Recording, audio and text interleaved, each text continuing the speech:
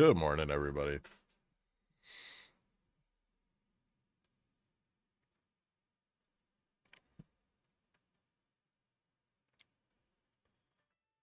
Fubo finna squirt today. Maybe it's pretty decent pre-market.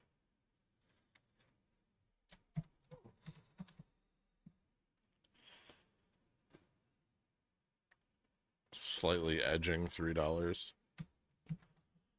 IWM's up a little bit in the pre-market.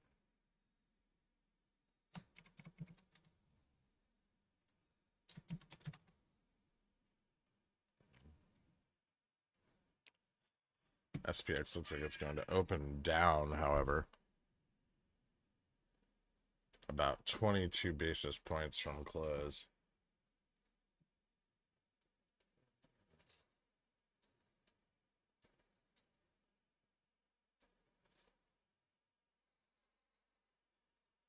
Ding dang. There it is.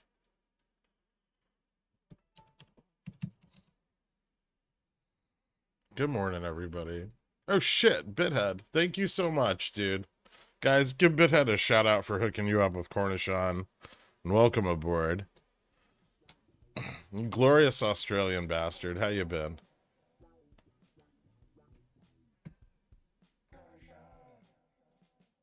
John Wilkes Booth is my hero.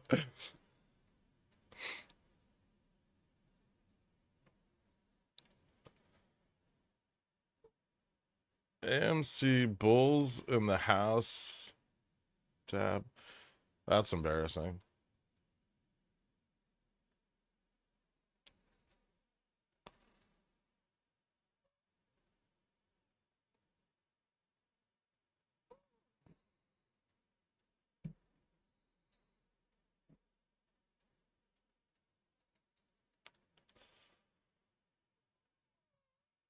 Why do SPX puts seem so much cheaper than yesterday? They're not.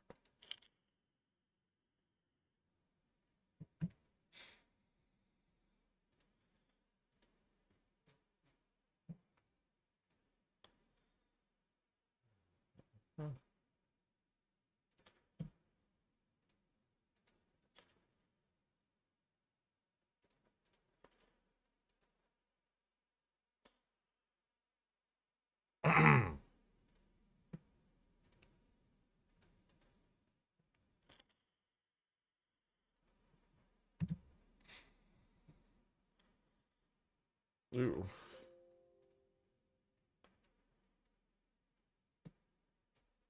Lace is out. Welcome to Pigeon Whale, man. Thank you so much, dude. Hit me up on the Discord if you need me to add you to the Royal Pigeon Whale Society for the advancement of cooing and other lofty goals. Flock pigeon whales.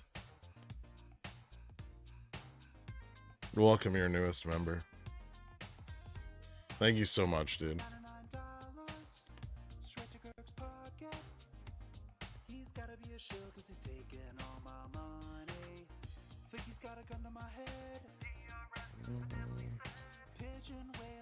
Do I pay $2 for those? Not really.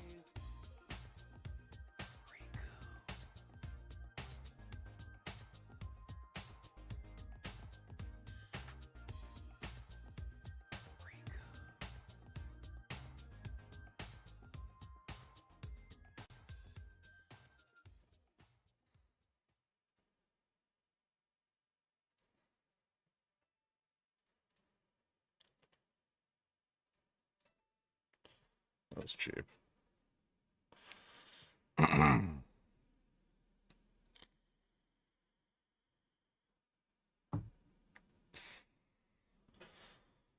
Had to take a little break, but I'm back. Welcome back, man.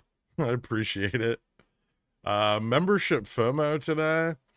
So far, yeah. I wasn't prepared for this with my 3 hours of sleep, but I appreciate it. Looks like SPX is so far doing what I said it would do. Breaking 44.75 here is pretty key. But I think our sell-off can get a continuation. And then, so Vega risk will pick up additionally below 44.75. So we should see another slight bump on VIX if we're able to pressure this level. We do not want to see too much put capitulation here, though. That would be poop. But big put wall coming in at 44.75 in the pre-market. Almost bigger than the prior wall that was at well, it's still there, but 44.50.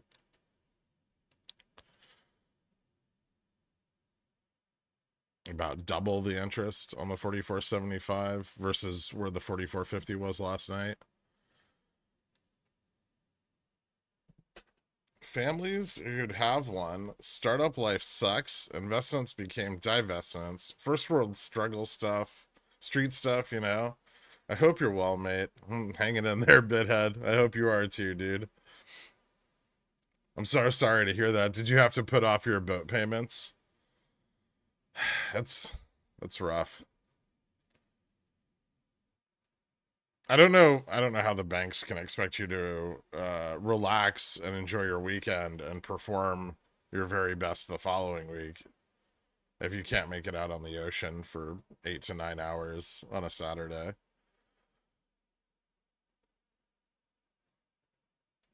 Three hours of sleep? To what did you owe the extra 100% sleep time? I was pretty exhausted. So it's... Any word on KView making any jumps before the 15th? Well, I mean, the S&P dragging down's obviously not going to be good for that, but...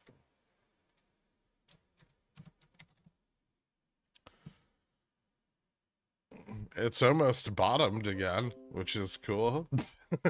Double bottom, right? No, I mean, there's still not like a lot of short covering going on there. And yeah, the turn down in the index that it just joined isn't probably beneficial for it either. I mean, shorts on it are going to try to cover at as low a price as feasibly possible. I knew this would be a busy week, so I bought a put debit spread for Friday on SPX. That now has both legs in the money. Is it a bad idea to just sit and wait for it to hit max value on Friday? Could be if the market reverses, because then you get fucked. Sold the Aston? It's over? Oh, Jesus. Oh, so sorry for your loss, man. Truly.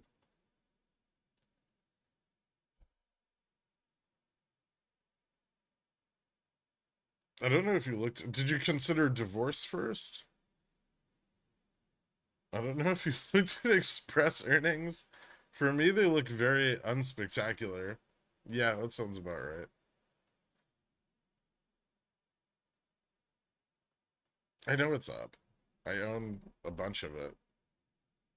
That's why I ignored you guys when you were like, Express is going down. Wah. Upstart acting. Happy to see us. I don't think that'll last. Is it SPX drop? SLD? No, SLD's next week.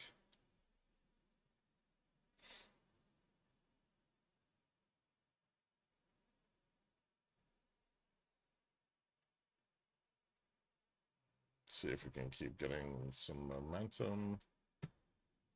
So ES broke down through 44.90. Next downside resistance. I guess there's a little bit at like 44.82, but 44.76.25 is the next important level. This is definitely what you wanted to see on the bear side this morning. Hold on, give me a second. Is, you know, a continued breakdown below our support that we've held over the last like 5 days. So big put interest at 44.75. I believe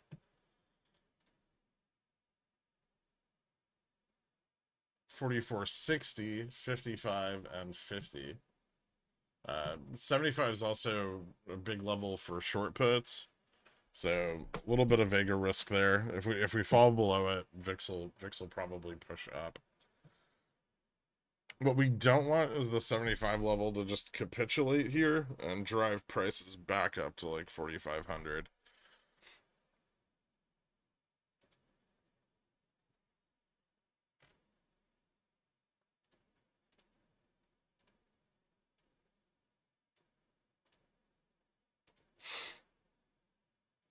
All right.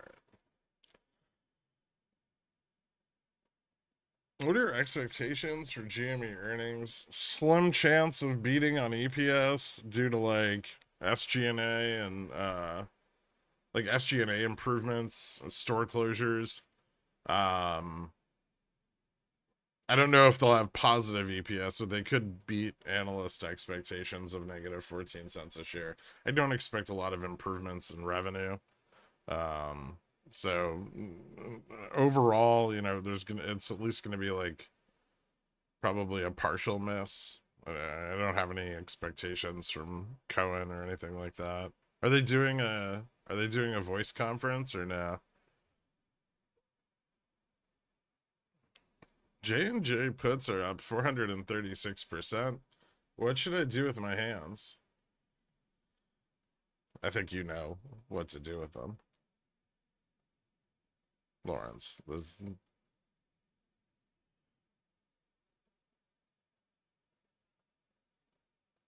perfect. Good morning, Mr. How's liquidity looking on HE? It looks like some calls got exercised. Thanks. I haven't looked at it this morning. Hold on.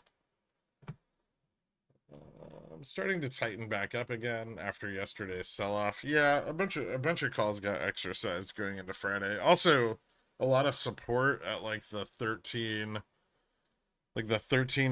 through $15 level pulled off on Friday, and profits got taken. So rebuilding that interest on the options chain is going to take at least a few days, right? I know SSR is bullshit, but interesting. Express hit it almost exactly yesterday. No, it's not. Earnings weren't great, but bankruptcy case continues to weaken. With less than 4 million shares, reg show seems likely. That's possible. Yeah, I could see it ending up on reg show. But yeah, the bankruptcy case is not strong. The divorce only cost 70%. It did well. Let's talk happy things, like when CC selling can recommence. Hint, hint. Well, hopefully after today.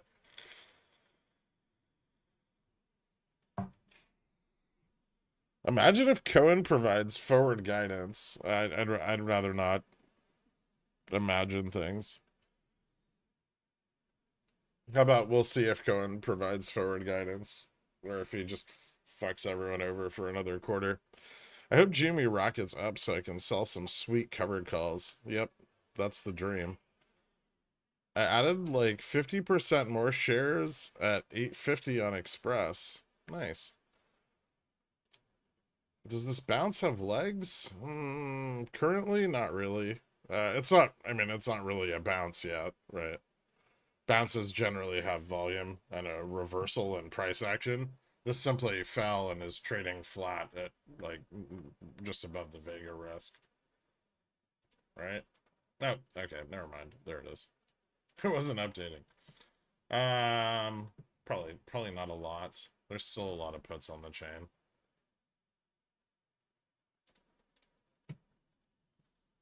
That was weird.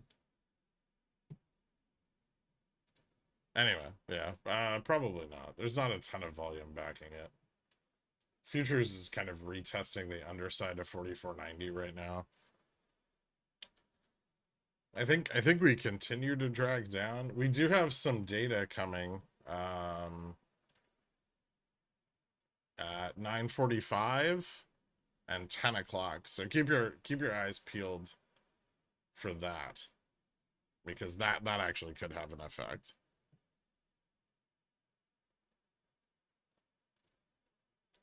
Is Upstart gonna press Grandma Max? don't know. 35.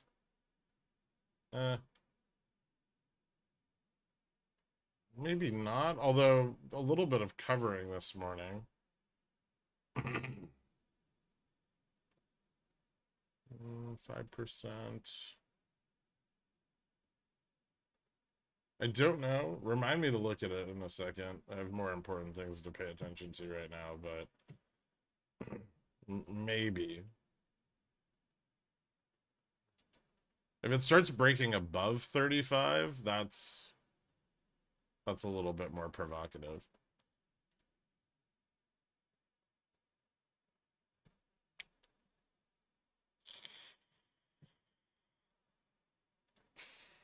I don't know why the WeBull keeps freezing. So big short into the data, which comes out in 1 minute. We got S&P PMI.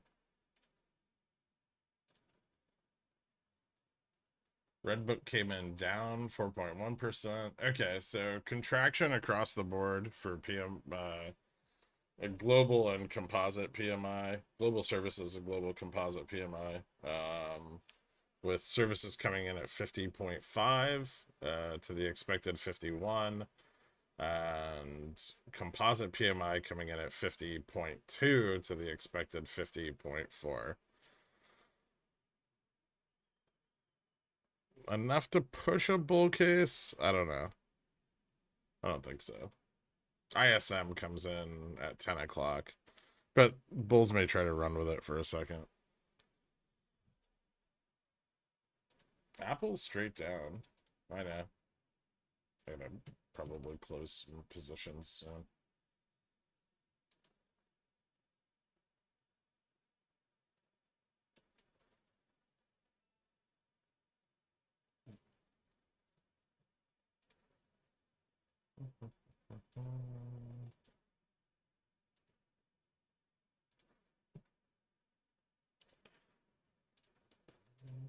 Two.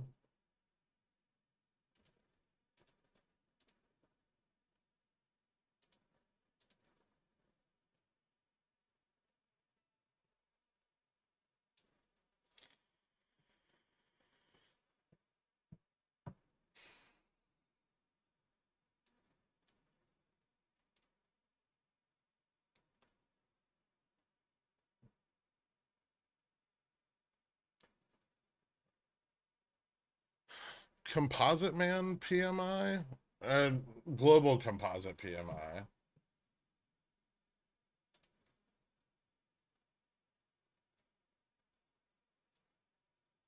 It's like I actually don't remember the metrics for the S&P one, but it's like a combination of manufacturing and services output and activity.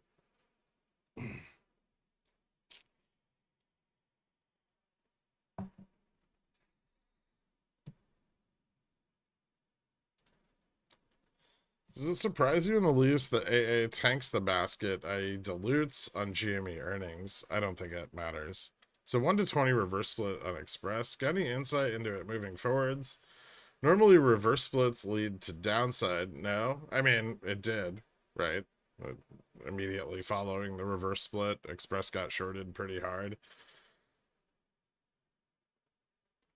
It also massively reduces the available liquidity on the underlying.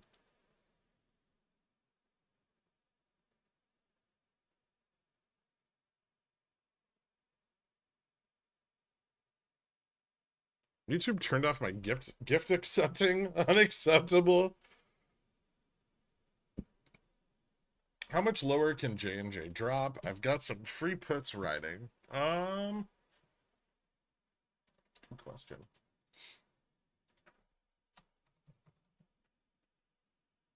Well, breaking through 160 was pretty important. The next well, it's at resistance right now, but the next big resistance to the downside's at 155.85.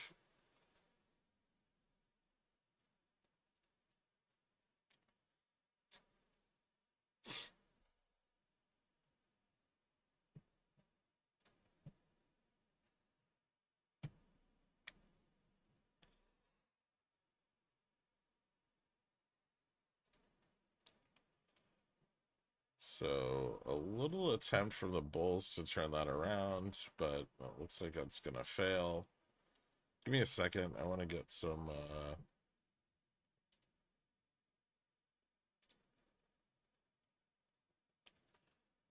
so 75 still looks pretty stacked.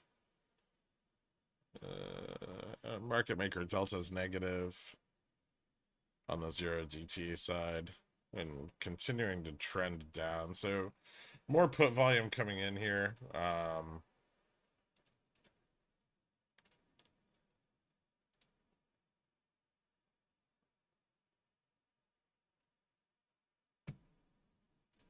Looks like we're gonna get a continuation. That still looks pretty bearish. 5 minute looks pretty bearish still.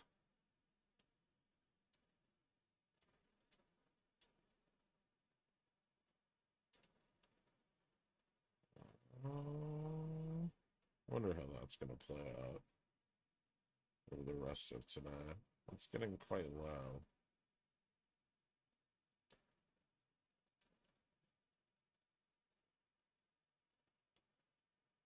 Yeah, so we're still seeing put accumulation.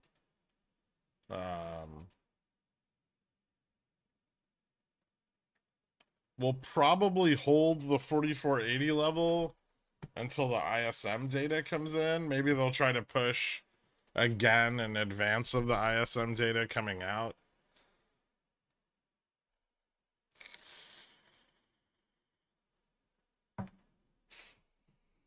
Now might be a good time for me to hedge any upside here.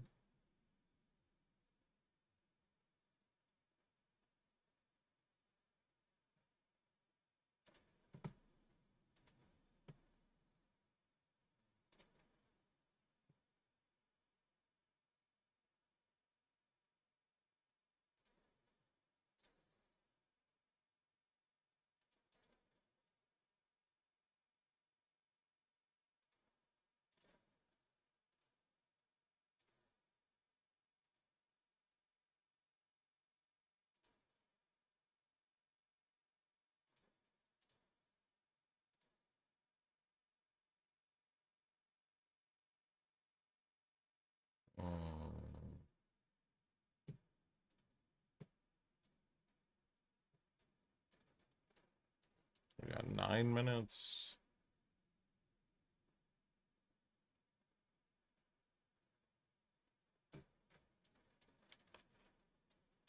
QQQ still getting some decent pumps. A little bit more VIX shorting, but still above 14. And futures kind of holding steady at 44.90.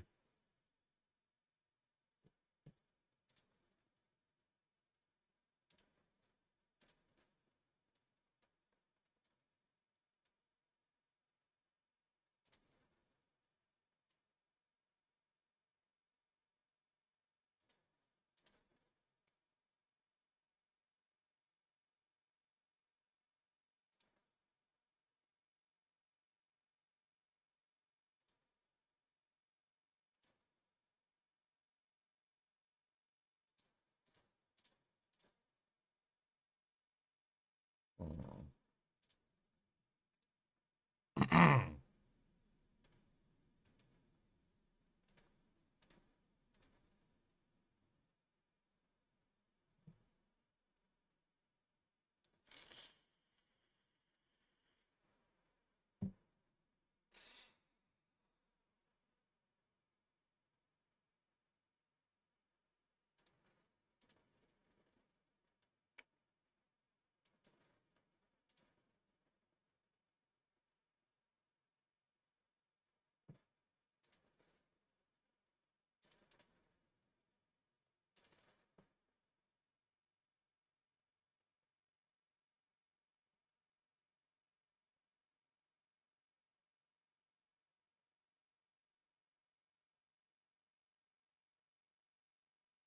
7 more minutes.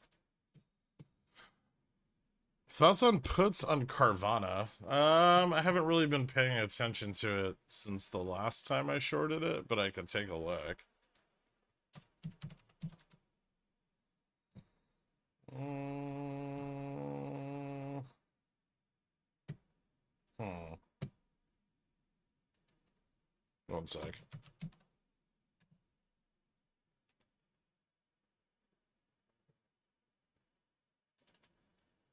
Gamma Max is at about 53,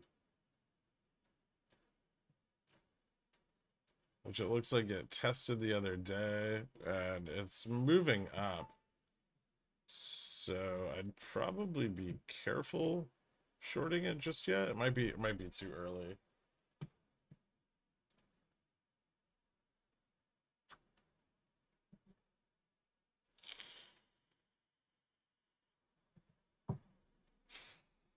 There's no standard options opened yet on Express.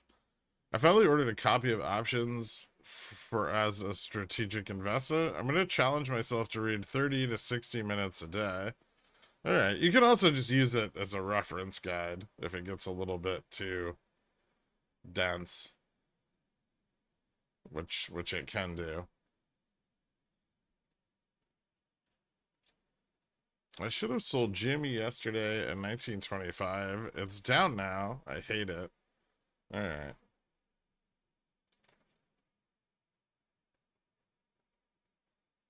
No point. Carvana raised 225 million. Wait until the Bears fuck off. Bulls? Bulls fuck off. Yeah, probably a good idea. What did they raise 225 million from? Share offerings? That doesn't seem super bullish. Does Express have much institutional interest below $10? I mean, it's cheap below $10. It's not like there's a lot of shares available. If people are serious about learning, they should play your Sunday streams as they sleep so the material will really sink in. Yes. Perfect. I use options as a strategic investment as a reference weight to know if something can hold my front door open. Nice. All right, we got 4 minutes until the ISM data prints.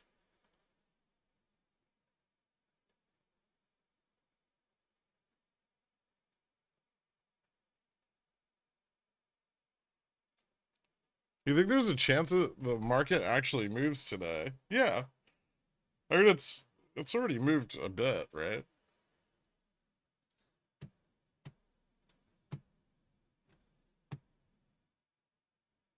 How's Dixie doing? Slumped a little bit after the S&P report. Euro's moving up. Yields are still kind of high, but down a little bit from where they peaked yesterday.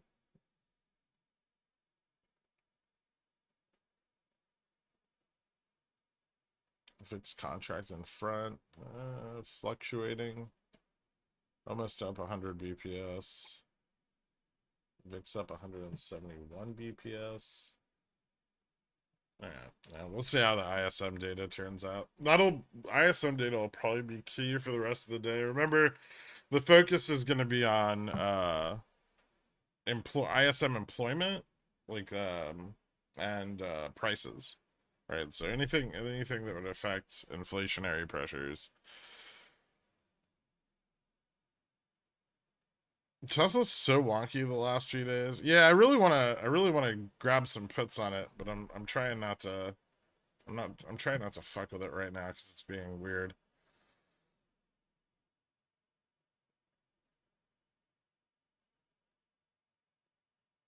I get dropped too fast this morning, which I don't like.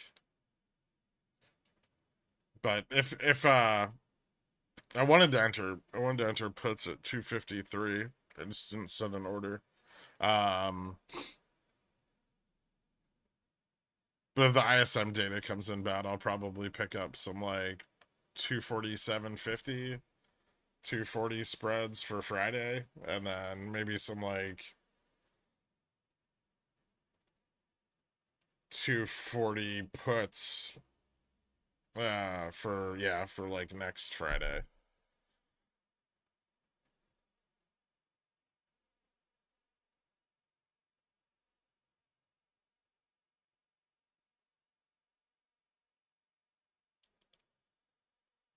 Hold on, I think we got oh, we got about 30 seconds.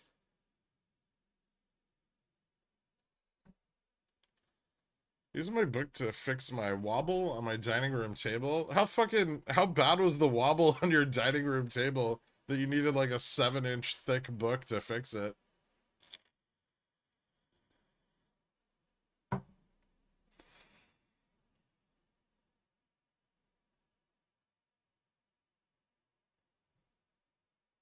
You mentioned something about Nvidia bouncing at 471 because of options.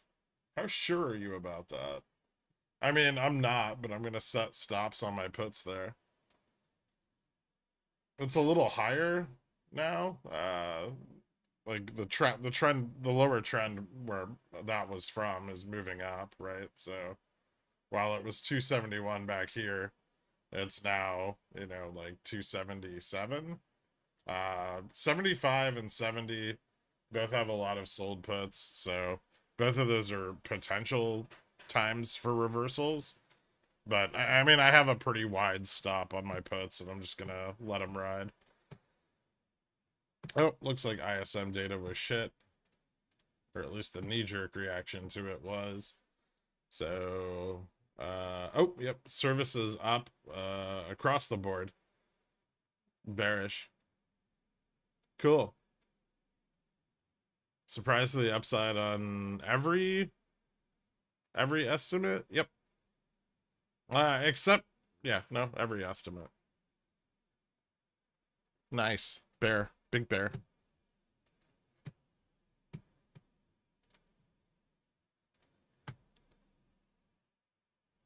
Hey, whoa, I'm making money. Yeah, so crossing 44.75 will add a little bit to VIX here. 44.70s a little bit sold. 65 also. And then big Vega risk at 44.50.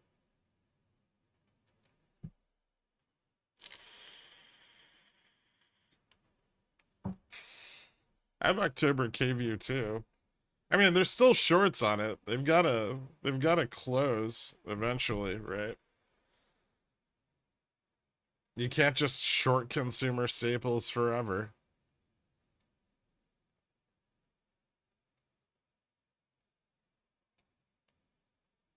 Well, it looks like all the dreams and the DD come true today, which is fun. What a lovely morning. I just short staples. My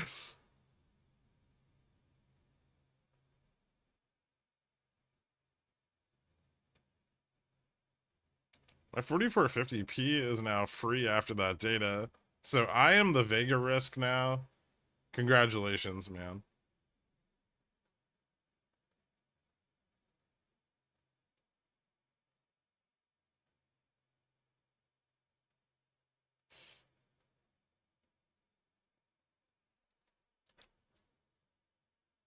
I was 4450 looking. I have my stop set and profit guaranteed. Well, total delta dove off a cliff there.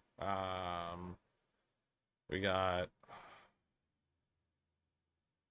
75 still strong. 70, 65. The transition range from like 44.75 to 55 is pretty strong. I don't think we're gonna have too many issues with like strong supports to the downside. And then 55 and 50 are both pretty stacked. Put volumes moving up nicely. We're below the gamma flip point now. Some put interest is starting to come in at 44.35, although that could be sold in an effort to temper the spike in VIX. Futures are like kind of immediately diving down to test the 44.46 level or 44.76 level. So the next move we're looking for is a move to 44.61, and that'll put us roughly at SPX 44.50. Sold all your GME? Haven't sold any of it, actually.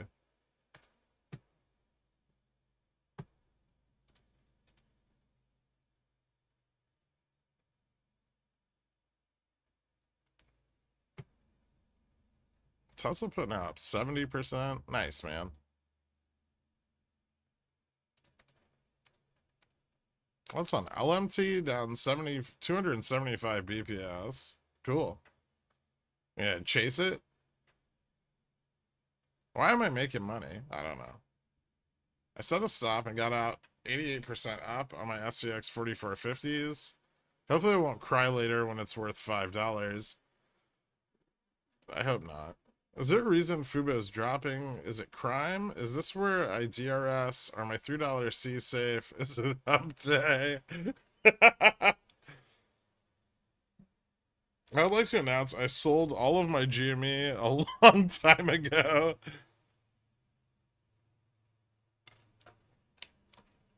Congratulations, Edwin.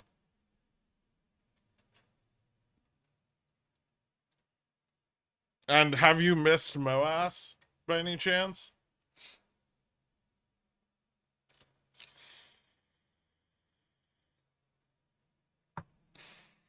Or has MOASS missed you? I'm not chasing LMT. It's in my HSA for the dividend, and now I'm underwater. Oh.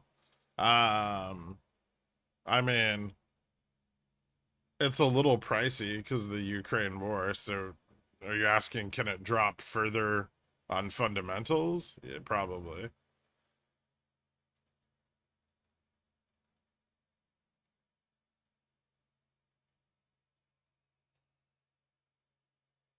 Are you sold out of HE? No, I still have a bunch of calls on it. I took some profits last week, but I still have a bunch. Like all the out of the money shit because Ivy didn't spike.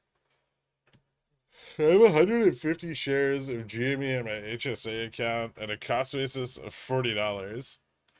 Cool.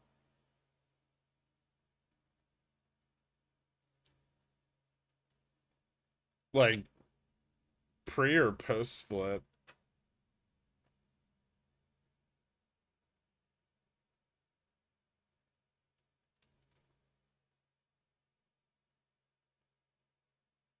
Well, there's a little more access to liquidity when the options chain opens, so yeah, it could trigger more downs. But it'll probably just add to volatility.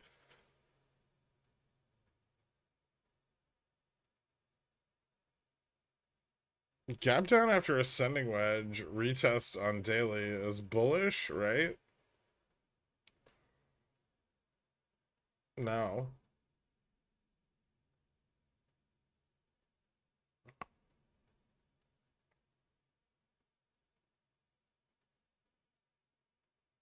Post. Money can only be spent for medical costs. Thoughts on Bud? I bought at 66. I wanted to see if it'll hit that anytime soon, or should I just DCA?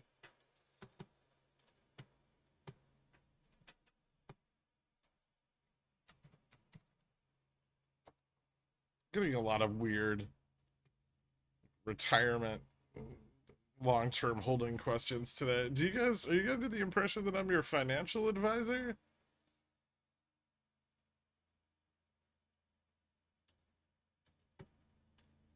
So you bought at 66 and you've held it through a $10 drop? I mean, yeah, you'd probably want to consider averaging down.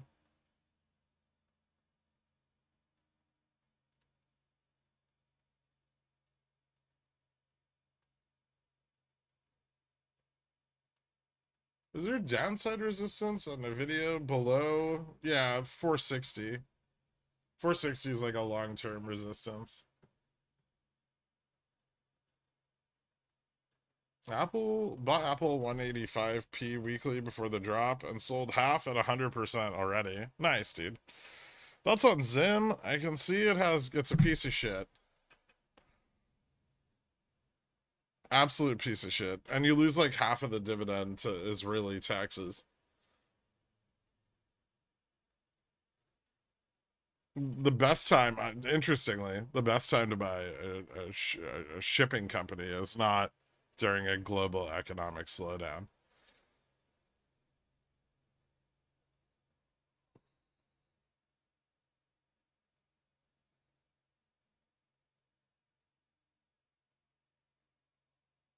Get some financial advice on the gold bullion I have in my sports bag.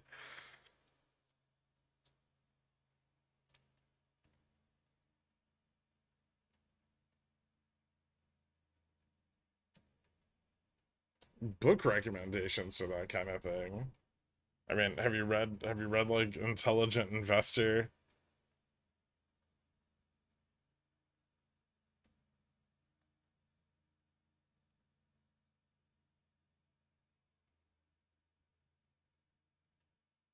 There's a book list. B Watts. How the fuck do you guys get wrapped up owning Zim?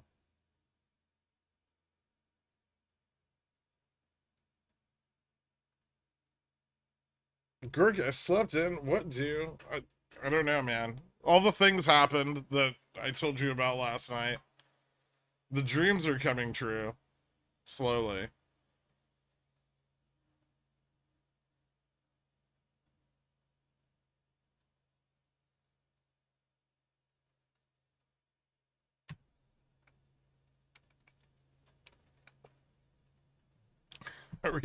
It's just the MA50, and yes, we're we're pretty close to it.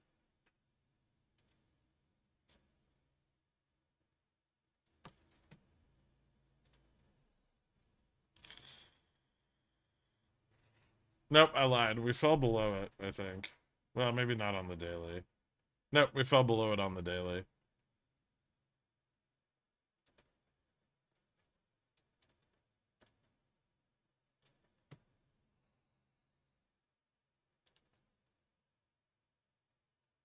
Wasn't Intelligent Investor written like 70 years ago? Yeah.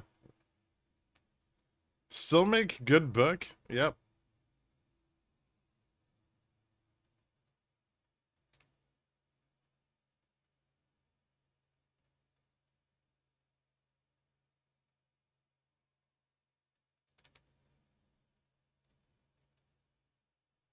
I'm not sure why people that get burned on meme stocks are so eager to get into new meme pubs. Lol, addicting, I guess. Yeah. They want that 15 seconds of seeing their account super green before it's all gone again.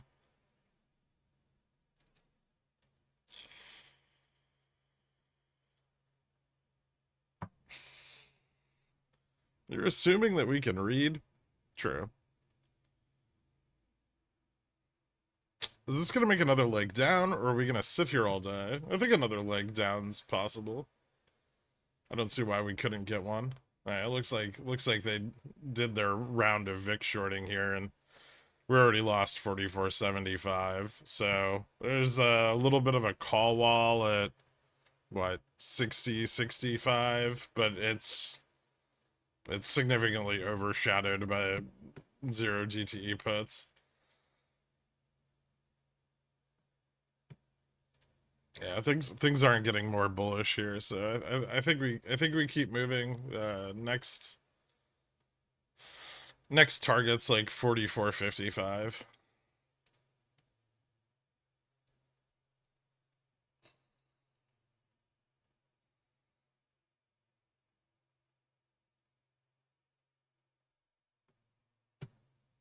I have like a reading list on the subreddit and the wiki.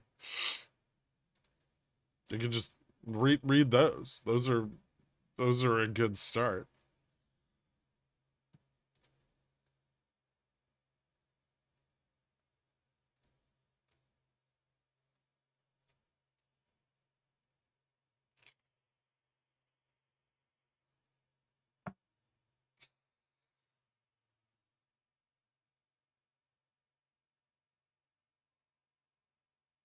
You can't even read, Popcorn Trader. Why are you asking me these questions?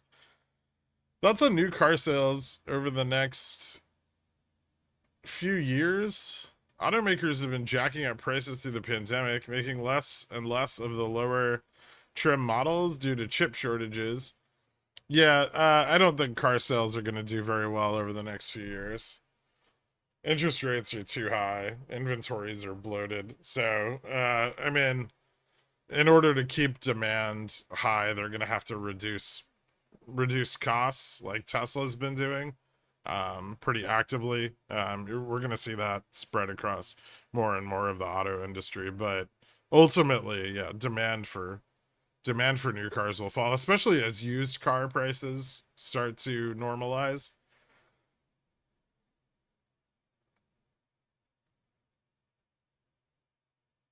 That was uncalled for.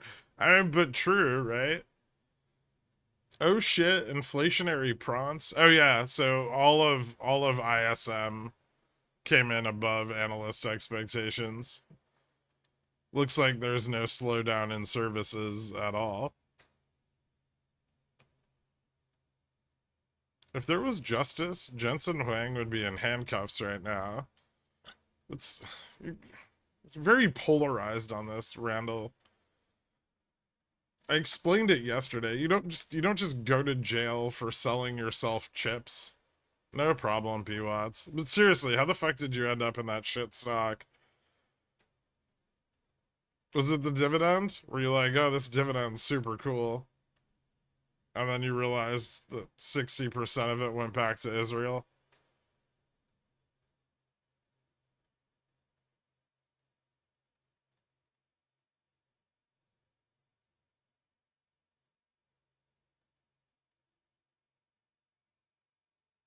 They had earnings this morning. They're not going out of business still.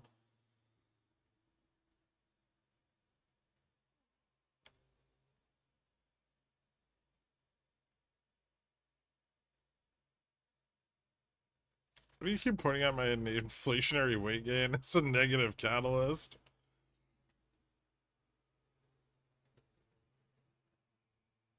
Is this guy forgetting that rich people don't go to jail? Maybe.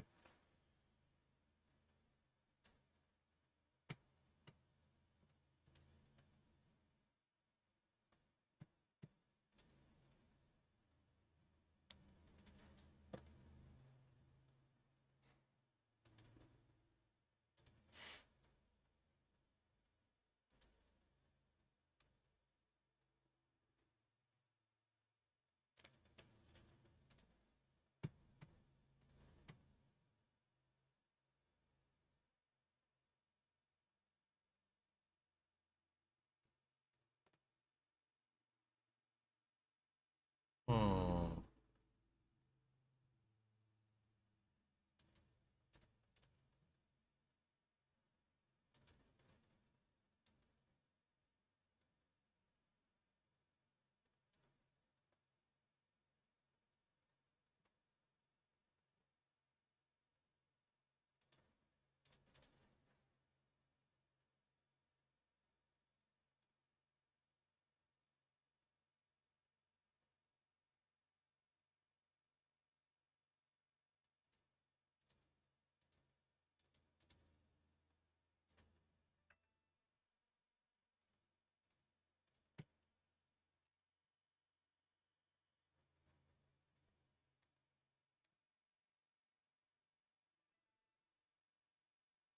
That's one down. Okay. I have one day trade, Dork. Can they get puts to capitulate here?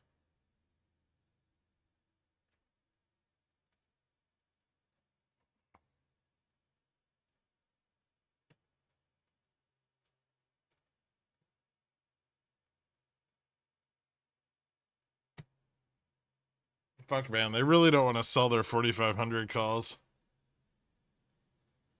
That's concerning.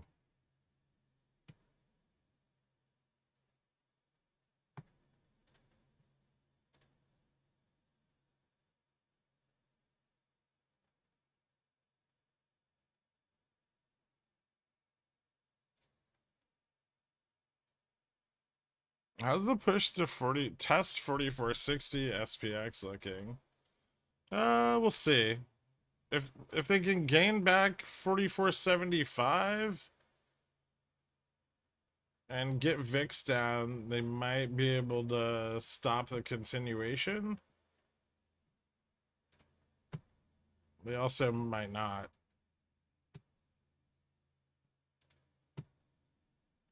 For a technical level, this is like a fairly strong resistance at 4471. But that doesn't mean that like more puts aren't just gonna come in. I'm telling you that stupid fucking MA is gonna be the kicker. Well, we're below it though. Like it didn't really act as much of a resistance.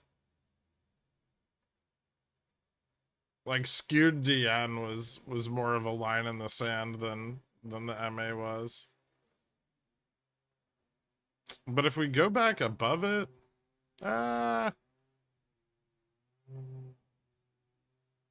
could still fail. It depends on what time frame, right? Like we could drive way below it on the daily and then still move back above it into tomorrow, right? VIX is getting murdered. Yep. A little bit.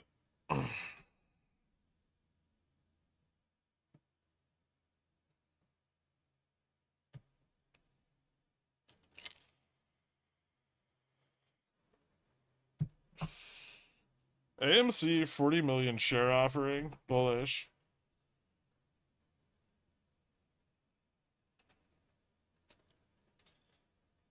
Apple's shooting right back up.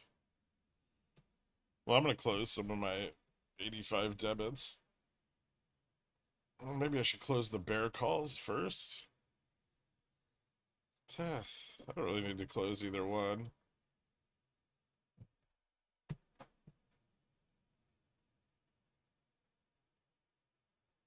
That was a good fucking entry.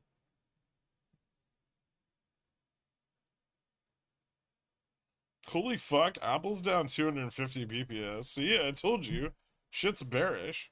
Also, Dixie moved back to positive. Yields are fucking rocketing again. I don't know. I don't know if they get their bounce today, Dork. Maybe tomorrow, because they actually have like potentially bullish data tomorrow. Like, the chances of services contracting so soon was really slim. But productivity and unit labor cost might actually print bullish. So also they want the dealers to sell, like, so that's why they have that's why they built up the put walls, right? So they can reverse the price into the dealer short puts as the dealer short puts start to accumulate under 4,500, or short calls rather.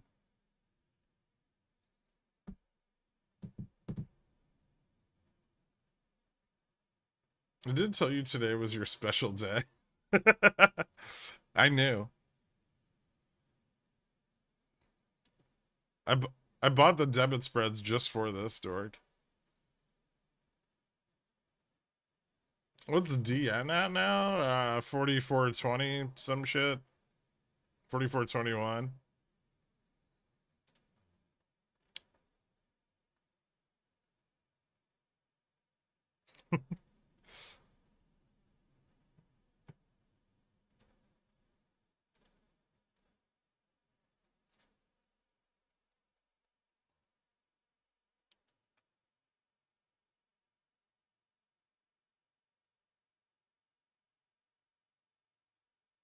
What about my baby bull call calves? Are they gonna be turned into veal?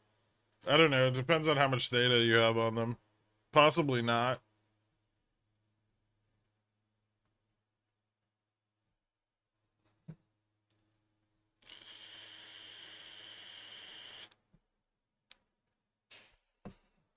Should I buy a fucking hedge on this piece of shit? What's Airbnb doing? Is it dying yet? I need it to die faster.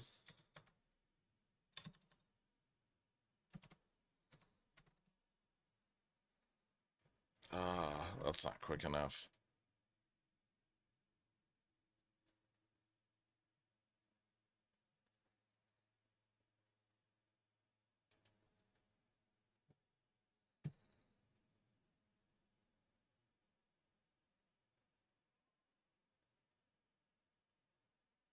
I'm just joking. My entire port is just straight up 0 DTE puts right now. Nice. Yep, okay, so we lost 4470. That's pretty bearish. Looks like the continuation is gonna happen. Speaking of dying faster, you think J&J will die more this week? Next resistance is at 155. I'm just riding my puts down. I have like a 20% stop on them, I think.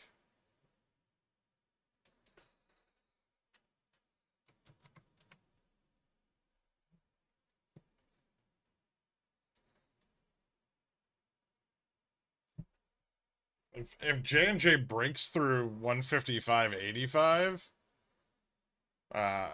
the next stop is like 153 and then 150. So it's still got some range.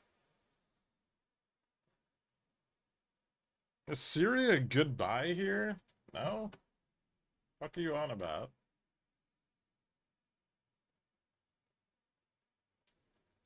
It's not a good company. It's fucking satellite radio. You want to own it?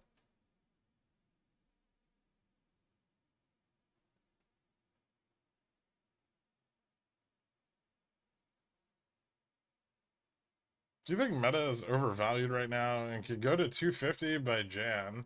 I think Meta is significantly overvalued right now. Yeah, I don't think 250 is out of the question. Or, you know, like 2 or maybe even like 1.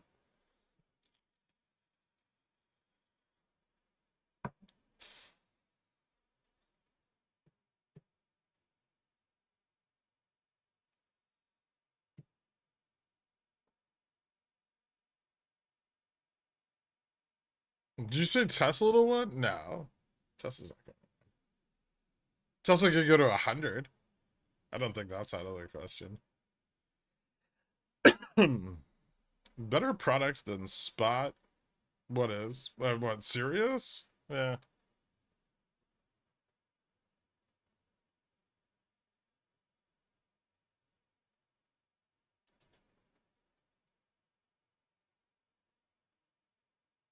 Did you just say Meta 300Ps for Gen 24 are free?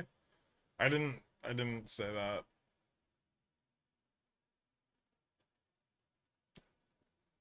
They're in fact not free. They're in the money.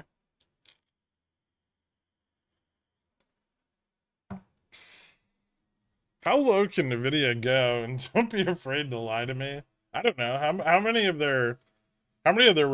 much of their reported revenue is them selling chips to themselves to use as collateral to get loans to pay themselves back?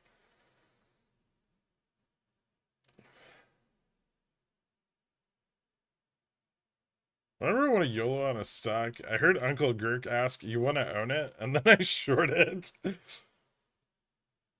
I remember when I bought shares of Tesla at 400 Jan 2020, and even then I told myself it was a dumb move. Sometimes the market can be real dumb. Yeah, it can be. I just had a baby today. Nice, man.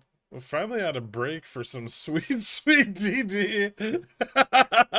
Go back to the birth of your child. The market will be fine without you, bad data. Remind me again how that's not illegal. You don't understand, okay? They're supporting small businesses.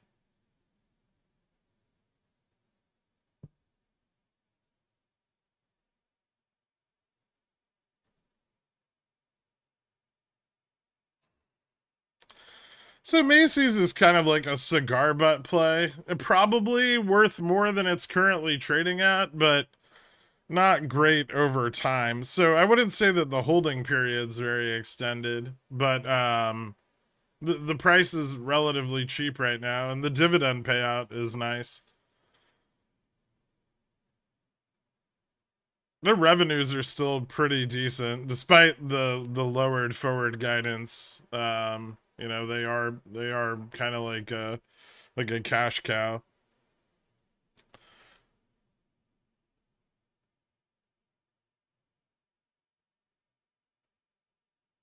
The child is gonna be there forever. Some of these plays are only there for a couple hours.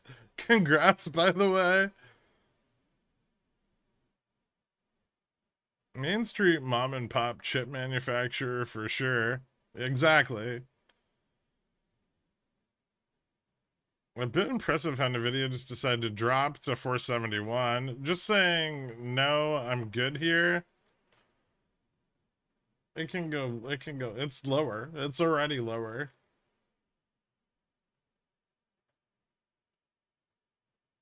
I don't think RC owns any Macy's, which incentivizes ownership of it.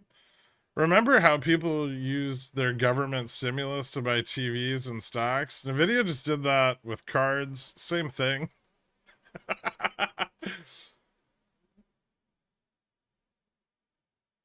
You know any good sites to watch movies and shows on that's legal, not, or are you super rich and own every streaming service? I think I own most streaming services.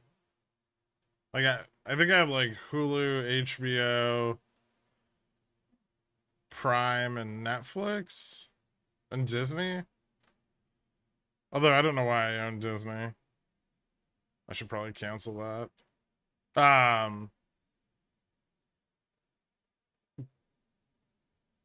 But my friend's got a sick Plex server too, so it's...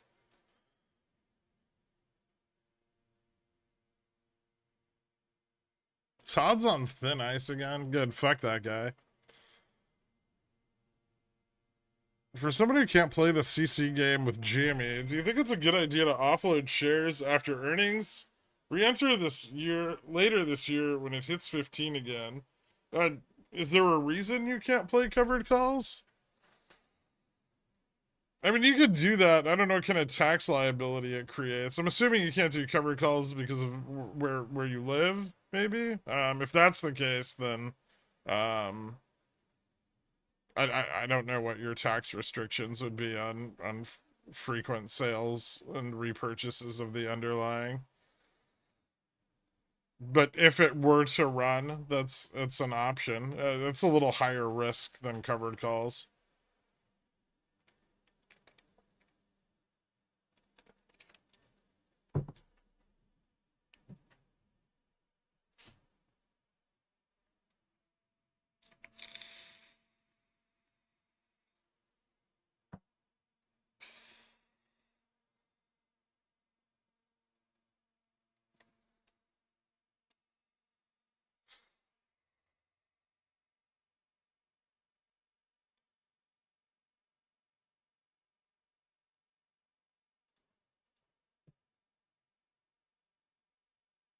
Sixty 65 big resistance. Yeah.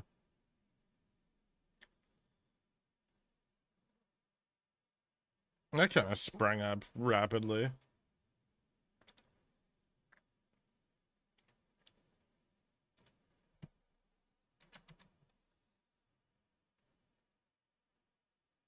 See, Dork, I was super responsible.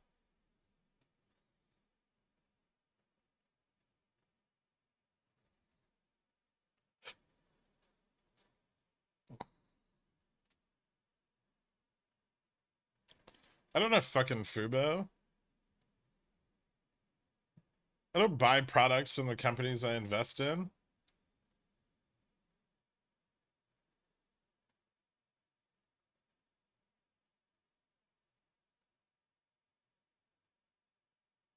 I think I have Paramount Plus on Prime.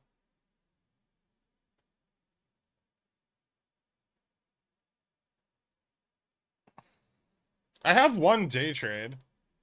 But then I'm locked out till Friday if I use it.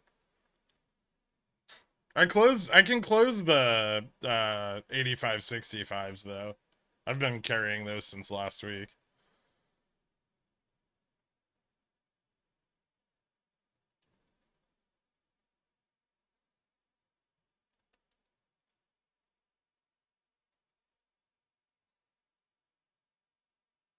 Fucking toe ring gangrene. I mean, if we close under 4470, those those $5 spreads are $5 each, right? Or 350 each.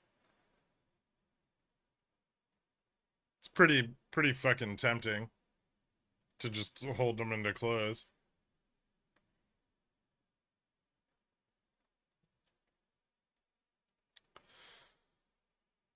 Read my gratitude, dagnabbit. Not having margin to trade with is very humbling. I ran out of settled cash. I made 2K today, 1-0 DTE 4455p, left open. Thanks to the great DD. You got it, man. Congratulations. I might get an exit on my sold upstart calls and puts today. I'm looking to sell more for next week. FTD's spicy for next week or the week after. I don't think they were particularly, but Carl probably posted them in the upstart channel if you want to take a look, like the public one.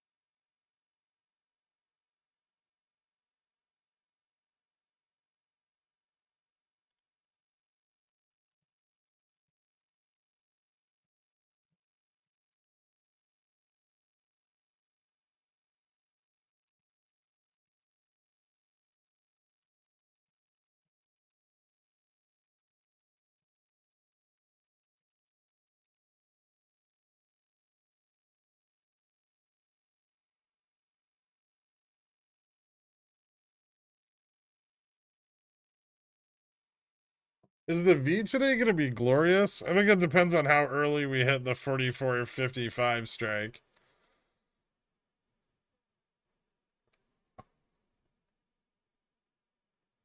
Is 4,500 sold puts still open? Yeah, largely.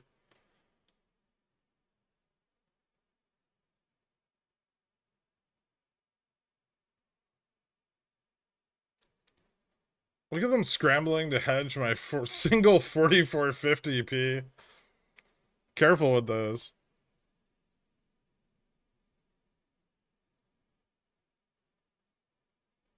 This can absolutely reverse, and if they've set up the chain the way I think they have, it could reverse very quickly. So, yeah, be cautious.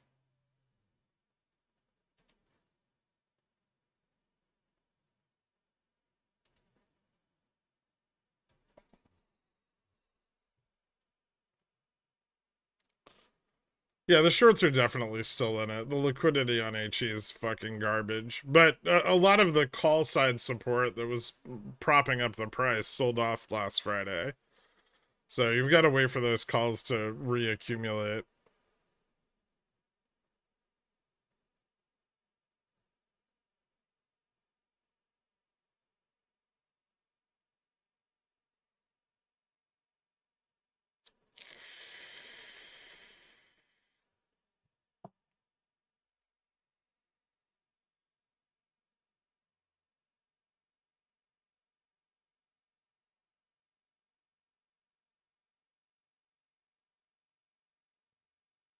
Be greedy when others are fearful. Be cautious when Pi says be cautious. Well, so what I think they did is so they've sold the 4450 really heavily, right? Over the last several days. What I think they did is they bought 4455 puts to use as a reversal to protect their Vega risk at 4450. So if we hit this, they're going to capitulate on all of these puts and try to use that as a reversal to drive prices back up. We're not there yet. We're kind of in between there and like there's like a call wall at 44.60 and put interest at 65. So right now we're kind of hung up on like some smaller bullshit, but be very careful at 44.55.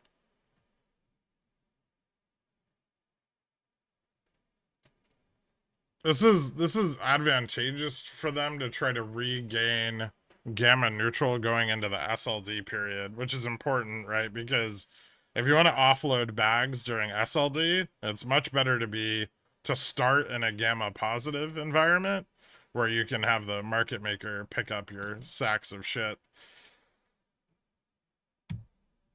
Smart playing chess while I'm playing tic-tac-toe.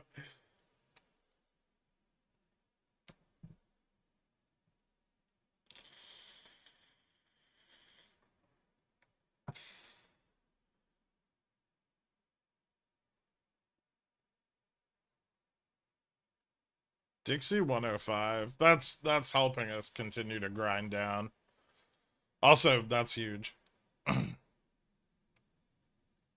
SLD's next Wednesday. Starts next Wednesday. Your apple pickles pick was chef's kiss. Yeah, little flighty on the entry, but it worked out really nicely. I'm gonna continue to add to that. I think Apple will continue to break down over the next couple weeks. So I'm gonna continue to kind of add to that position. Some more debit spreads down to like the 75 level, and then if I get some more confirmation down there, I might open just some like straight up puts.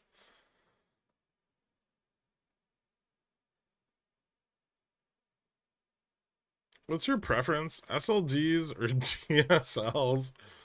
Hmm.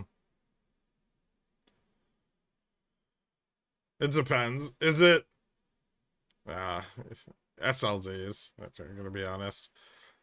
Is that building out the call position push out expectations for HE? Meaning we should look past October for calls or into October. I mean, call interest can accumulate on it pretty quickly.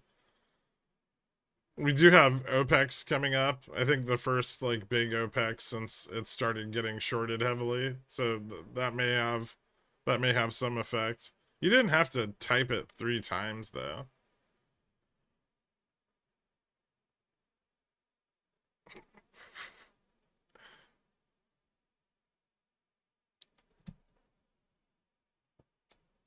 So let me explain the strategy here and why it's advantageous. So bulls have had a really hard time finding liquidity to the upside of 4,500, right? But they left their 4,500 call wall in place on yesterday's drop and today's. These expire Friday. Tomorrow's data, specifically productivity and unit labor costs, both present a big opportunity to continue to spin the bullish narrative and drive down the probability of a Fed rate hike, especially if productivity is up, right? So they have a lot of sold puts at 44.50.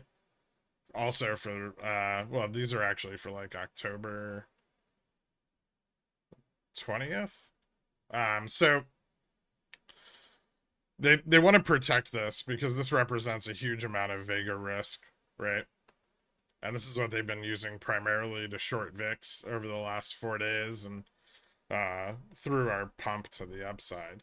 So you buy 0 DTE 45.55s, right? And then as prices fall, the is selling more out of the money calls. But the range in which MMs are selling those out of the money calls starts to drop, right? So they start selling those out of the money calls below 4,500, like 44.90, 44.80. And then when the price falls into your giant wall of puts, you snap them closed, right? Which causes the MM to deleverage. You can buy out of the money calls, and then you can squeeze out these dealer calls, which provides you that upside liquidity that you couldn't find the first time. And that's what I'd worry about into the end of this week, especially because next week is SLD. So they're gonna want to get SPX above gamma neutral before SLD, because that way when they start dumping the underlying, the MM is just gobbling it up, right? Because the MM is buying downside moves above GN. So they're going long on the downside, and then they go short on the upside move.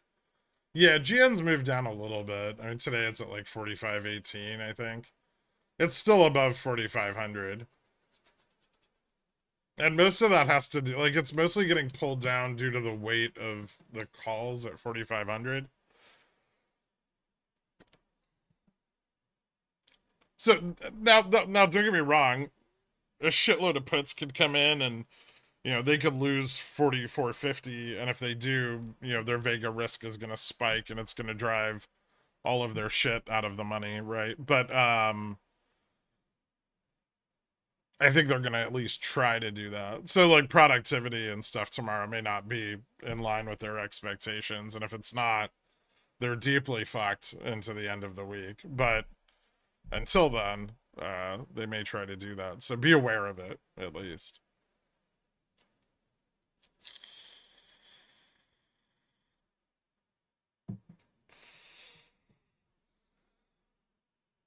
Are you seeing much change in OI? Not a lot.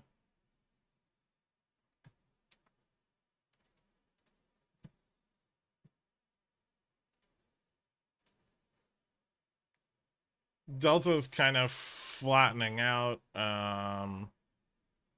Still plenty of put interest at 55, 50, 60, 65.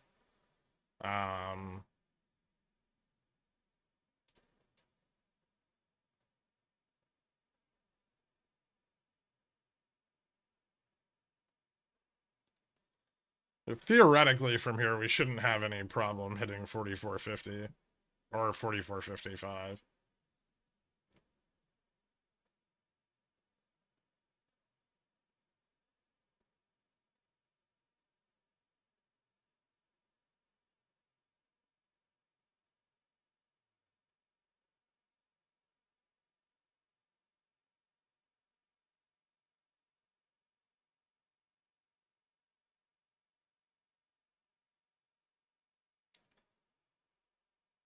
European equities saw the largest net selling activity since April 18th, April of 2018. Negative 2.1 standard deviation versus the average monthly net flow over the past year, driven by short sells. Huh.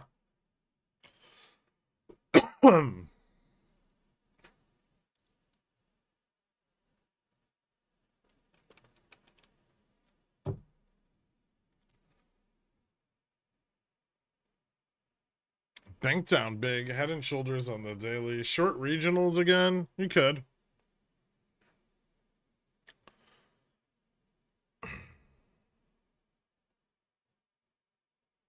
MM sounds like a punching bag for big boys, but I thought MM was supposed to be like the biggest of boys.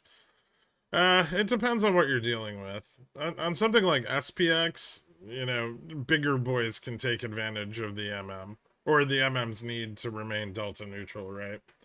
There's a lot of risk present on the SPX.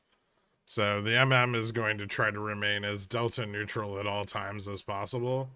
And that's going to be true across all of the Greeks in their portfolio, right? The MMs are still the big boys, but they don't take a lot of risk on SPX. So one could say that price discovery on it is a little more accurate.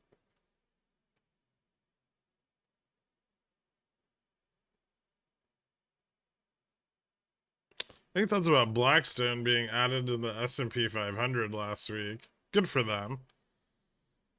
Have they mentioned any of their recent defaults on their commercial mortgages? Hey, Greg, I've been working overnight, so I haven't been able to keep up the yawn and central bank drama.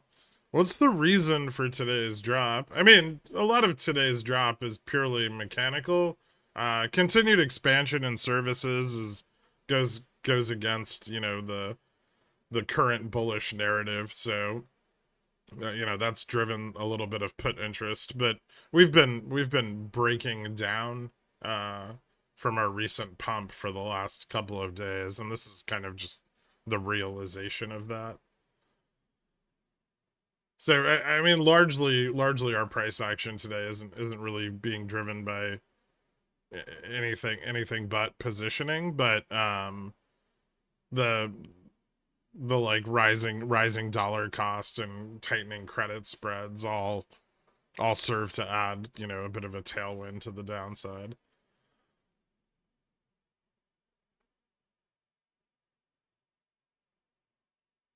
I would go zero DTE 4500C. They may not be able to get it back to 4500 that quick. It may take into tomorrow to do that, but what they'll do is they'll by trying to do that, they position liquidity on the short side from the lower, right? And if they can squeeze out the short calls, then they can use that as kind of a springboard to push prices above gamma neutral tomorrow, provided their data is good. Don't forget that if their data sucks, they're fucked. Like, we're gonna go below 4450, and their Vega risk is gonna quadruple. Then if that happens, the end of the week gets quite bearish. We could see like 4425, maybe even 4400.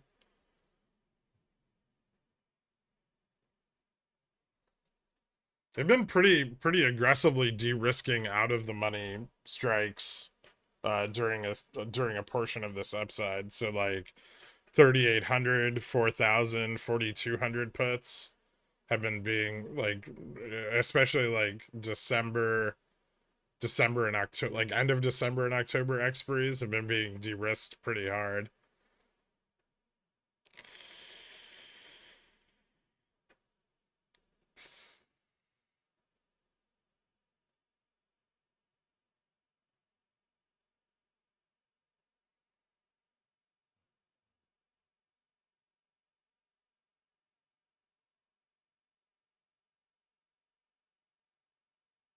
The data tomorrow, I think it comes out at 10 a.m. Oh no, before market open, 8:30 a.m.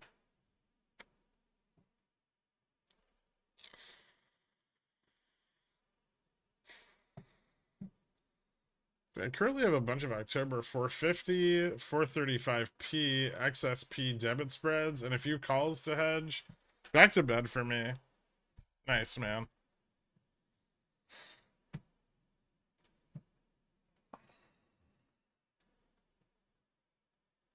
Oh man, not chasing is a bit difficult here. Yeah, I mean, it is.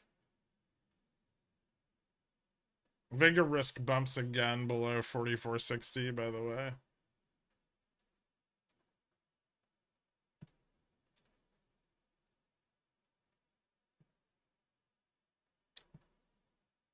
Should I fucking... Oh.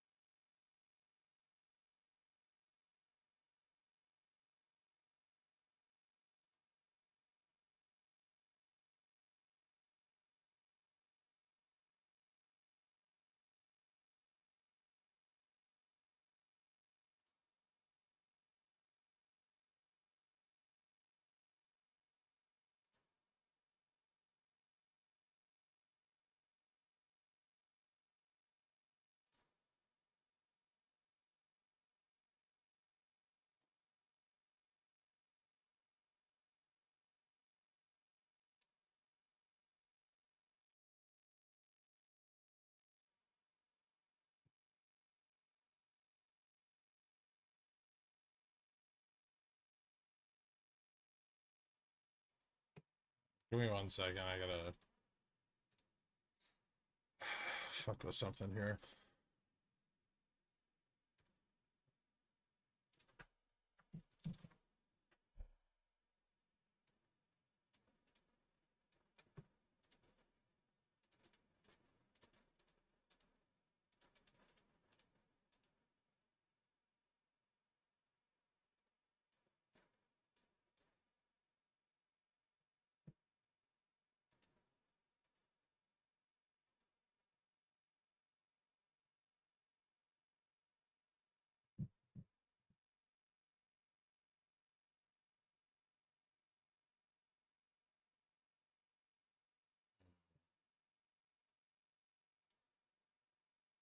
Yeah.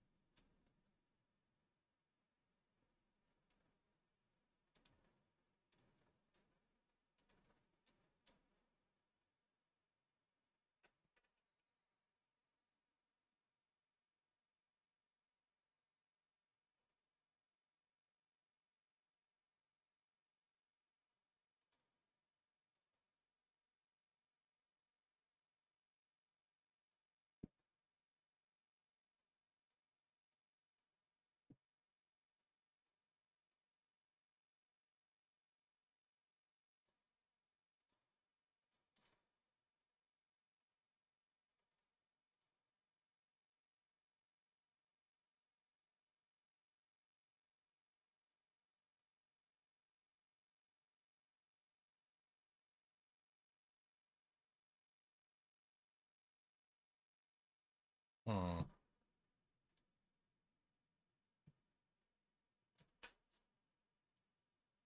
Interesting.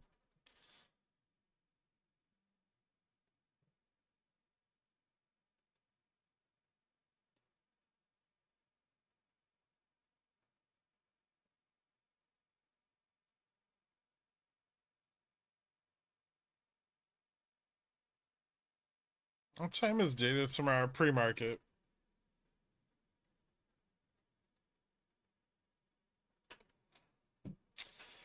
More put capitulation at 44.60. Hopefully we can see at least 44.55 today, but they seem to be trying to defend it.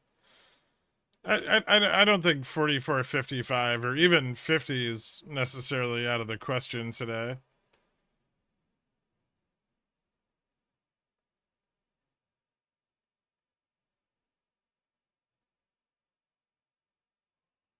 Or at least hedge them, Popcorn Trader. Depending on your theta.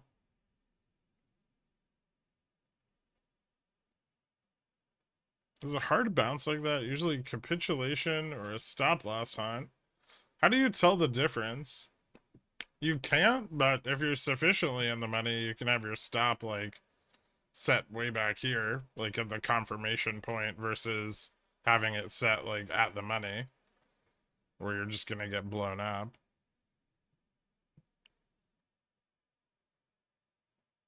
Do you know who you're talking to? I do, yeah. That's why it was funny.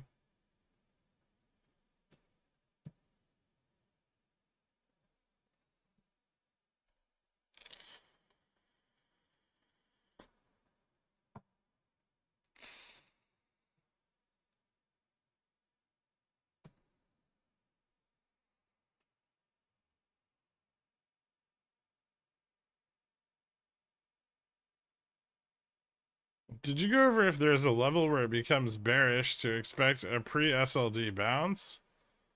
I don't know what that sentence means, but yes. 44.55 appears to have a rather large short put wall or long put wall. If those are peeled back, they could use that as a catalyst to drive prices into the dealer short calls that are starting to come in below 4,500.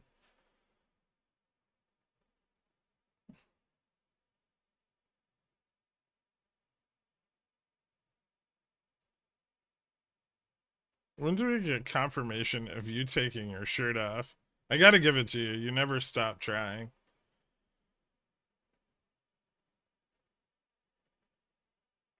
Shouldn't VIX be much higher? Yeah. What's your point?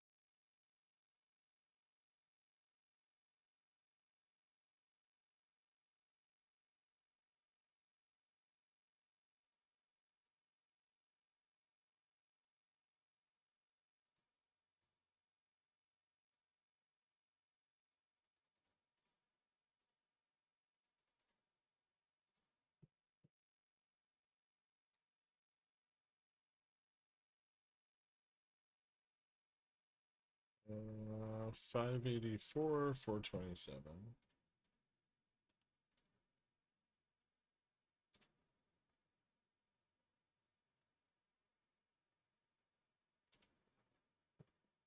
God damn it.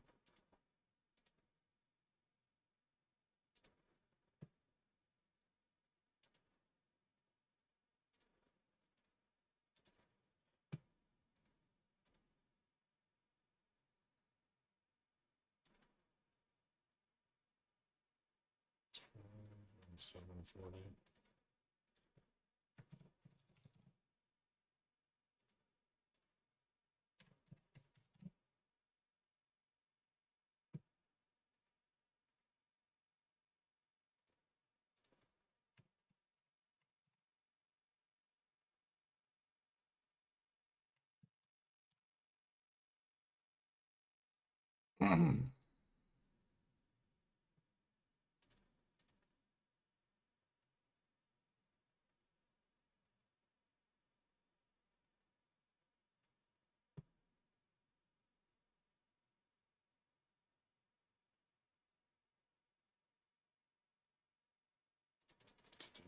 Profit taking on it is really fucking tempting.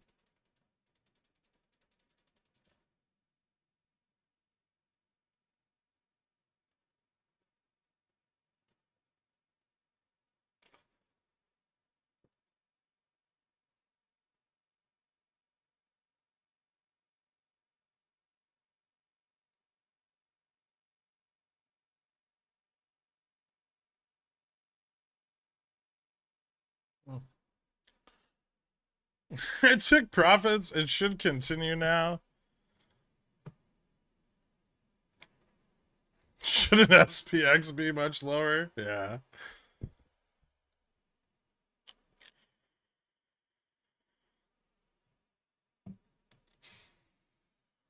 We're at a pretty big resistance. Do you think we bounce here for a bit or a continuation? Um, hmm.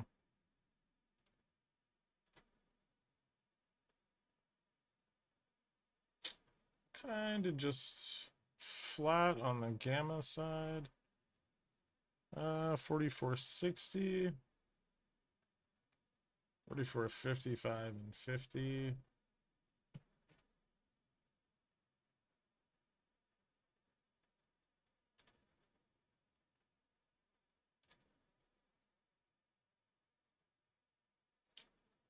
Call gamma is kind of falling off. Put gamma is increasing.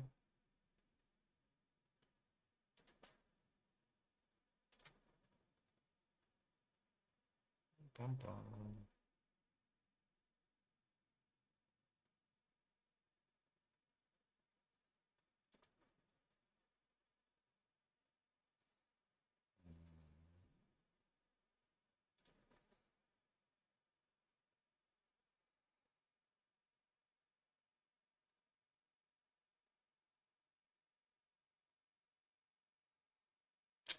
I mean, there's still room for us to move down.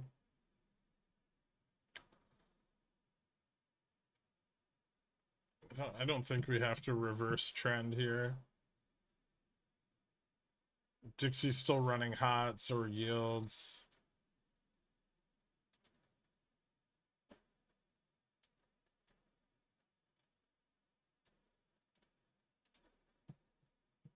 Futures is still moving towards the resistance we discussed earlier at 44.61. I don't think a test of this is out of the question. We may even fall so far as to test the trend. So I still think we got about $6 more a downside on this. 7, 6, 7 more dollars.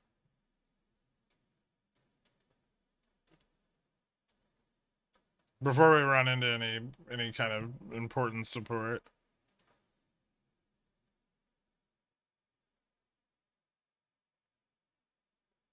Yes, leg down, paid 1K. Dinner on me. Same spot. Thank you so much, Gherk's ice cream sandwich. I appreciate it, dude. Congratulations, man.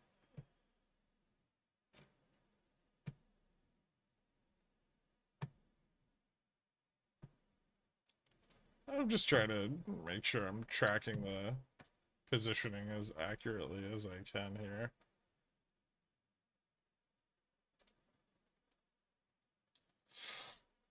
Ugh.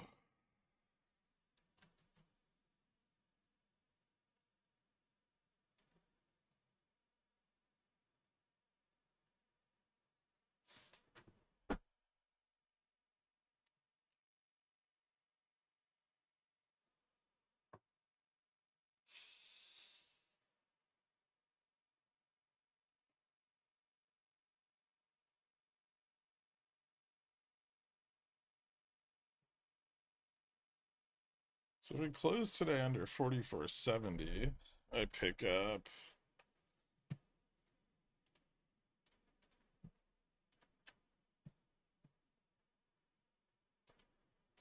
how fucking much did those cost? $1.57 each.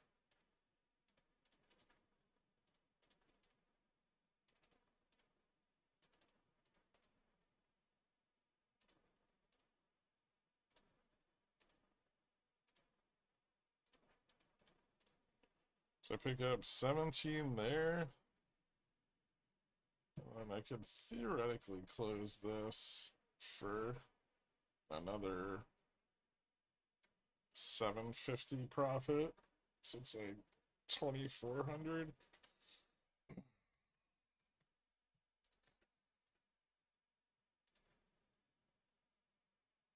I think Dixie already tapped 105. Dark.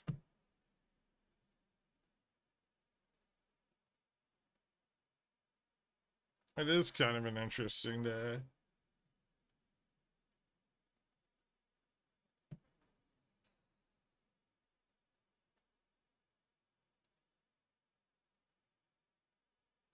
There's another Fed speech later today at like 3 p.m.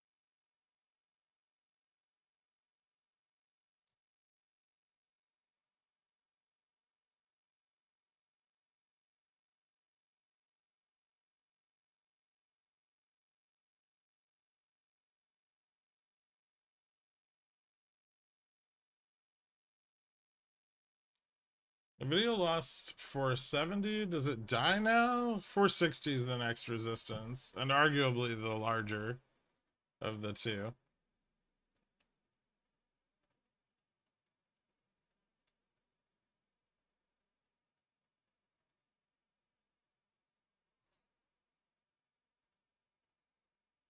No, we have the puts at 44.55, and we broke 44.60. Seems like a spot where you just sit on your hands until we reach a zone to bounce off of in one direction or the other.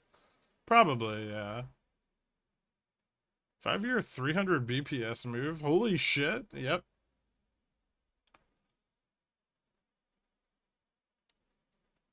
BOJ Nakagawa talking tonight after close too. Yeah, they probably won't say all that much.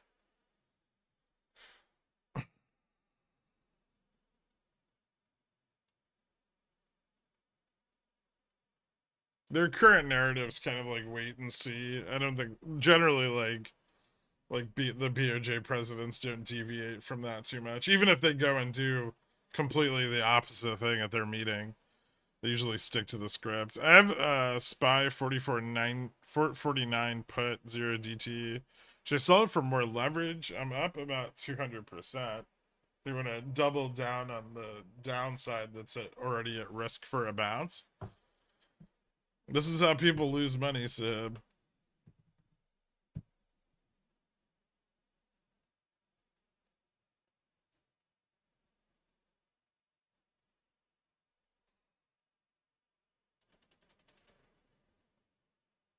So capture $8 out of a potential 15 in profits. It's pretty good. 200% return.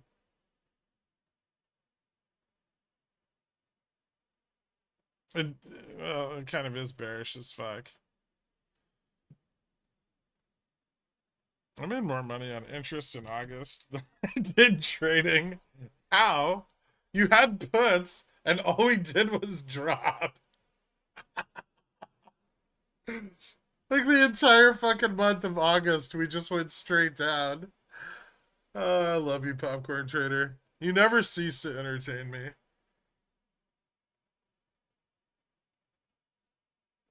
I know you fucking overheld.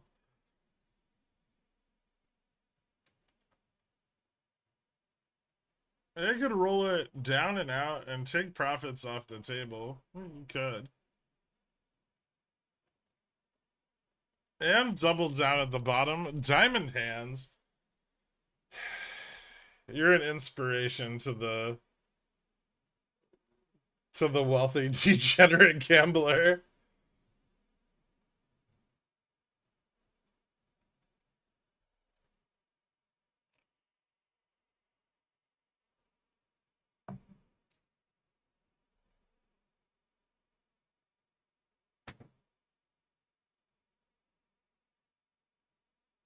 Win V or 44.30, either way. We'll probably find out soon. We'll see how hard they defend a test of 44.50. If they're gonna rip back the 44.55 puts in order to defend 44.50, then they'll probably want them a little bit in the money before they close them, right?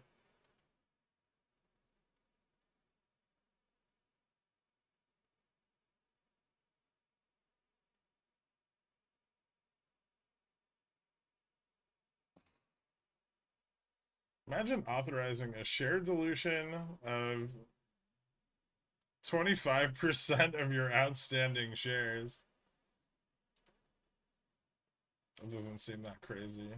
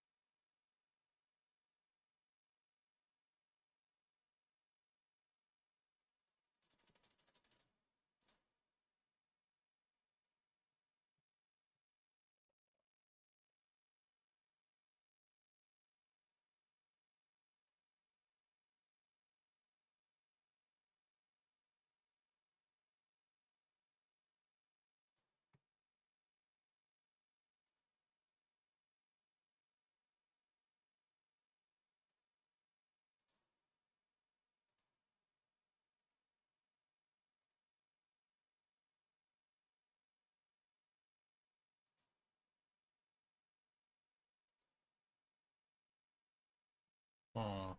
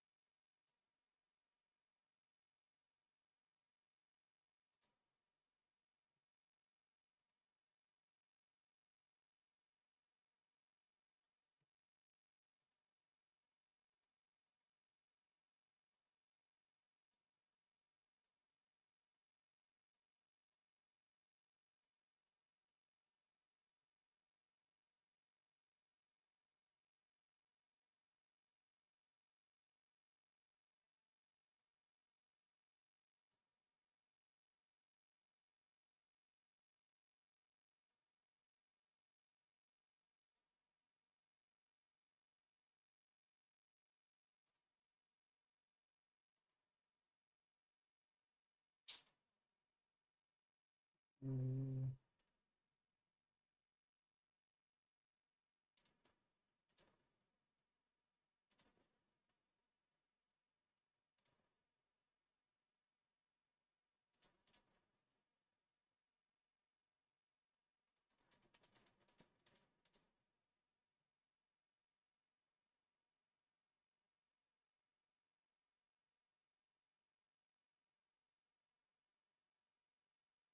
Hmm.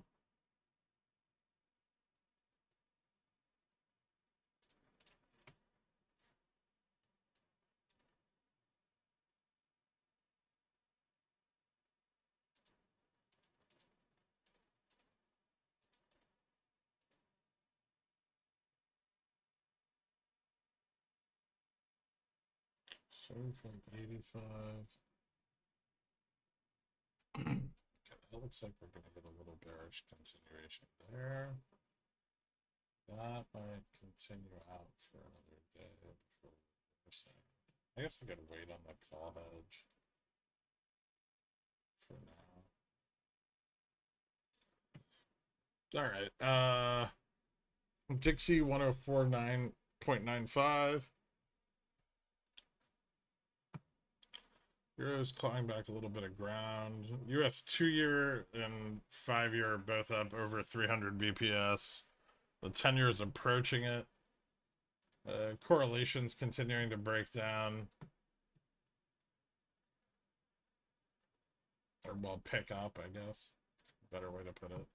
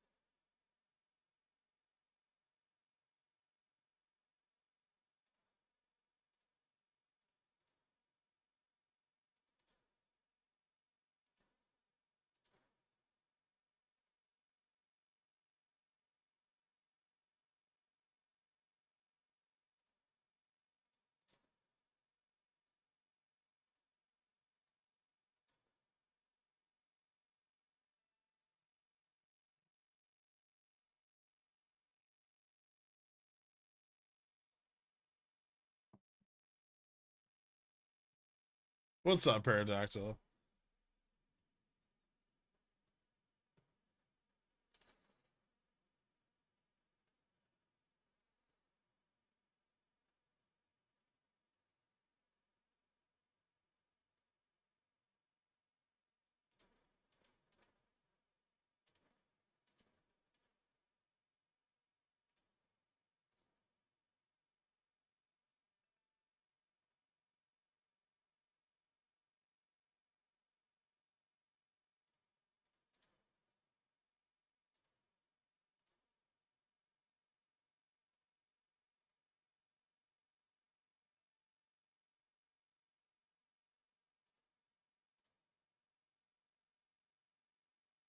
Hmm.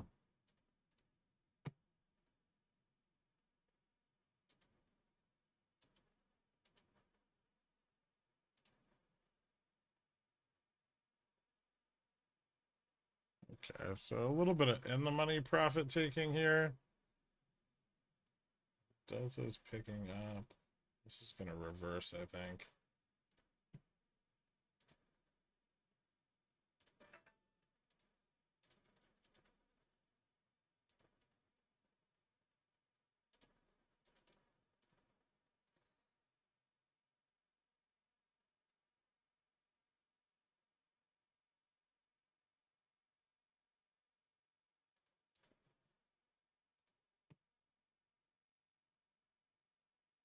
So it's September 8th.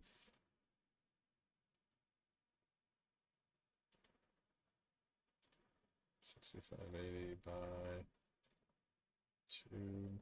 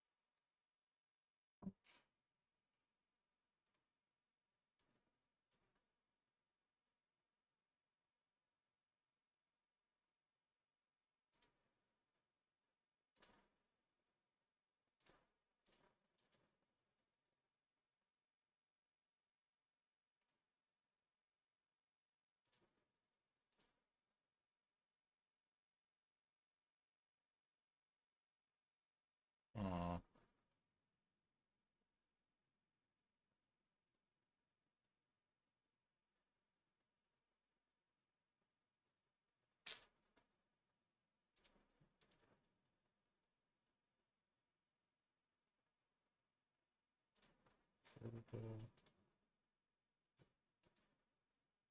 Do for today.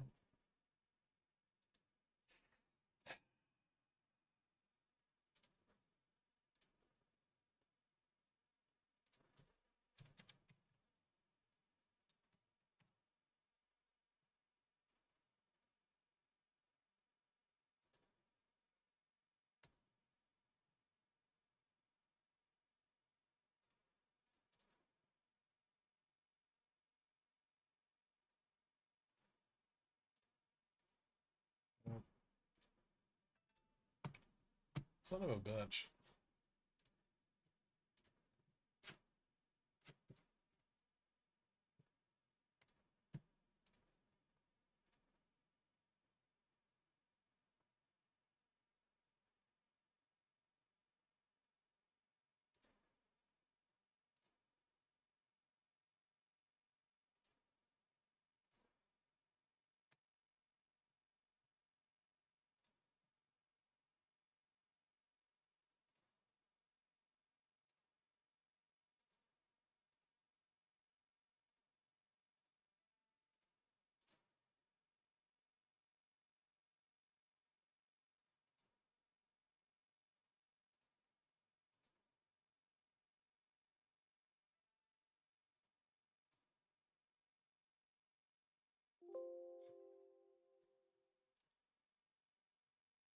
$75.90.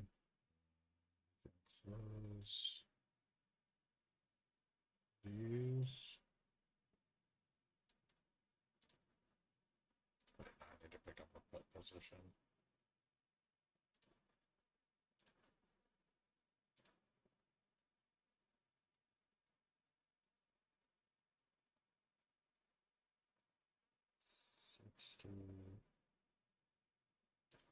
$60.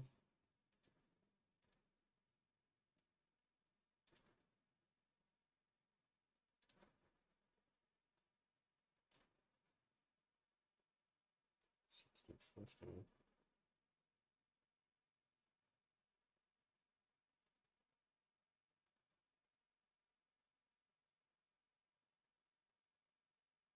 Sorry, one sec.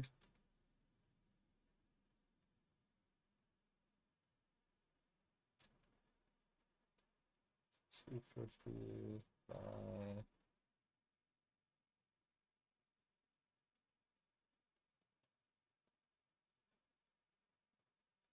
3 for Friday.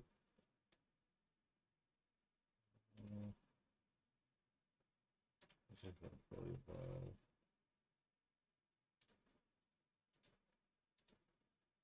45. Those are for tomorrow. I guess I gotta wait on these.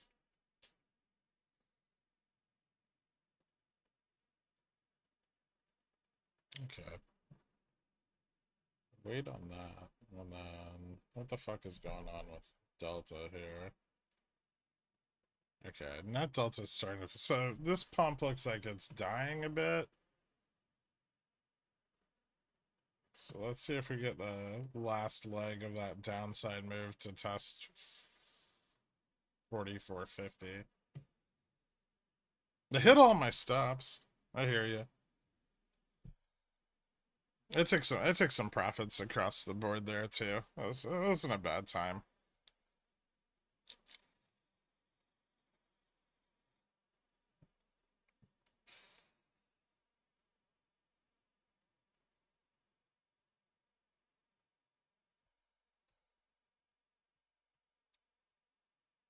NQ's recovering. I know.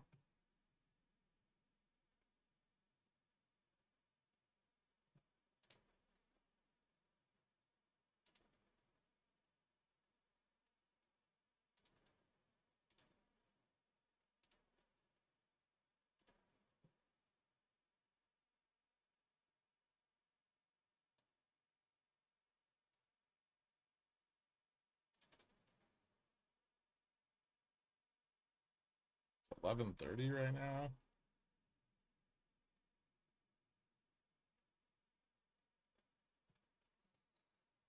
I don't think I feel too bad about taking profits. And see, I burn up my day trade if I close these. But I don't want to risk leaving them fucking open. They're up like 150%. So I don't think I have much of a choice.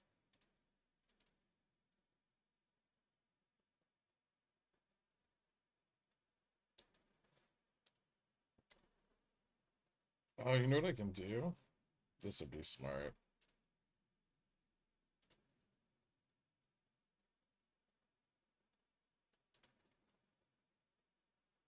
Get some downside exposure for next week.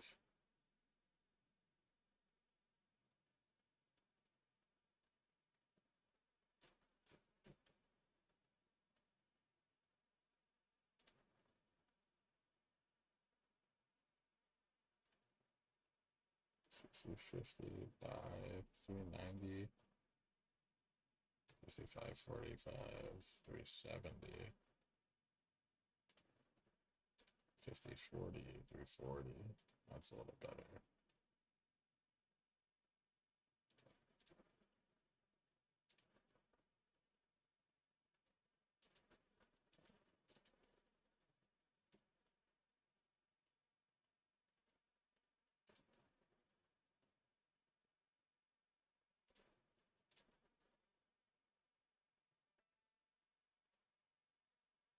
That I can close these.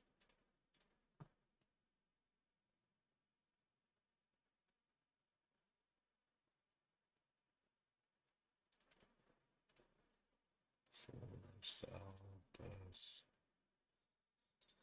There we go.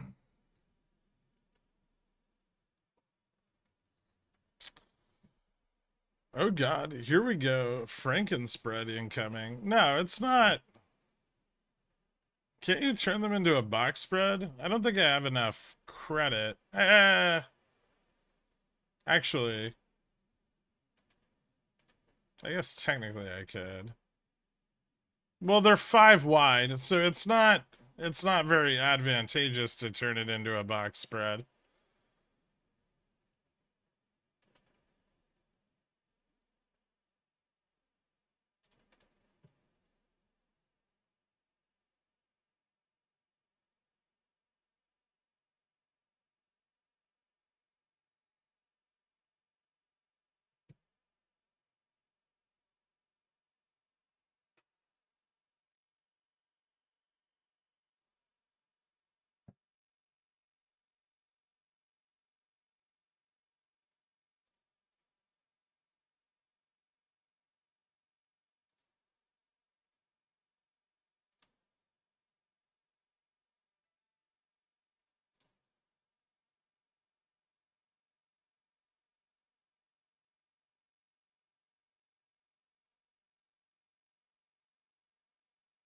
Wouldn't NVIDIA gap fill at 307.72 someday?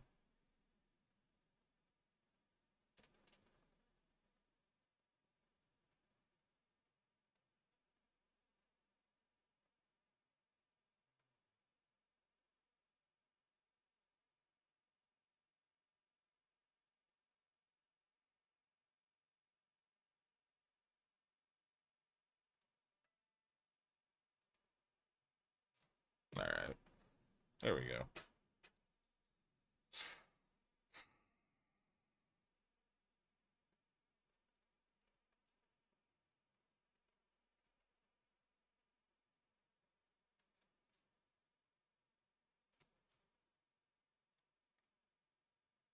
A lot of trades, but I locked in like $3,000 in profits.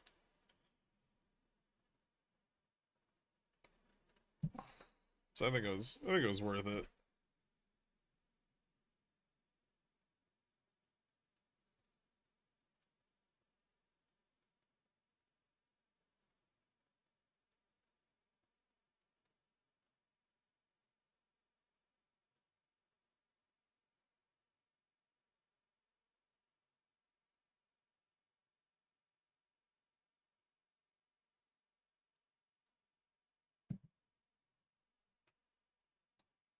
Can the Zombols push it back to 44.80? Maybe. If they're gonna V it, this is like the point to do it at. So either here or just slightly lower. I think things are starting to turn around though.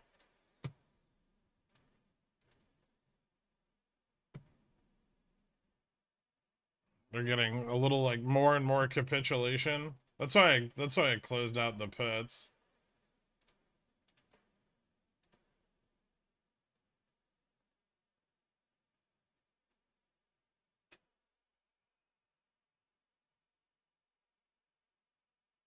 Meta positive, let's rock it.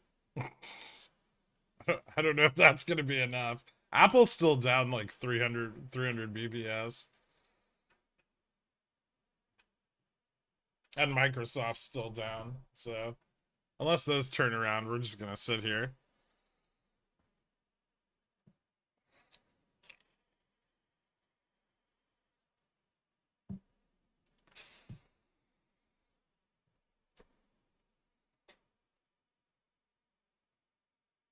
Sass earlier was a busy time. Which golden girl are you, and why is it Sophia? I'm the worst mix for trading. I take profits, and I worry that I made the wrong decision by closing, and then enter another position, even though it isn't smart to do so. Nice. If not 4,500, is 4,485 within the bounce zone? I mean, yeah. They'd want to bring it back to 4,500. They haven't really sold off any of their calls at 4,500 yet.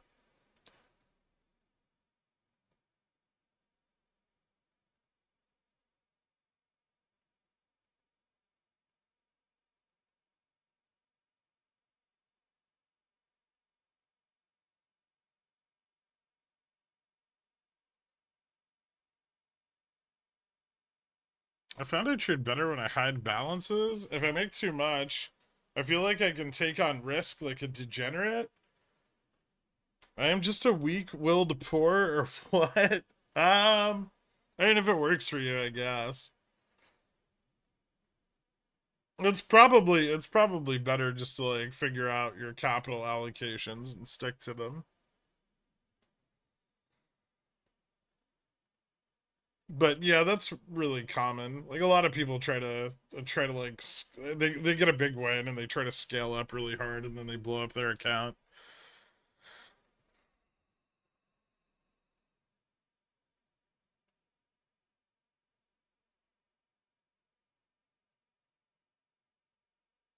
I think the odd reminder that those 4,500 Cs can be rescued later this week, not today.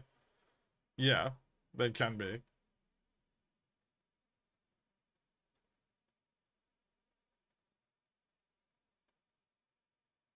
Although the 45.55 puts are likely to be pulled back today, given that's when they expire.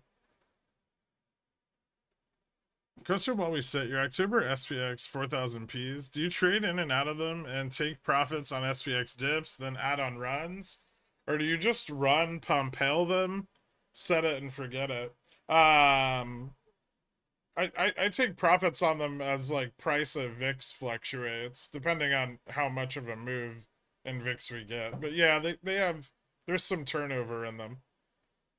I add more when VIX is like under my initial buy-in, which for some of them is no longer possible. But um, and then you know take profits when VIX is above. They're pretty Vega sensitive. Some of them having like, I don't know, like anywhere between like 3 and 7.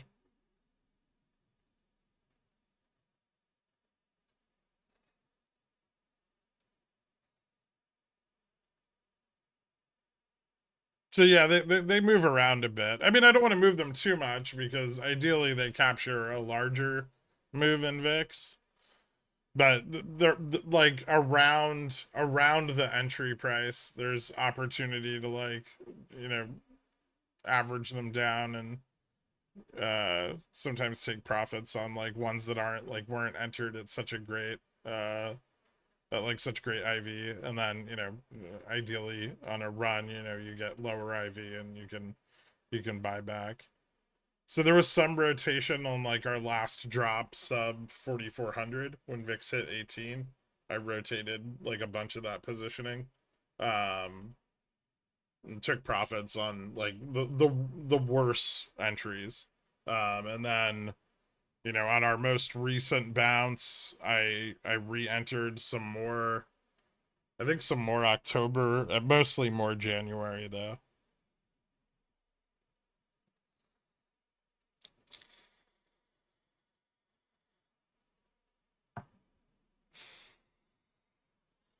Only DGen scale up after a big win. A responsible trader scales up after a big loss to make it back quicker. That's not effective. No, you. Sorry.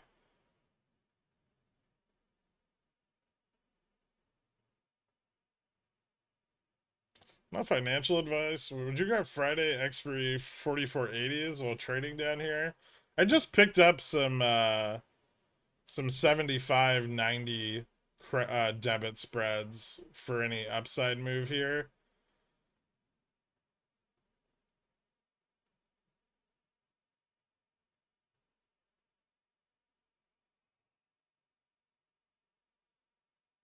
It's called Tilt and it's amazing. All right.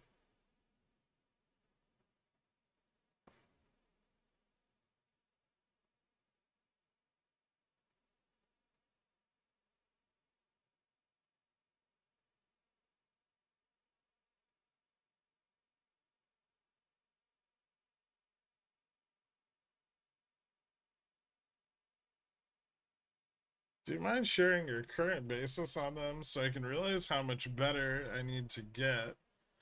Oh fuck. I have no idea. I don't even think I have that account open right now.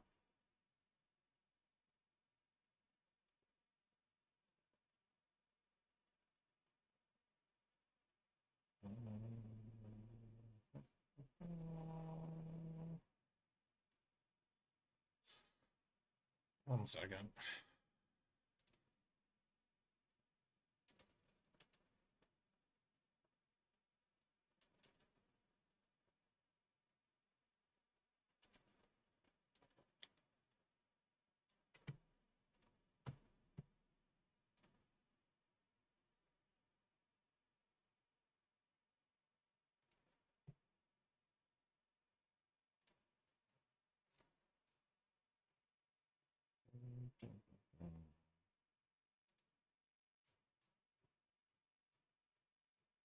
All right, so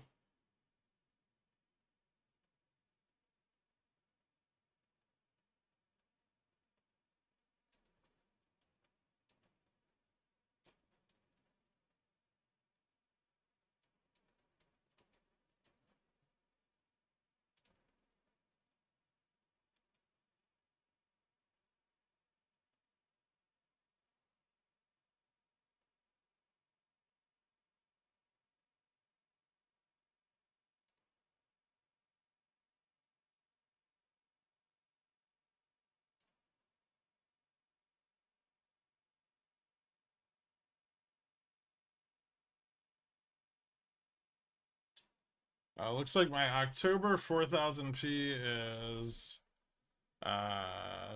660 is my cost basis.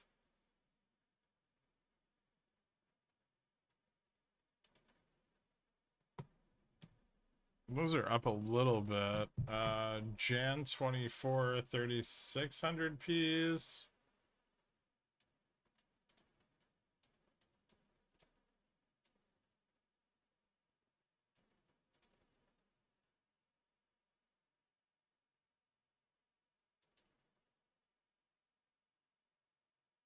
Uh, 1630.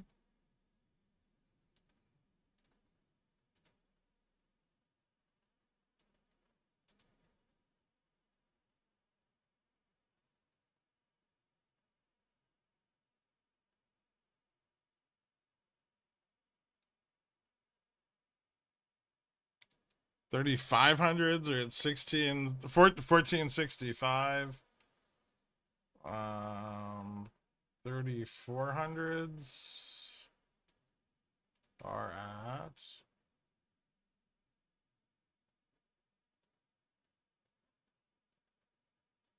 1155.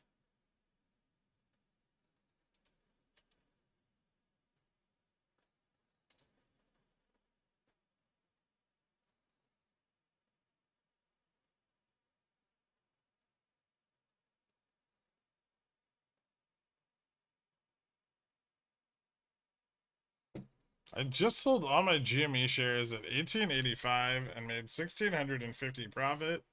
Thank you, Gherk. Alright, well, at least you're not taking on the risk of holding into earnings, I guess.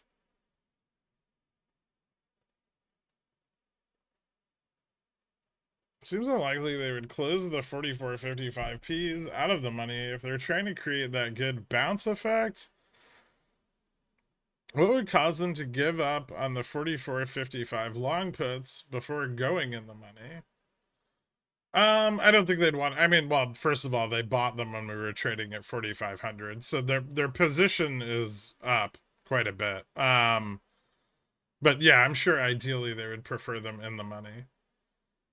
Maybe the Vega risk is too high. The Fed beige book bear any significance tomorrow? A little bit, but not as much as productivity and unit labor cost. No problem, Posty. Express is at 850 again. That happens. Where would you re-enter Tesla? I have some puts on it right now. Retest of 251. I'm gonna get stopped out. Oh shit. Hold on. That's not bad. Okay.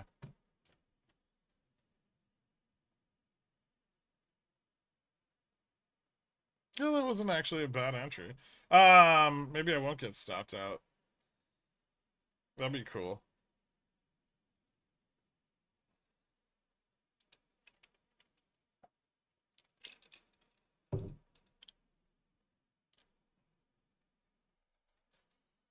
Yeah, but on a retest of 451 or a breakdown of 245. So 251, sorry, 251 or 245.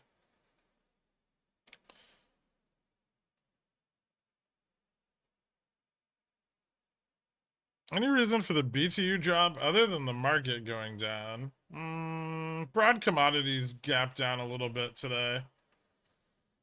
I don't think significantly. Did BTU drop hard or something? Oh shit. Could have been a change in spot coal. Maybe something to do with China. Probably something to do with China. Still holding a higher low though, so it doesn't look too bad.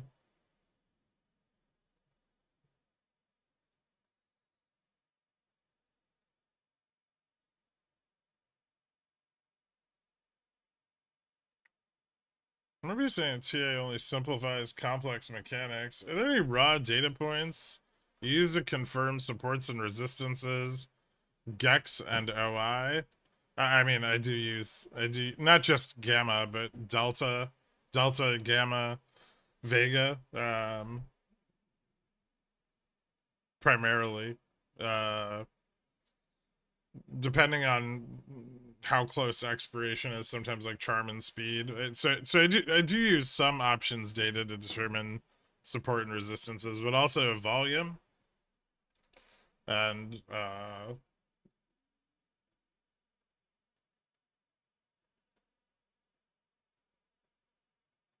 mostly volume and price.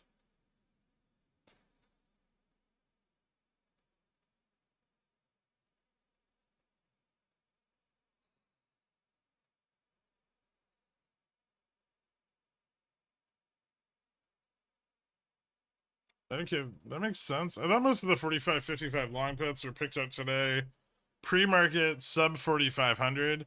They started buying them yesterday, but a chunk of them were picked up in the pre-market. They're still way the fuck up, right? Whether they were bought at, SPX 44.95 or 44.90, I mean they're or 4,500, they're up a ton. I got some Tesla puts on the bounce back above 251 earlier. Not many, but I got a few.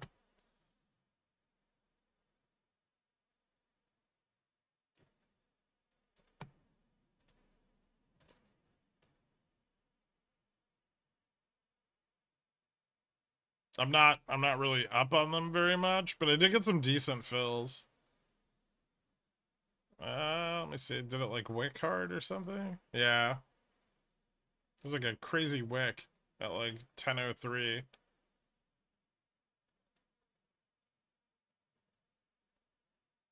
So it looks like my calls or my puts filled at like 250-ish.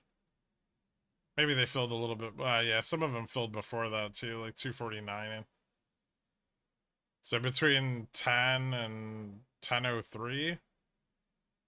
Although if this keeps bouncing, I'm gonna get stopped out of them at like 10% profits. You definitely want to stop here because it's found a bottom and tech's turning around a little bit. What's the reason RC? I don't have any CCs out on Fubo. Also, it looks like it just got rejected off of 3 today.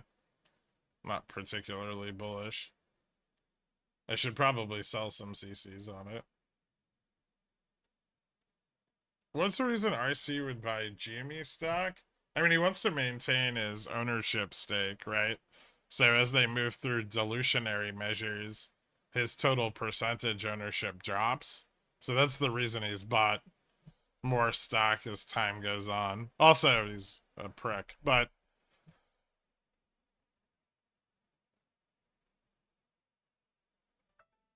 entered Tesla pits today. Think of an entry when we bounce later today or tomorrow. Okay, so explain that. So 250, 251 and 245 are the levels to watch there. What's the point if some of the data is hidden? What data is hidden? There's ways to find hidden data. Like dark matter.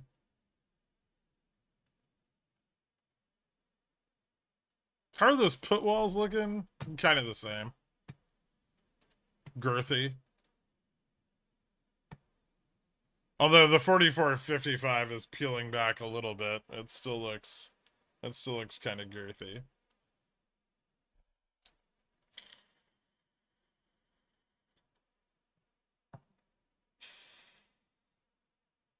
What could Nvidia slip to? 460 is the next support I'm looking for.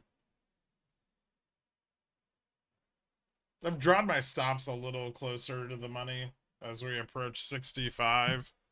But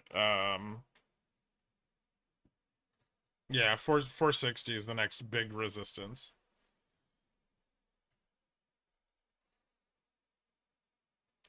I know we hate on RC, but remember, kids, you could have bought AMC. Yeah, but AMC had no promise, so I would have just, like, if I owned AMC, I would have just sold it at, like, 60 or 50 or 70, right?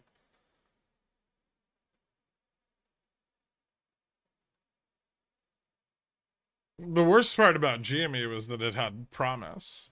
It had potential.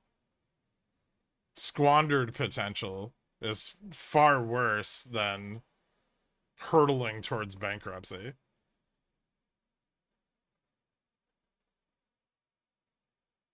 SPX about to break down further. We could still break down to 4450.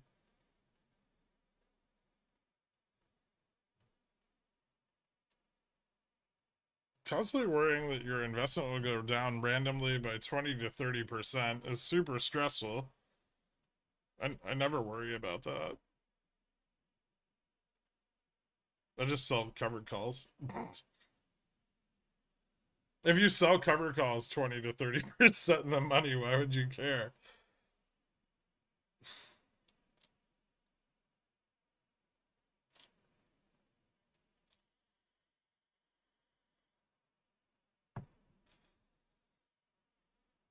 But no, I sold the Cash App AMC position. I got out of that like last year.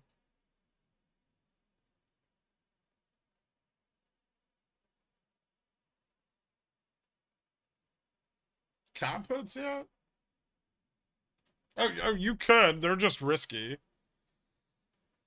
Like I don't think they're bad at all. They're just super risky. Shorting Cat's just a bitch. Do you have any thoughts on GME earnings? Sorry if it was already answered. They could beat EPS estimates. I doubt they'll beat on revenue. So probably a partial miss.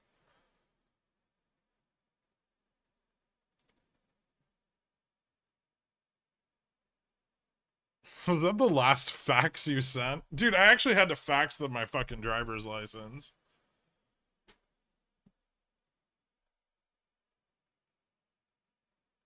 I had to get my driver's license notarized and then faxed to them. Which seemed like way too many fucking steps. Yeah, it was bullshit. But at least I could say I didn't own fucking any AMC anymore, right? And that was worth it.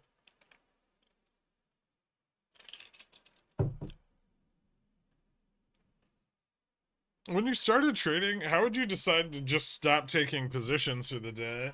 When I started trading, I generally just traded like the morning and afternoon session. So like 9:30 to 11 and then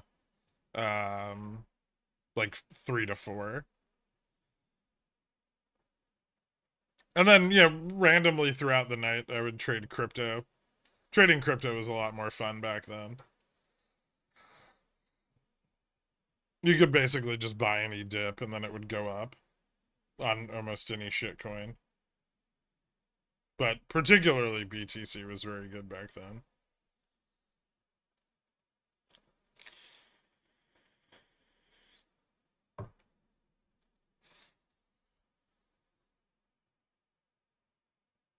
I don't know.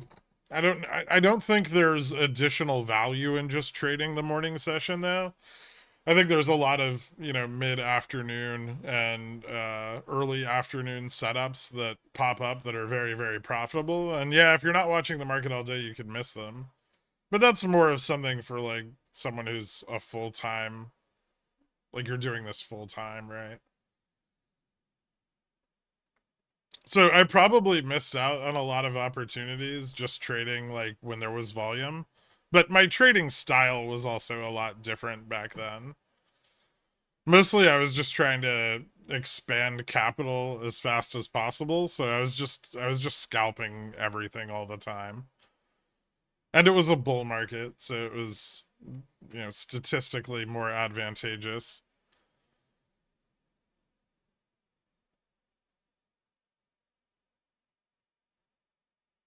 Are there any good plays for the 11 to 3 session? I find that I pretty much exclusively lose money during this time. Yeah, you just have to realize that you can sell options also and not just buy them.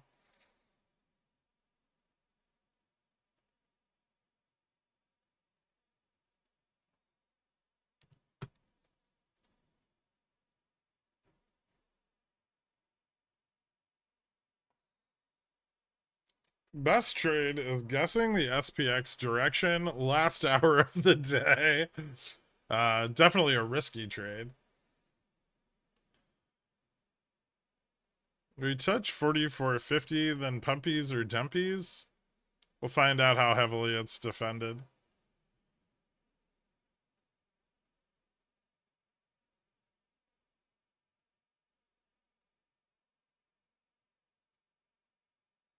I don't know. Is GME having an earnings call?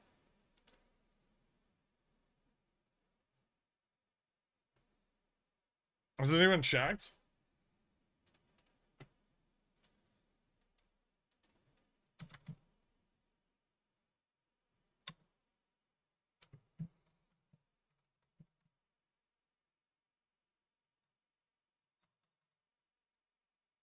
No earnings call? Are you shitting me? Man, Ryan Cohen really hates good publicity.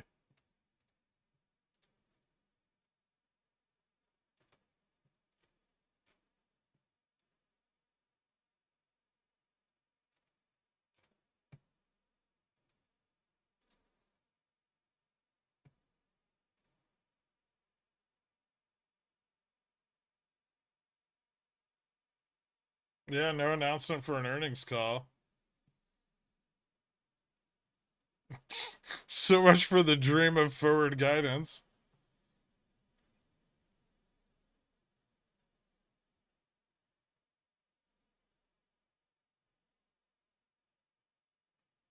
No, Gurk, you don't understand. This is actually bullish. Why is he such a cunt, man?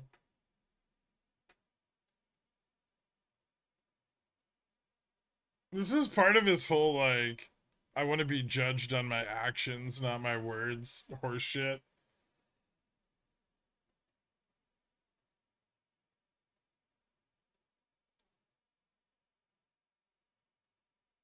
You would be too if you were a billionaire. I mean, I already am, and I'm not a billionaire.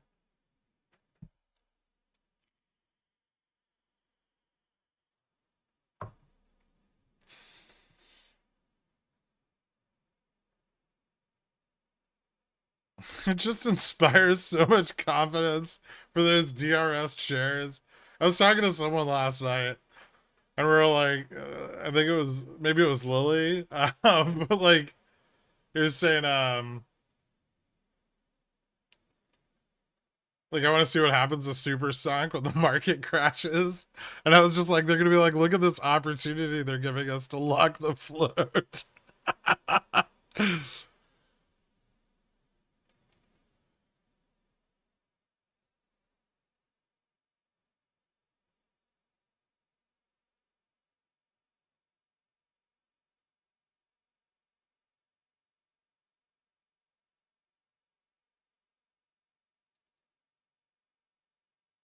Such a wasted opportunity. Yeah.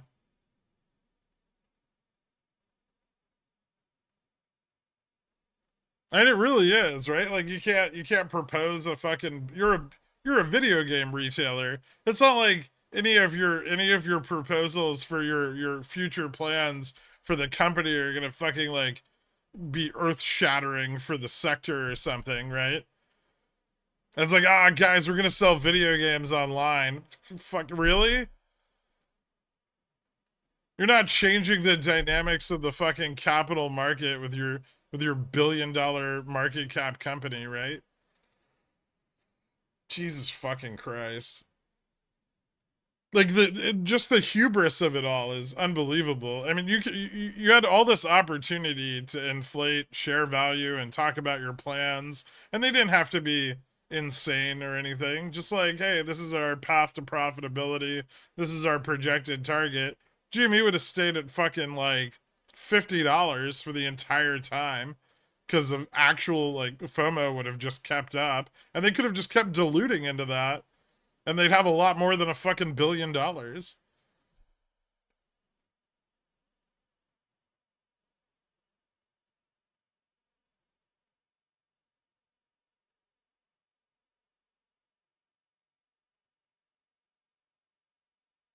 RC disrupting the market with his NFT marketplace. Don't even get me fucking started.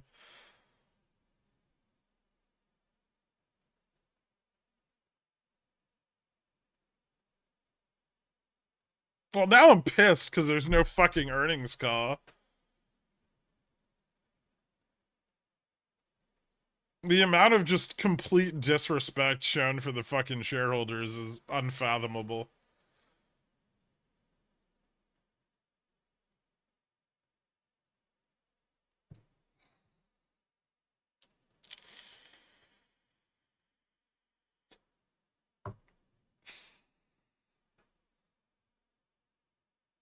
Judge us on our actions. No, not these. Yeah, exactly.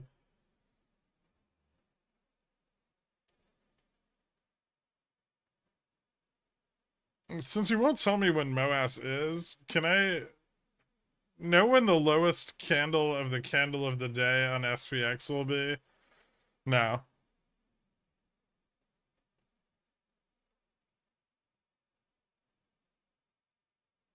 Does this mean you're not streaming earnings tonight? I guess not. Which is cool, because that'll keep the super stonkers away for another quarter.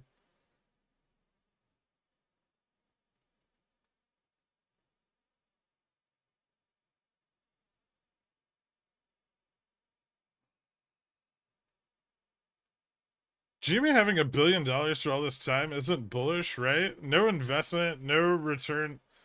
Okay, so they have bought like short dated treasuries with it, right? So that it's yielding money,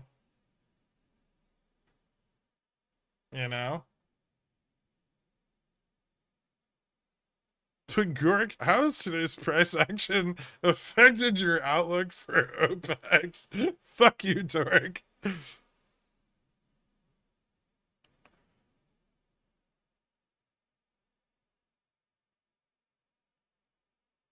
Jimmy, same like TLT. Can you just stream you cackling while looking at the results? It can live as a YouTube short. I didn't know they bought bonds. Yeah. That's like a big chunk of their fucking income.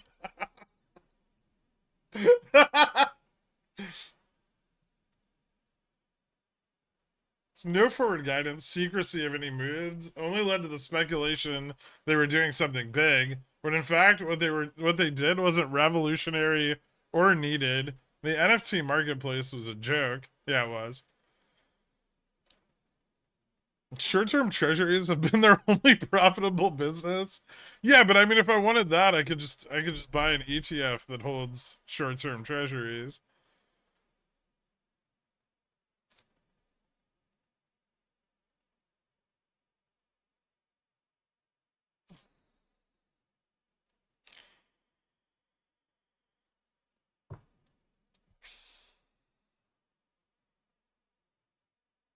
RC's playing the long game. He's gonna short CMBS and make DRSers billions. No, he's not.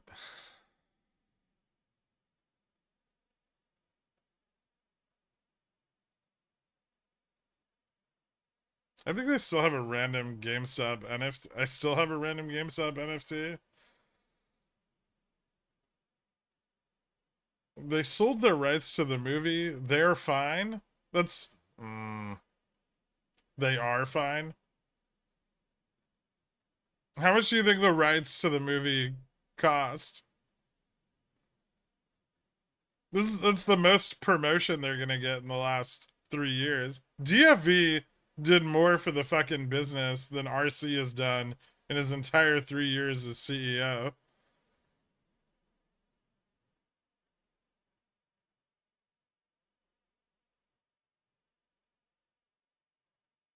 One could argue that the $1 billion of cash they have is because of DFE.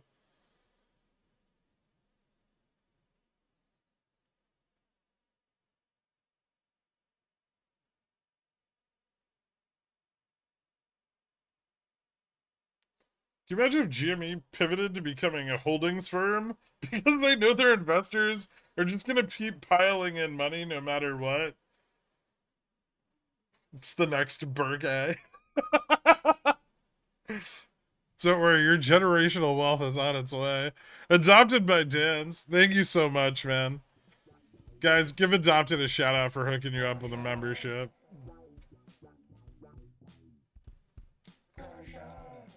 Before 2020, the last time I shopped at a GameStop was like 2005. I haven't shopped at a. I've shopped at a GameStop once since all of this started. And that was the first time since I was like a teenager.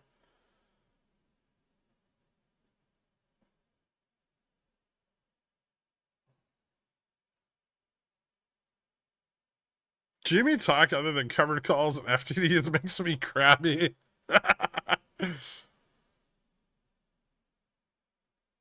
They got me, Gork. What did they get? Would you buy out of the money 0 DTE calls?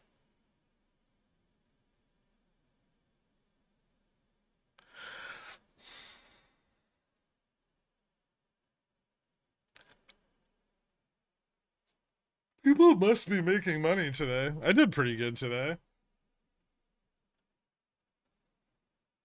I called this morning's price action perfectly. So, if people didn't make money, that's on them.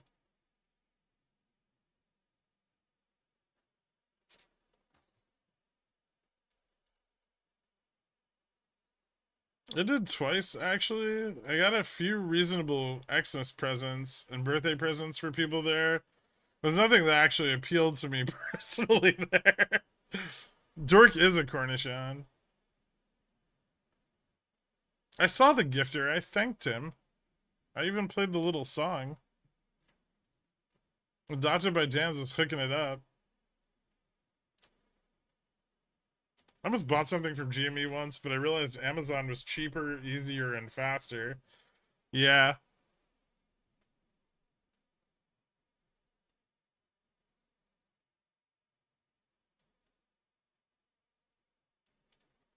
GameStop website borders on unusable, and their free shipping at $75 deters any order I would place. Their store inventory is never correct, and pickup doesn't work. Get me out of this stock. They're not focused on e-commerce at the time. At this time, they're focused on short-term profitability.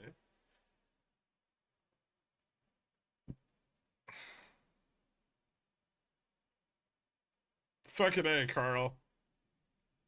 Other Carl.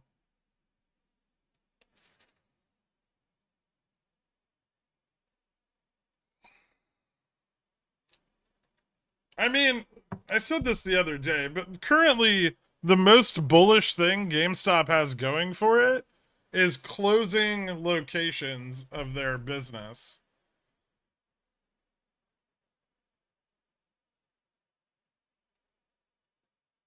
Let that soak in and permeate through your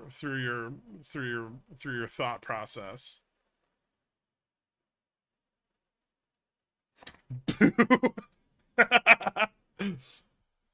Tell me how you really feel, Midwestern consumer sentiment rep.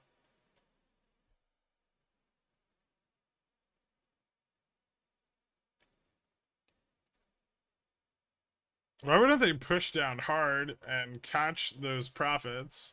They've been taking profits on the 45.50 or 44.55 strike for like the last hour. They wanna peel the band-aid off all at once. I mean, they don't want it to go too low because then they push up their Vega risk at the 44.50 strike, right?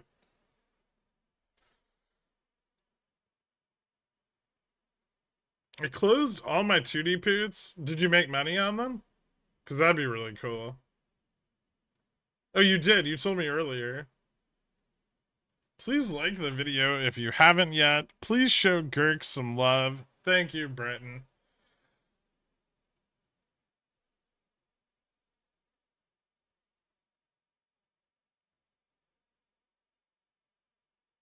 Close locations without boosting online presence. Bullish. What would you do if you were RC? I would immediately I would take the loss on leases and immediately reduce 50% of GameStop's footprint.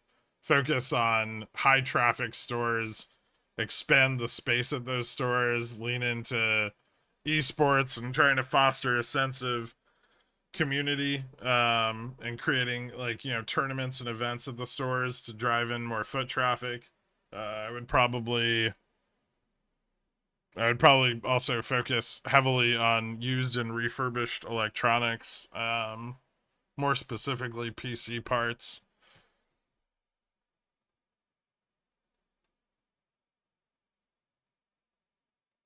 and try to create an ecosystem for trade-in and upgrading computer components.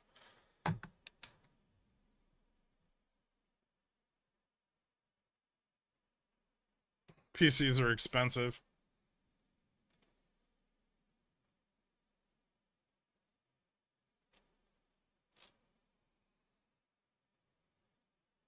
You're listing all the things RC's doing. He hasn't done any of those fucking things.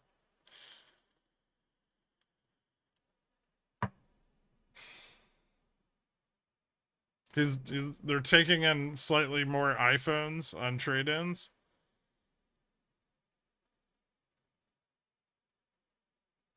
And they still have thousands of fucking stores that don't make any money. Anyway, I would take I would get some debt, and I would start building out my e-commerce exposure, which he stopped doing. So I don't really know if that's an option for them at this point.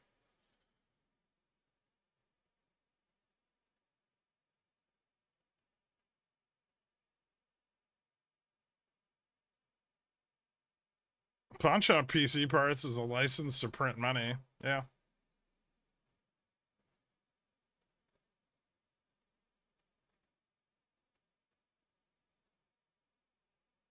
People still listing used 3080s for like $1,000. Yeah, but imagine you take those in on like $300 credit towards a 4090, right? And then you turn around and sell it for like fucking $899, right? It's you give up your margin on the new card to 5x your margin on the used one.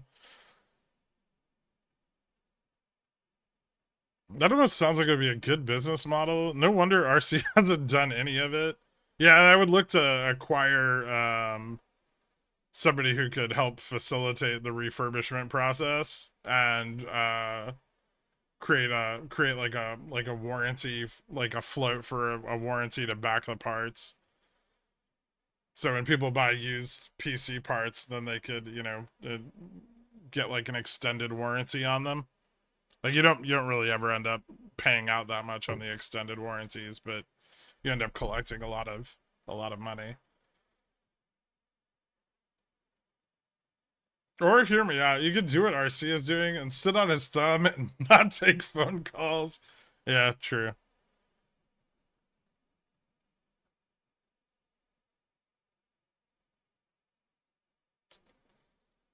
When I worked at GameStop corporate, they tried refurb trade-in on PC parts and cell phones. Problem is that their most profitable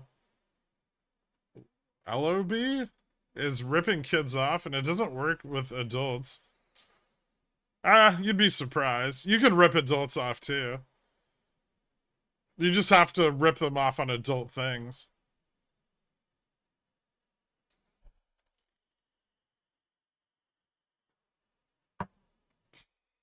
Imagine if Jimmy took out a 1 billion loan in 2021 at 2.5%. Yeah, they could have just sold fucking bonds. Like $2 billion worth of bonds.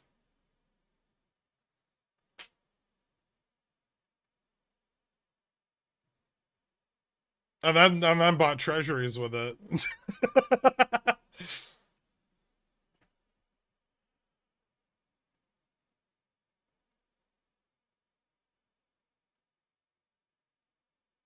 Because most people are lazy and they're not going to go through the hassle of selling their 3080 on fucking Craigslist. Right? They just want the discount on the new hot item and they don't really care. You see it every time a new console comes out, right? People aren't like flooding Craigslist trying to milk every penny out of the deal, right? They just bring their fucking old PlayStation into GameStop. They're like, "Give me $50," and then they walk out with the new one.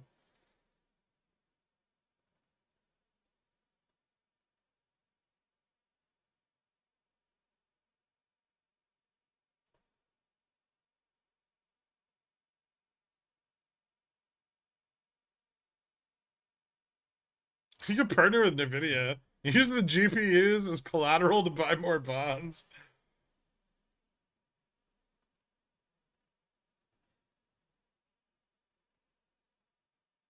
They abandoned the trade-in on things other than games. I don't know how it is now, but at the time it didn't work for them. They've leaned a little bit more into like iPhones and shit, but not a lot.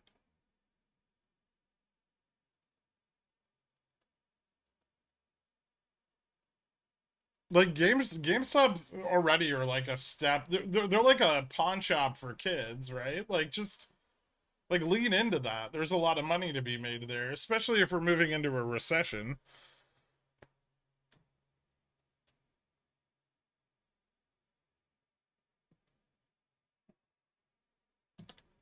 You can sell them. I usually just throw my old PC in the trash every year or so. That's what I do with them too.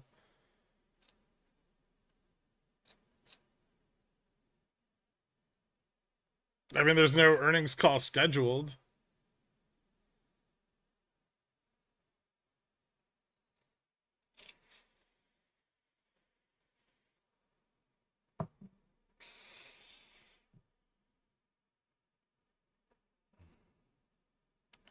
OT engineer. You wish it was.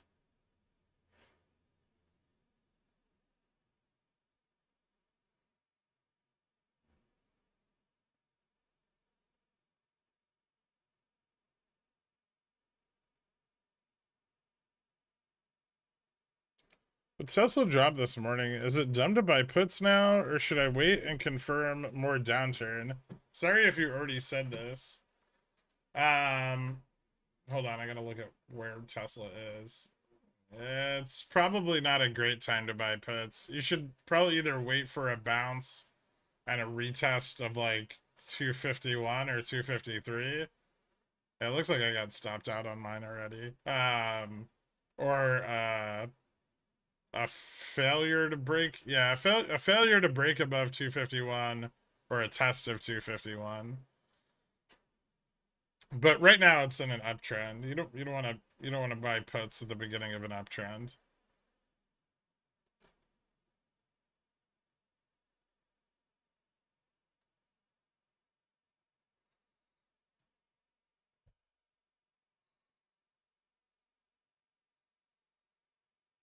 But at least he could do is give us some volatility back on GME with some random cryptic tweeting. No one pays attention to his fucking tweets anymore.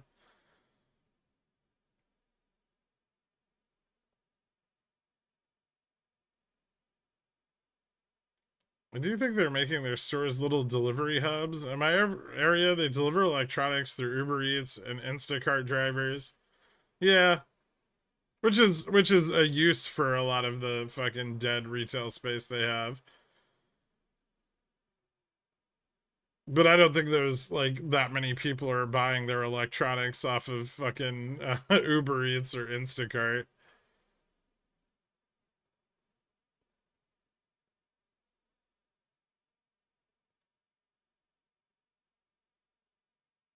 Jimmy's releasing earnings and there's no earnings call. Oh, right. There's no furlong to read the report verbatim. Yeah, RC as the acting CEO can't be bothered to read the quarterly report off to his shareholders.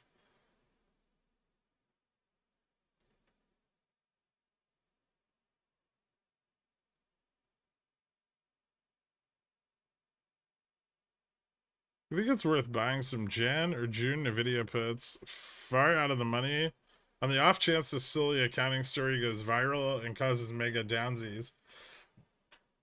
I already have Jan NVIDIA puts that are far out of the money. Was it worth buying them? Yeah, we'll see.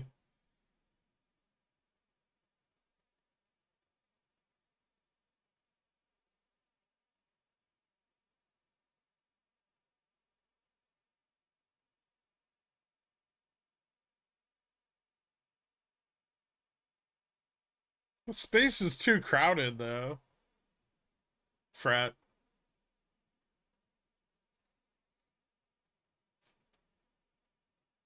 We could have Sue Gove as CEO. True. I don't know if that's worse or just the same. There's about $2 billion worth of NVIDIA chips with Uber Eats, but then I gave those chips back to NVIDIA. They have like, yeah, they sell through like DoorDash and stuff too. Why didn't AMC and GME partner on anything? They could have both made a lot of money. Mm. That staying the fuck away from AMC was probably one of the smarter things GME did. No, I don't think they have anything work in the works behind the scenes. I think they're incompetent.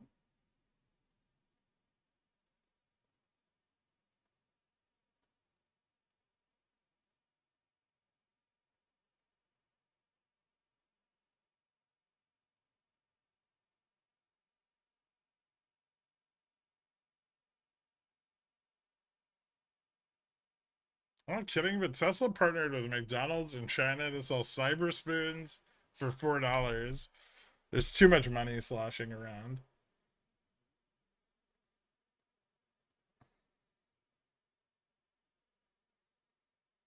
Because he's been acting CEO all along, right? Like he wasn't like he didn't trap himself in the role of CEO. It's just that GME promised 4 quarters of positive earnings and then failed to deliver 1 quarter into positive earnings.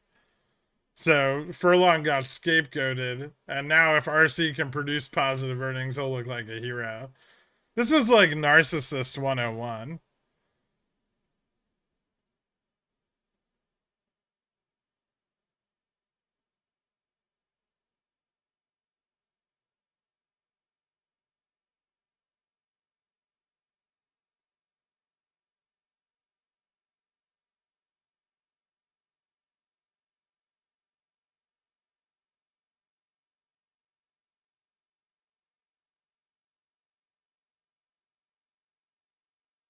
Look at this mini bull flag on the 1 minute. That's not a bull flag.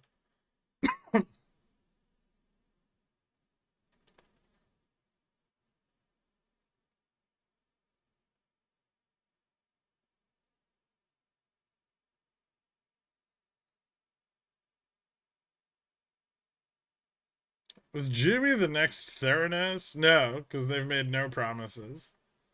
It's actually the opposite. So the Clen was a bit much for me. My heart was hurting midway through the cycle, and I had to stop. What gear should I get on next to get the results I desire? Oh, Jesus.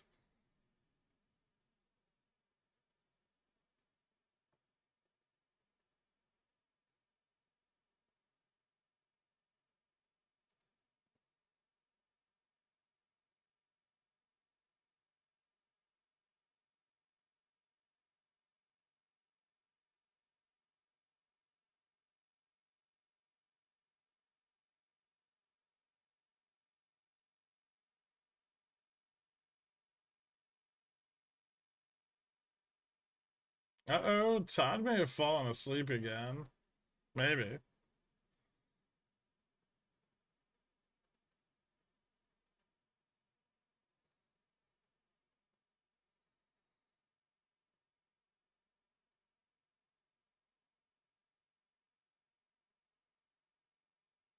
Remember, if they lose 44.50, they could be fucked for the rest of the week.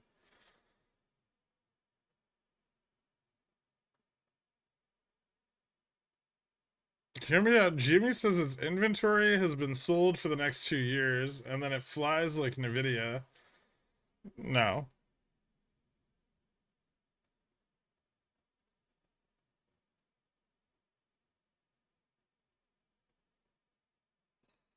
It's also Warner Brothers Disney. They're both slowly dying. Do you think it's a good time to start DCAing into long positions? No.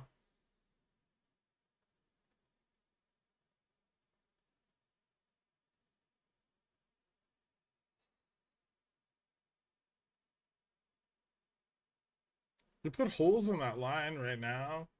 I don't even know if that line's relevant. That's like fucking gamma. Like, this is relevant. That line's from, shit, what was it?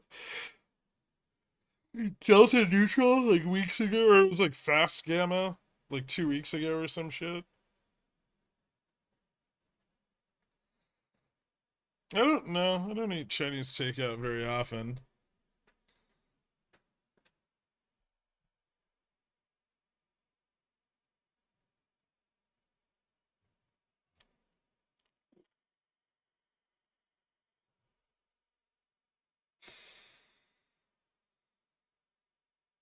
SPX tech stack sharding or comforting. I still need to read options as a strategic investment to learn the detailed semantics.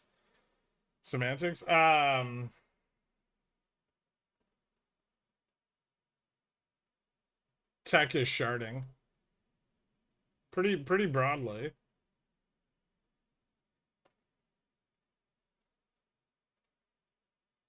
How many times did AI have to be said in an earnings call for GME to go above 25? They missed the boat, I think, crypto. Like if GME says AI in an earnings call, they might pop the bubble. I don't bring ladies of the night home.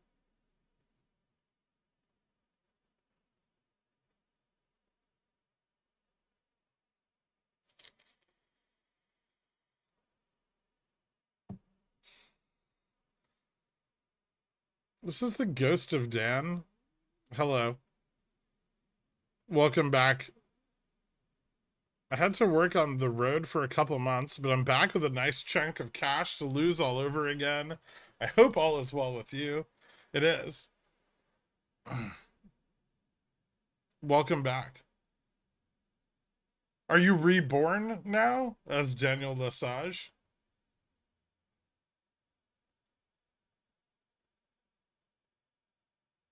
Formerly known as Ghost of Dan? What's your Tinder thought budget for then? Wooing. You're just jealous, Bob. And it's a terrible look on you.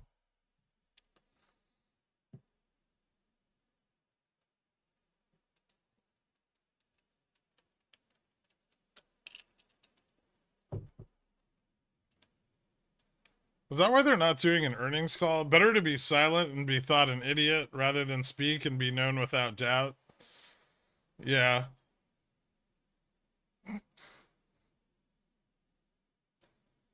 that Mark Twain? Sounds very Mark Twain.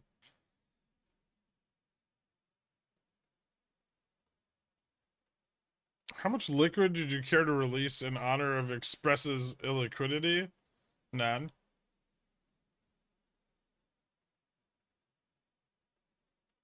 Then you show them the ninja swords and freezers and make them file down your hooves? No.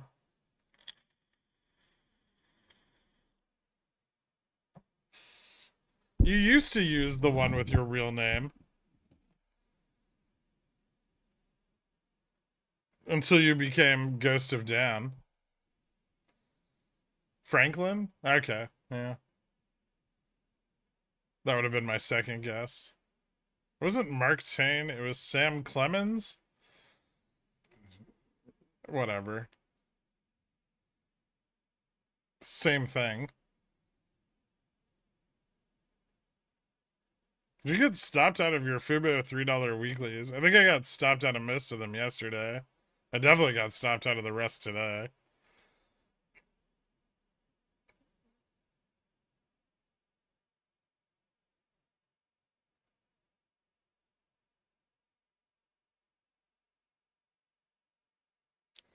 If Jimmy near in the money CCs closing next week, am I in danger? Yeah.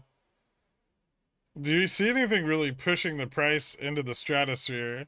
Not into the stratosphere, but you could definitely get assigned.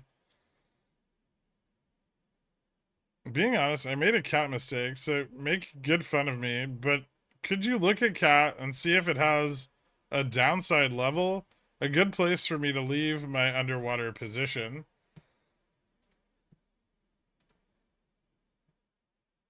Wait, what are you long on cat? It's at resistance right now, but it's failing it. It's probably going to drop to at least 275, if not lower.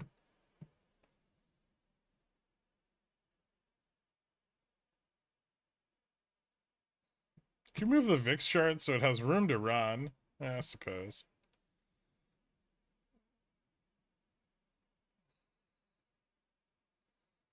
Are we gonna break through 4450?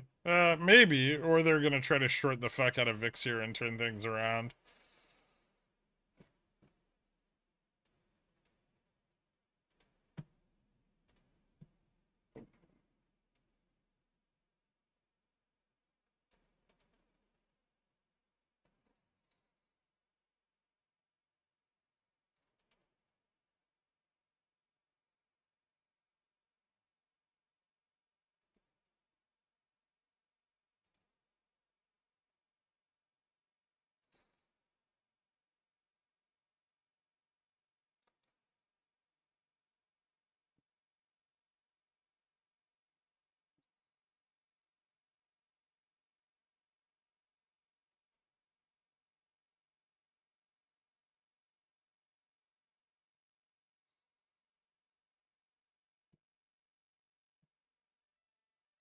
Are you still holding GME spreads? Yeah. They're down here. They haven't really done much.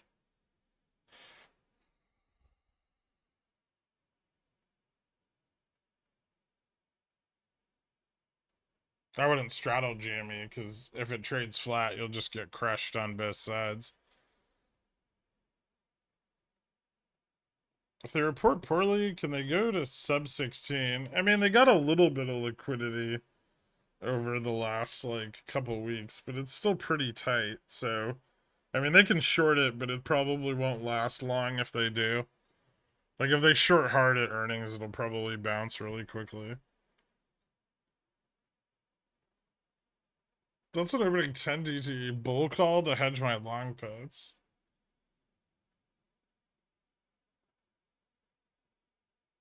That doesn't seem like a bad idea. What a 10 DTE might be a lot. Hey man, I'm just tuning in. Yesterday you projected that what happens today could spell out what happens the rest of the week. Thoughts? Where could we go from here into the end of the week? It depends on if we lose the 4450 level.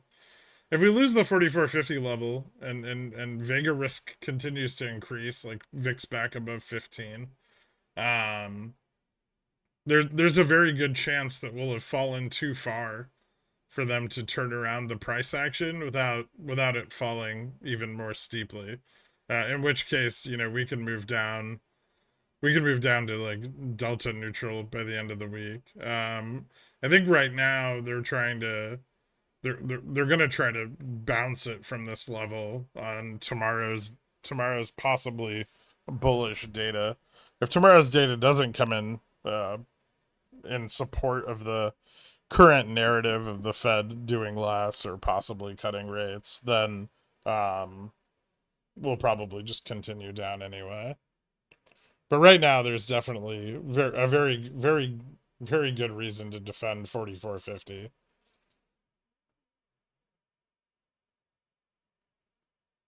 Do you think the V is off the table, or is this the prime position to launch it? This is their best opportunity to push it if they're going to.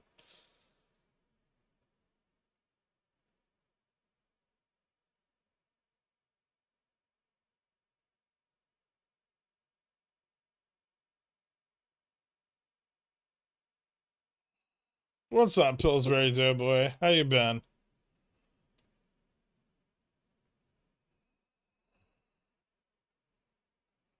Can we check in with futures? 44.49 incoming? Not yet. We're at resistance on futures right now. Like, at least trend resistance.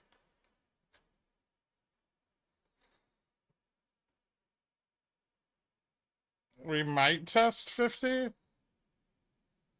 We could also just turn around here, though, before testing 50.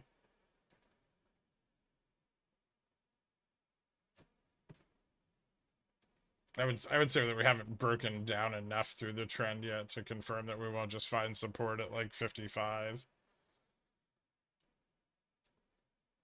If they lose 4450, I think it gets a lot more bearish for the rest of the week, especially if they lose 4450 on futures. Dixie's starting to cool off a little bit though, and yields are normalizing a little. So if this trend persists, right, of like the yields kind of dropping,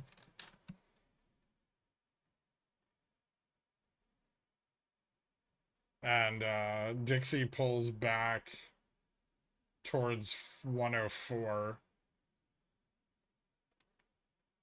and they'll have a little bit of flexibility. Right now, this is probably the only thing keeping them from bouncing it today.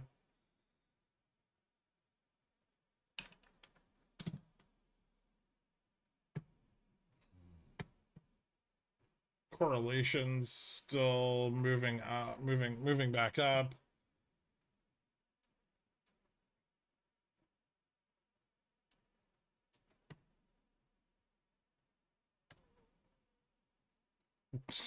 Jesus. Yeah, I mean, like the macro shit does not look good, but that can take days to play out, weeks to play out.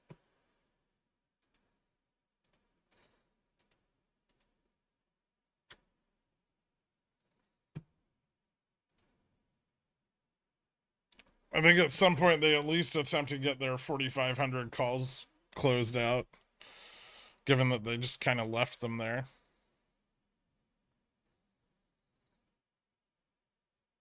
Is anyone seriously buying the idea of the Fed cutting? Have you been on like stock twits? Yeah. A lot of people believe that. There's people in the Discord that believe that like the Fed's done and inflation's solved.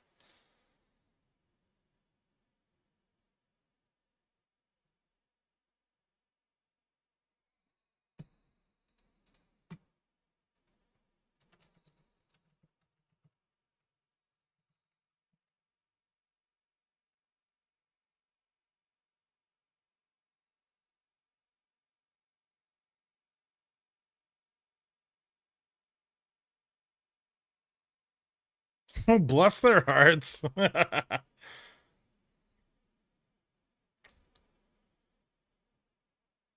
Hey Greg, first time caller, first time listener, can you explain what Vega is? I feel like you already know, man.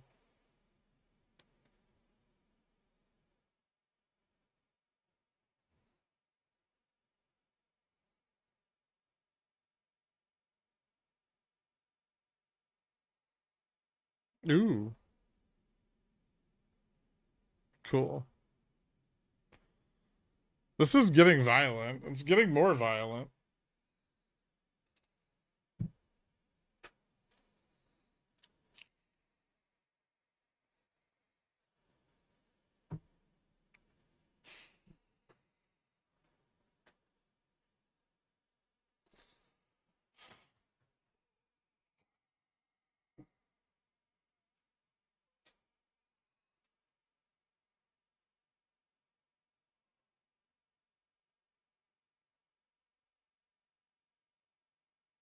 I did that yesterday, de-engineer.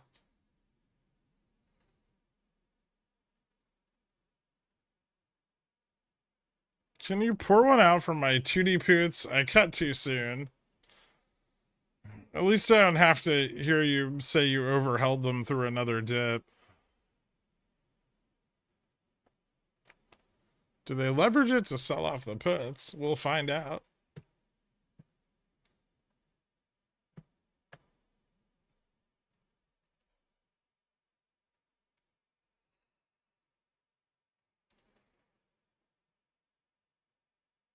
Hmm.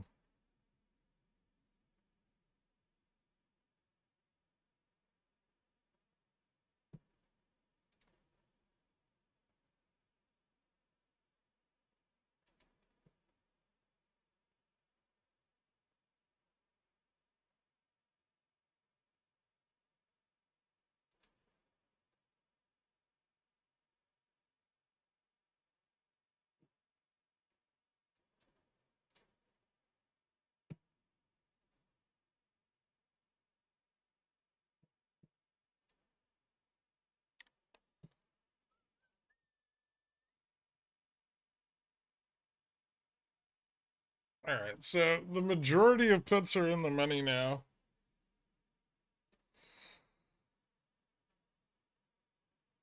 There's some interest picking up at 44.35. It's been there all day, but it's increasing a little bit. The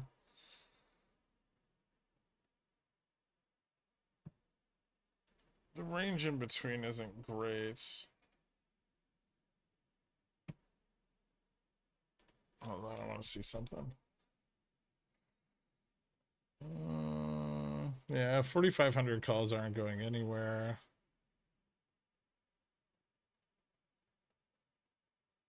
So probably gonna start to see some profit taking in this range, or at least we'll find some support.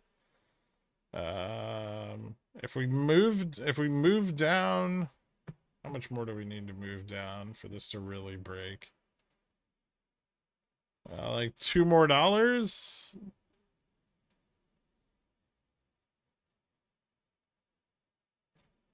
That could get really bad. VIX is pretty close to 15 here. So this isn't a disadvantageous spot for them to start shorting vol. Also, they can sell like the 4,400 pretty profitably from here. Definitely at a better price than they were selling it the last time, so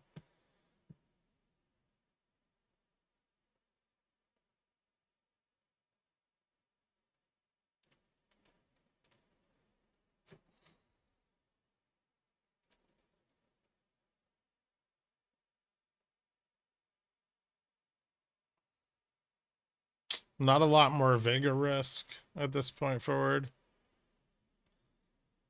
Or the market just crashes because some secret pool of liquidity died. I mean, the secret pools of liquidity are drying up, but they're not dead yet.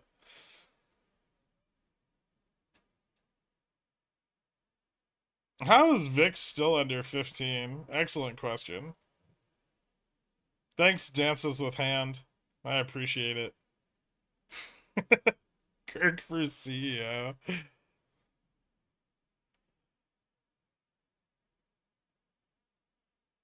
Is this why we hang with you all day long? ADP finds US worker motivation hits year low, poses risk to productivity. Ooh, bearish.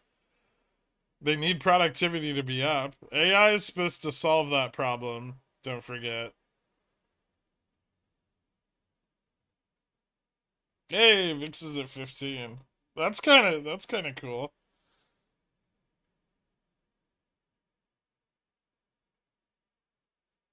I was hoping to get in on Tesla puts, but I missed the opportunity at open. How's it looking currently?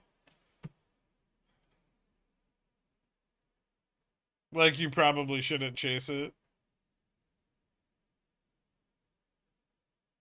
I would wait for a failure of 245 or a retest of 251.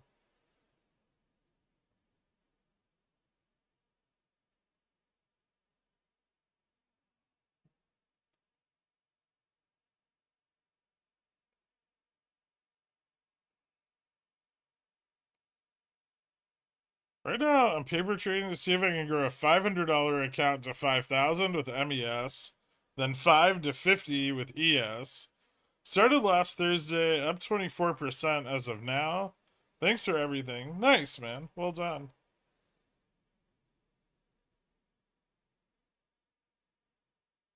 We either bounce to 44.55 or drop like a rock here. Not drop like a rock here. There's definitely stability here. Let's see if they start shorting vol. That's really what we're gonna look for at this point. Shorting vol and broad capitulation of the long puts at 44.50 and 44.55 would be an indication of a bounce. There's not a lot to drop into. There's like 44.35 right now, but Vega risk in this range, like below 44.50, is pretty low. Um, it increases from like 44.50 to 44 like 25 in that range. Like the risk will increase the further we drop. But unless they de-risk their short puts, we're gonna have a lot of support here. Hoping I can catch a bounce back at 250-ish.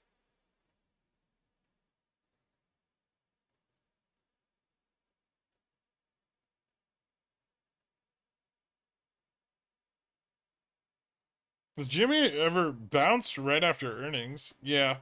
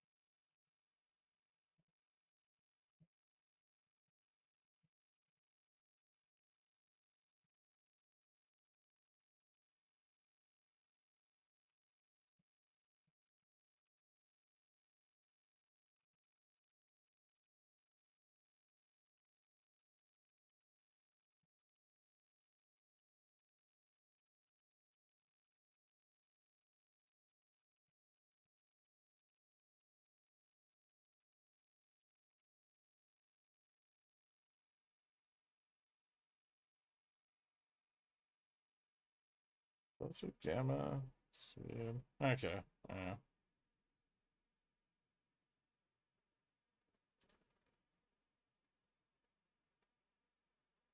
Market is fuck. Bears win. I have you muted so I cannot listen to your response, but even if I could, I wouldn't listen to it. I'm also in a mood because work sucks.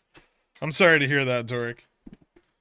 I like your hot bearish take, though. Not that you'll ever know.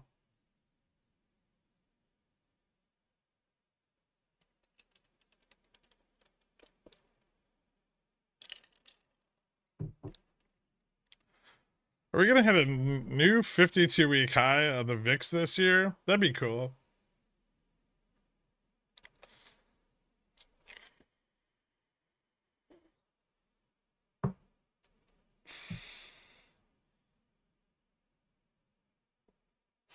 If I want to lock in some profits on some longer dated puts, is it better to sell at the money or $10 to $20 out of the money?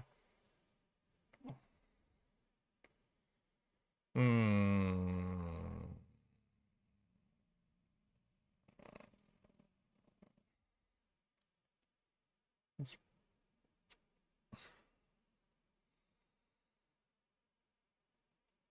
I mean, you're gonna lock in less profit if you sell $10 to $20 out of the money, but you give yourself a little bit of a like window of safety in case it keeps dropping. So that's up to you. I mean,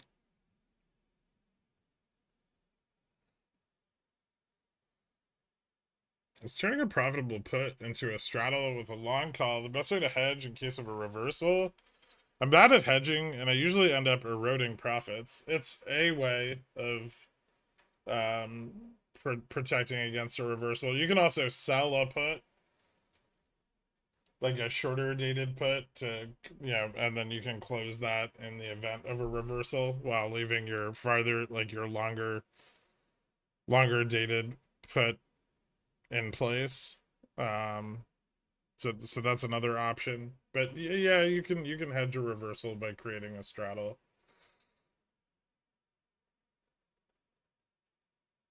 Tends to be kind of capital intensive. Ooh, dork, more down.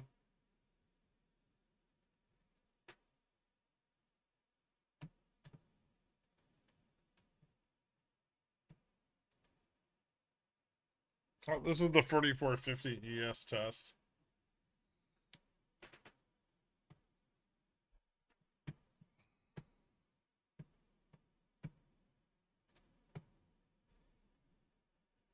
Iceman, welcome to Cornishon, man. Thank you so much.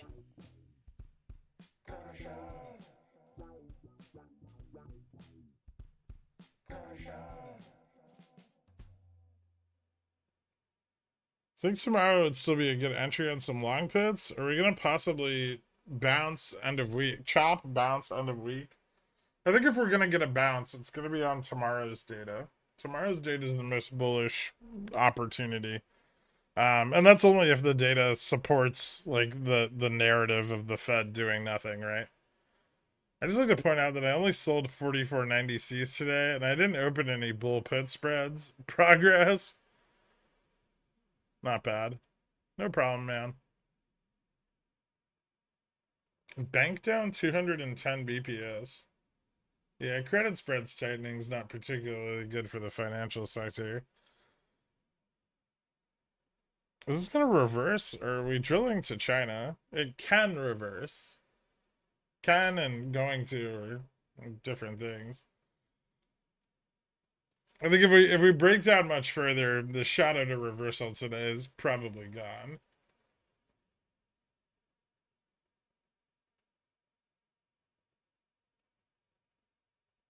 Like if we break down to 4435, we're probably not going to see a reversal today. Because once the puts are far enough in the money, there's no reason for them to close.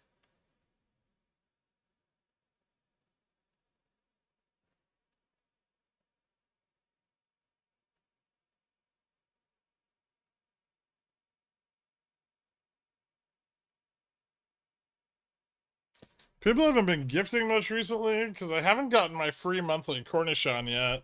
I think you missed it earlier. Bithead gave out like 50 Cornishons this morning.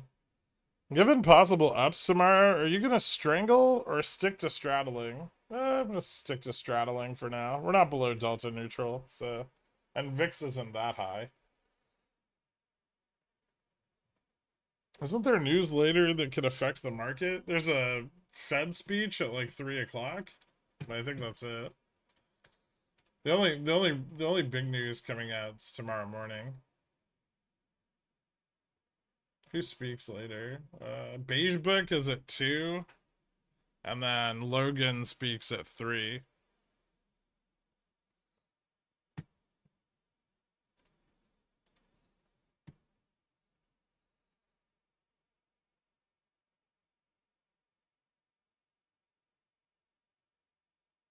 Could we bounce to 450 by Monday? Yeah. Yeah, we could. I mean, it's heavily dependent on tomorrow's data. Yeah, like, so the idea here is that participation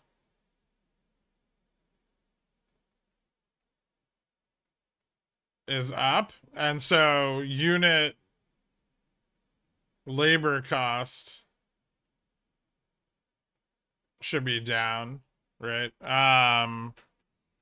This is yeah, this is kind of bullish and shows that the labor markets are, you know, weakening but still strong. And then productivity is expected to rocket.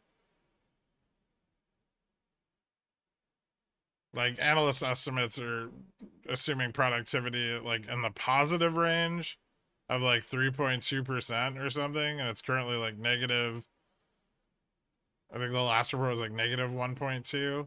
That might be wrong. I'd double check that if you want to know the actual value. But basically analysts expect it to move much, much higher.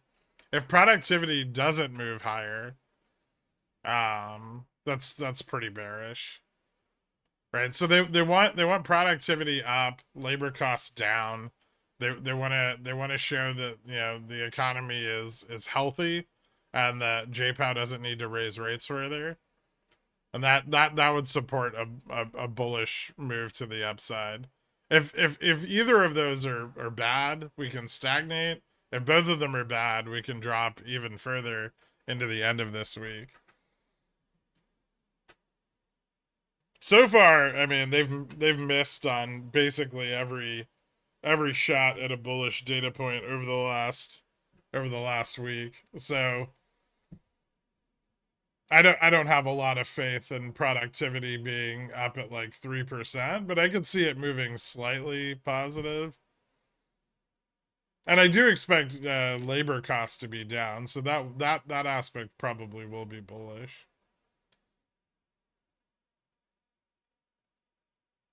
I'm thinking about selling 10 GME 98 1650 puts for 38 cents. What do you think? You want to buy GME at $16.22? 12 cents? 12, 16, 12?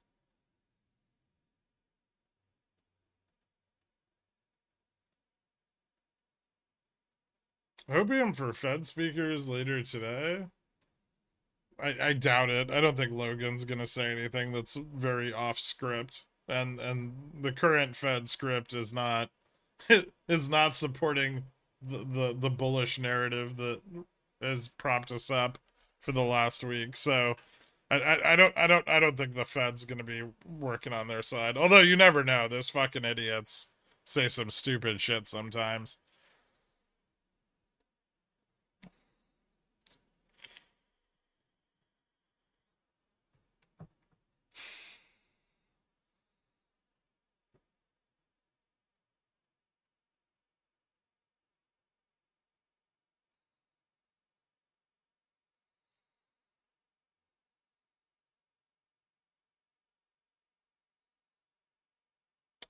It's broken 4450 on ES. Yes, it has. Next resistance is at 4475. So 4440. 35 is an important one, but nothing really to the downside beyond 4445 is gonna probably provide any support. Like if we start slipping back into the prior downtrend, we're very likely to move towards like the low 4400, high 4300 range by like next week. Could be even faster than that, potentially.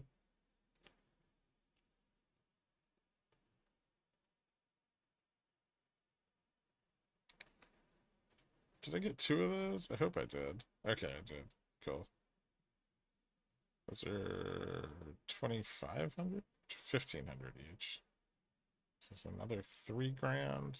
Yeah, that offsets the cost of the Upside hedge.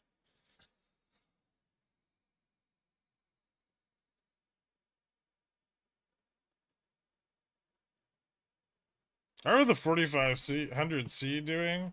Fucking still there. I don't know what else to say about them other than that they are still there.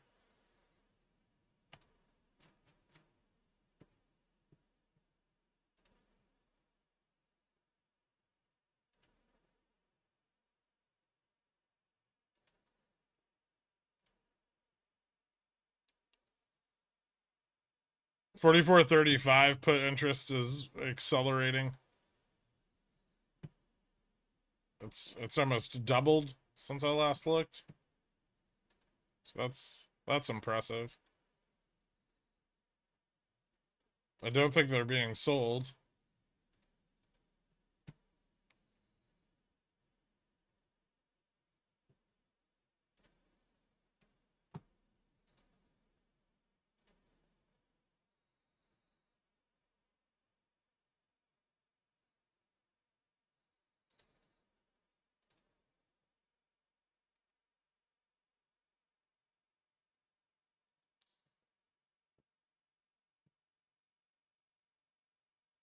But 4450 calls are coming in.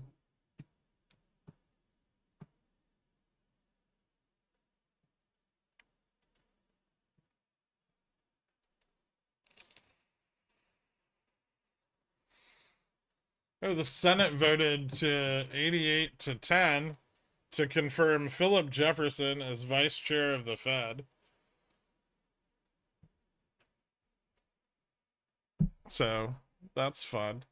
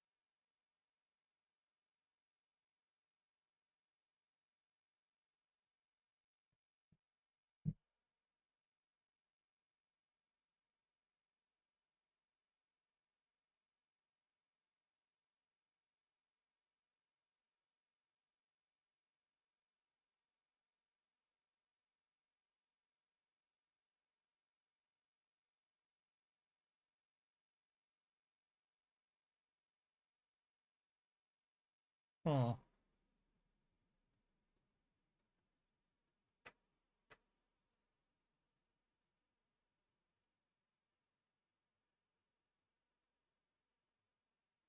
Hey, what the fuck?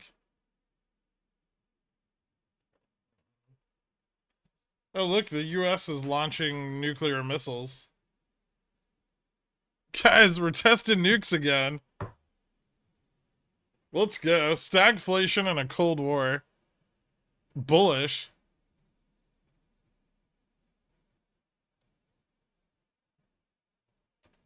Yeah, we're testing nukes again. We launched September 6th, 1:26 a.m. Vandenberg Space Force Base in California. We launched Minuteman 3 ICBM over the Kwajalein Atoll in the Marshall Islands.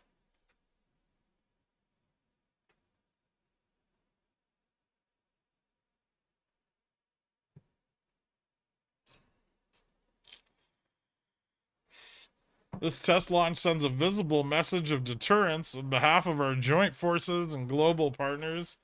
I couldn't be prouder of the professionalism of the airmen and guardians who comprise this mission, says Colonel Chris Cruz, 377th Test and Evaluation Group Commander.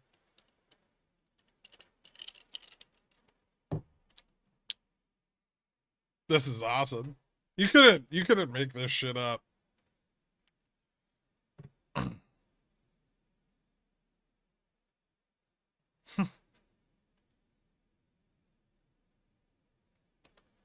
Freaking finally. I love the Fallout series. What's up, Trash? How are things going? Are you all moved?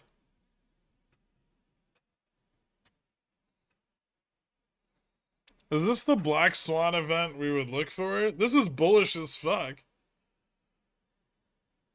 We're going full 1980s US right now.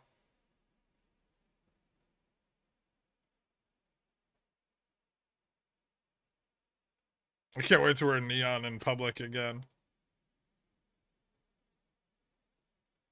I'm too old for this now. Greg, I'm sad. I got stopped out of my puts this morning. Don't suck. $300 gain could have been 6K. I know profit is profit, but ouch. Yeah, you still seem to be really fucking bad at setting stops. If you're holding 0 DTEs, you have to take on more risk because the premiums are volatile. The spreads expand and contract rapidly, and it's very easy to get stopped out if your stop is too tight.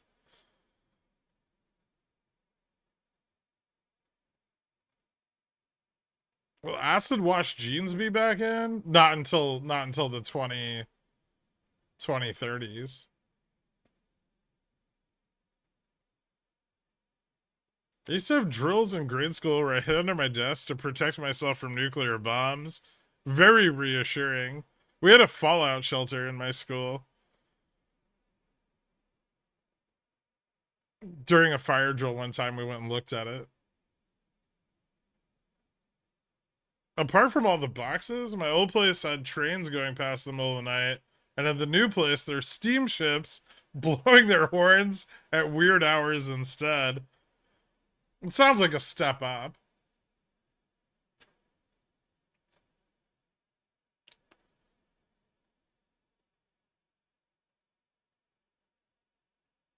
Never once have I ever said I have too much theta. Oh, I have. That happens. Trade more debit spreads and you'll know the pain.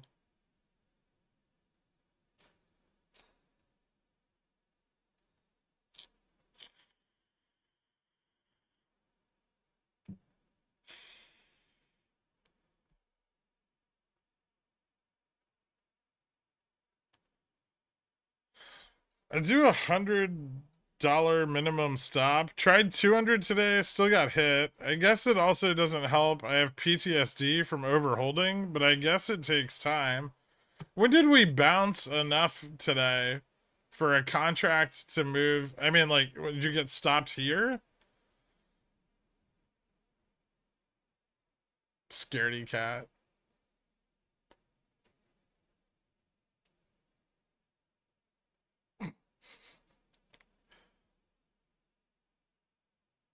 Like the rest of you can just buy another put when it starts to break down again, right?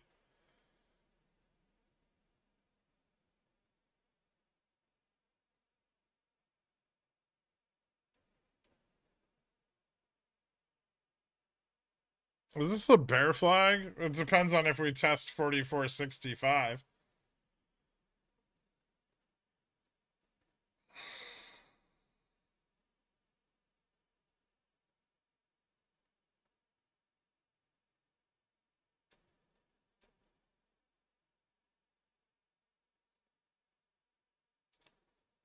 I bought 4450Cs at the bottom. Am I saying like Pi-Fi? I didn't buy them. I bought 4450Cs, but I bought them like here. So not the bottom. They're almost up. The shitty part about those is that the vol crush is gonna hurt.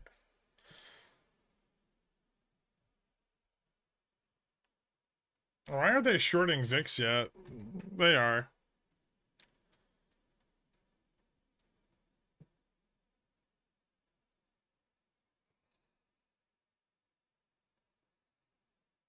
Both of the two initial bounces, I had 4480 and then I bought a 4470 and I ran out of settled cash. Ah, I see.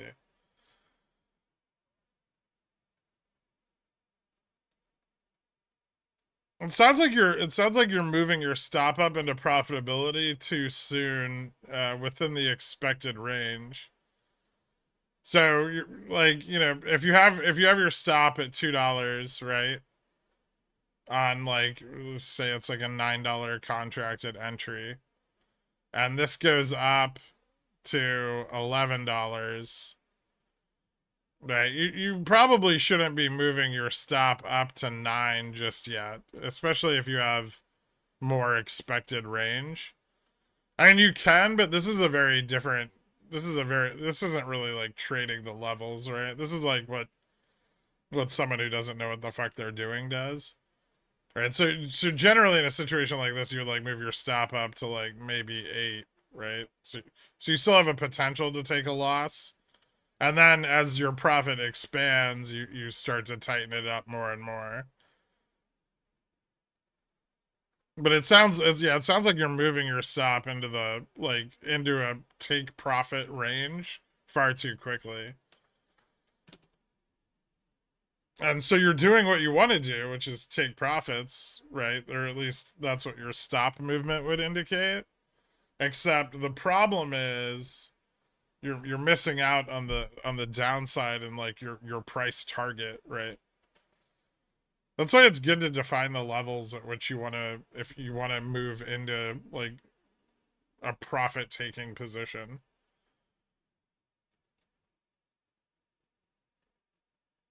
Mine are 50% up already, winning. Yeah, I'm up now. Well, they're in the money now, so.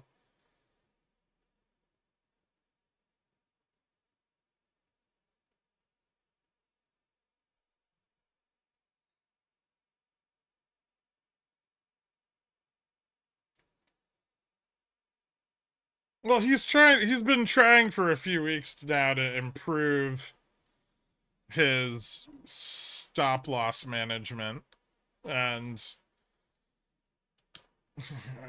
I mean, he's getting better. He stopped losing money, which is a big plus. But then there's, the next step beyond that, which is understanding what the actual fuck you're doing. And that part's harder.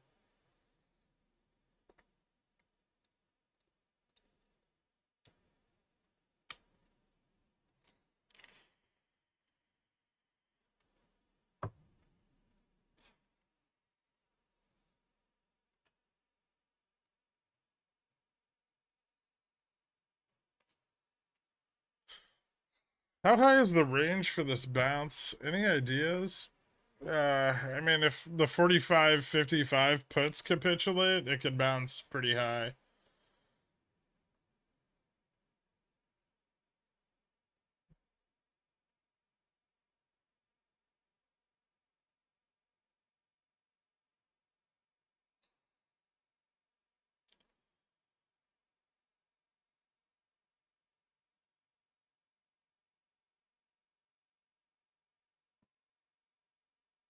$44.75 not off the table? I don't think so. If anything, 44.75 would be like a target.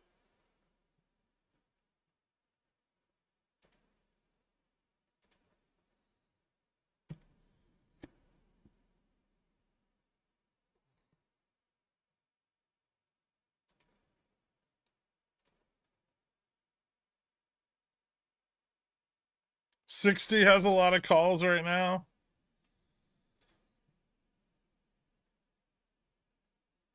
Yields aren't normalizing very much, but Dixie's dropping.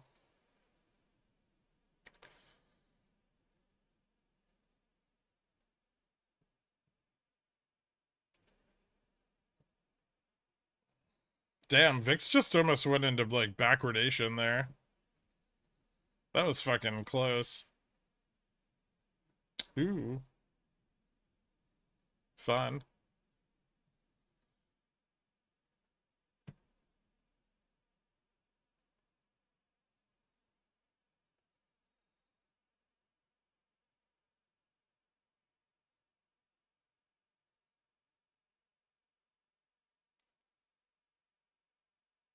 Seems like a 2-to-1. I've been doing 1-to-1 with a wait for a new peak. For example, every time the contract pushes $1 above its last high, I moved it up $1.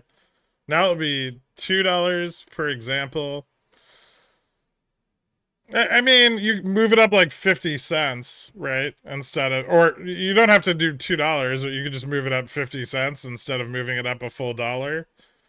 Also, look at your options chart and pay attention to the level where people are buying the contract and where people are selling the contract. Let it go backwards. Watch the algos go mad. Good chance this was the bottom for today. Very good chance, yeah.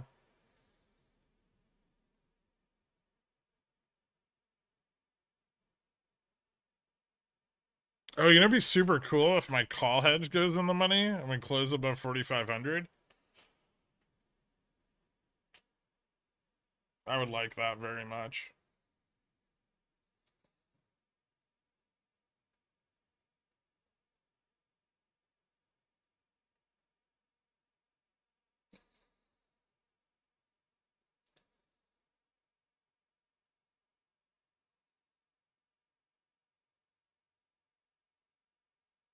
Gherk, what happened? Well, we reversed. We've been waiting for one for like almost through all $8 of that drop, and then we finally got it. Now we'll see if it can pick up momentum, which is, probably going to be determined by capitulation at the 45.55 level. Or if puts reaccumulate, dollar turns around and yields keep moving.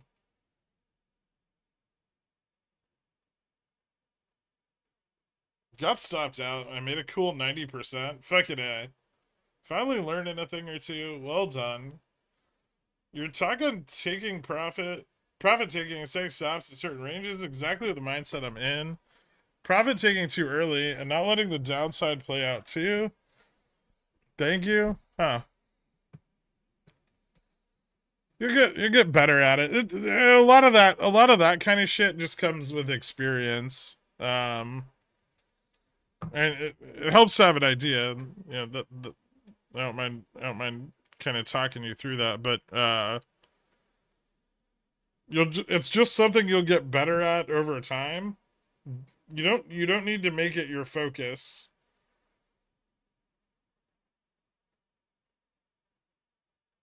It'll just come with practice.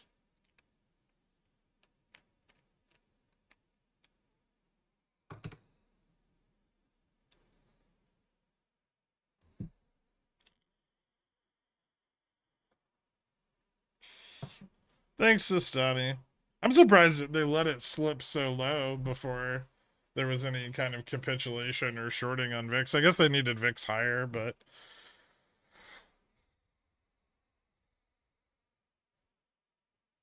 my power went out after 10 seconds after I bought 0 DTs, and I didn't have a chance to set a stop. Do you have a cell phone? Would you buy 0 DTs for the downside? Why?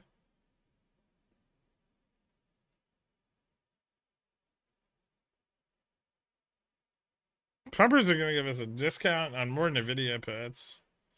Maybe.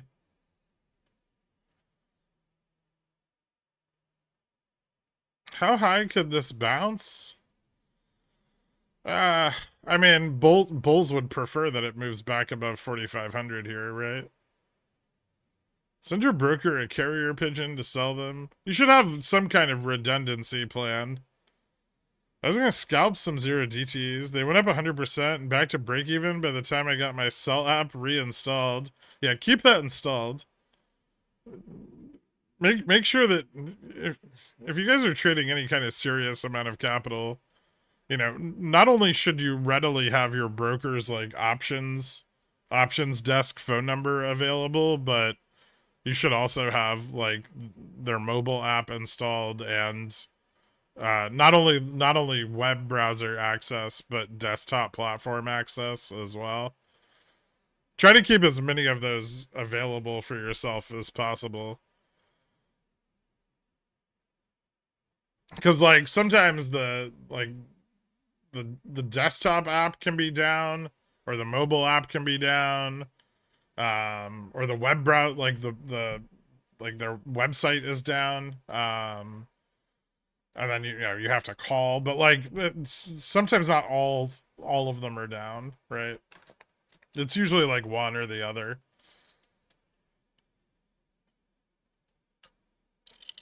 How often have you had to call the options help desk to sell something? I actually do it pretty often.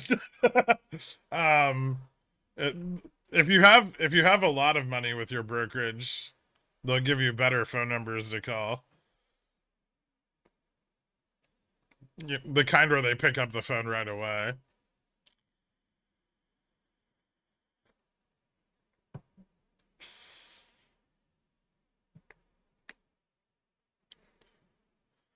It's okay, trade with Fidelity. So when one goes down, they all do, and make sure to not properly be staffed for trades calling in. It's another reason I have so many brokers. Is if I'm taking a loss somewhere, I can hedge in another account if that account's not live, right? Like if I can't access it.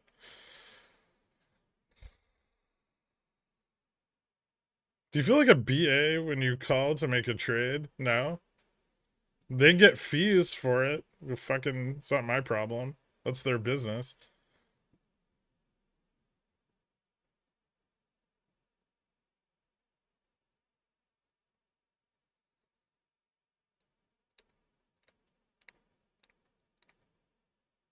What's a lot of money? I think IBKR will open up. They'll open up some faster options at like 250 to 500 grand.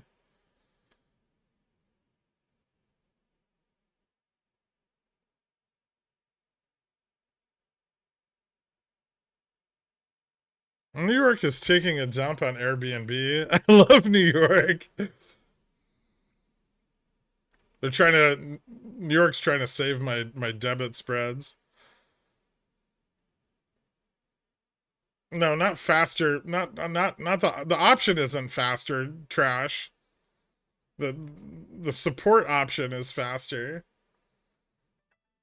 So you don't have to wait on fucking hold to talk to, like 20 minutes to talk to a guy at an options desk.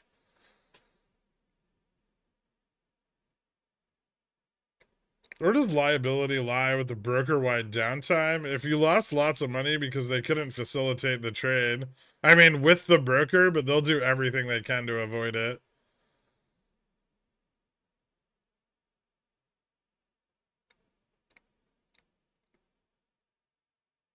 Press the pound key to hear the menu choices again.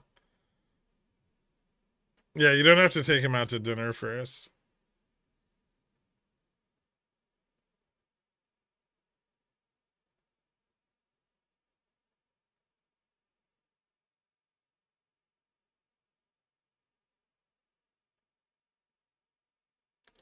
Chain's still looking bullish for the rest of the day. No, the chain's bearish as fuck. They're just gonna try to get the puts to capitulate and push the price back up.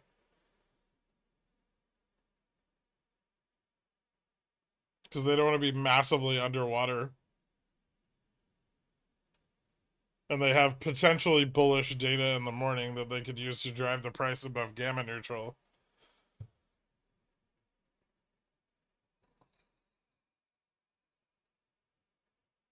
You need to have an order set before the broker goes down to have any case to get money back.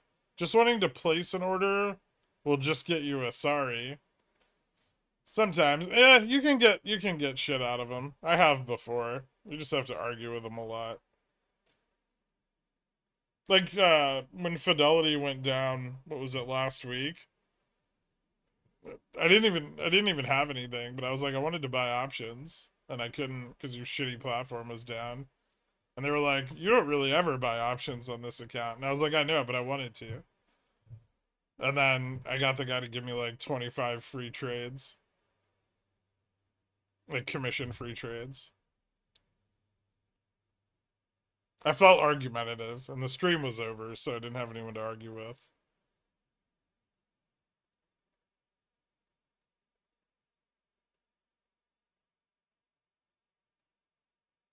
Do you have any thoughts on Bank of England suggesting they're one hike away from a pause? I mean, they're just kind of following the Fed.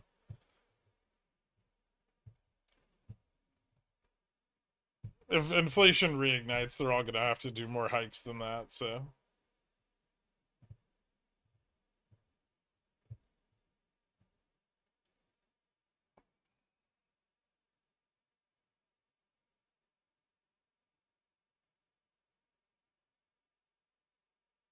I think a prerequisite is having a 7-figure account. It helps.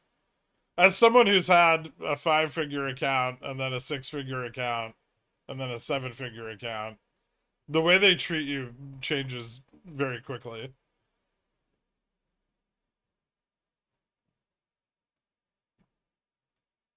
They told me to pound sand. You gotta escalate it.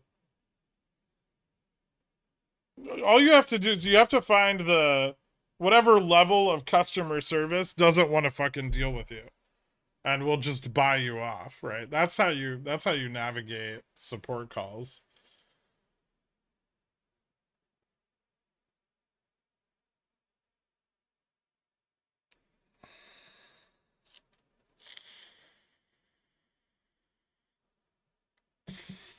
V Wood, welcome to Dillionaire. Thank you so much, man. Hit me up on the Discord. I'll get you added after the stream. What if it's a 5 account in the other direction?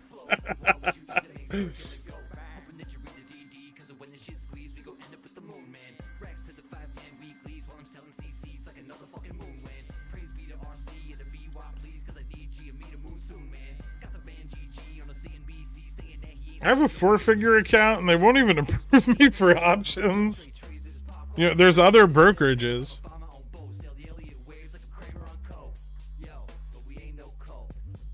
Surprisingly, Fidelity's always treated me respectfully, even though I'm sure massive degen comes up on their screen. Even listen to me when I explained a technical problem with their site. Usually Fidelity's customer service is pretty good.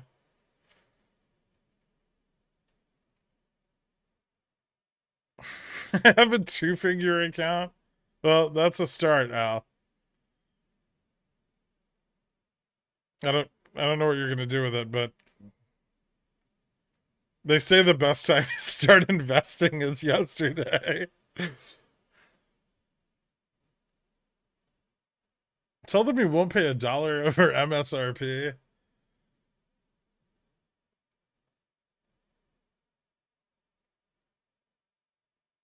You know what drives me absolutely crazy? Every time I see someone on Wall Street Bets that has 200 plus SPY, 0 DTE options, I know Robinhood doesn't trade SPX, but still.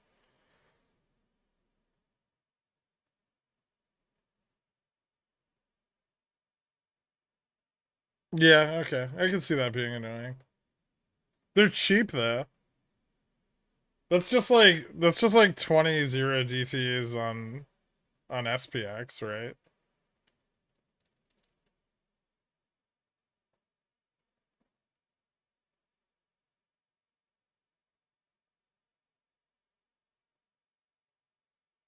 11K volume on the J&J 150p for October 20th with only 6.8K OI. Nice. I'm not buying any more puts on it, but I'm gonna hold the ones I've got for a little while, I think. I got some time.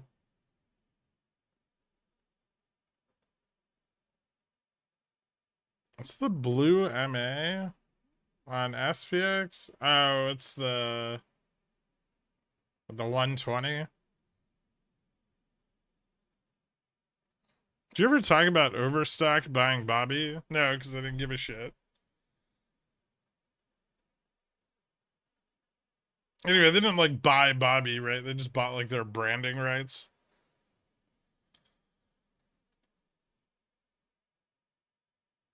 Are you selling GME CCs today, given that there's no earnings call? No.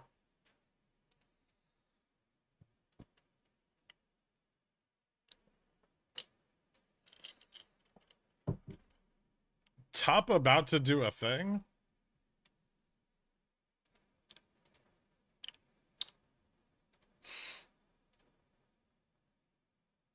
Yeah, maybe.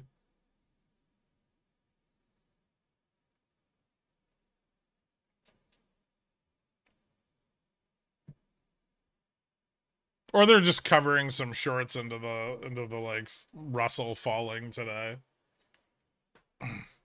Maybe if Russell reverses hard.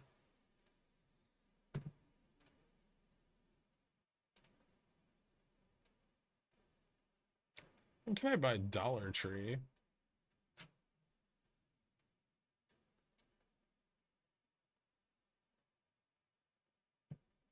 $90?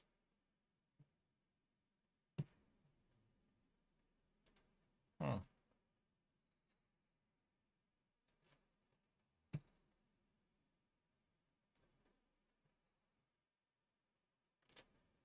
No earnings call means no aftermarket stream today. I mean, we could look at the earnings report, I guess. I don't know what time they're going to release it at, but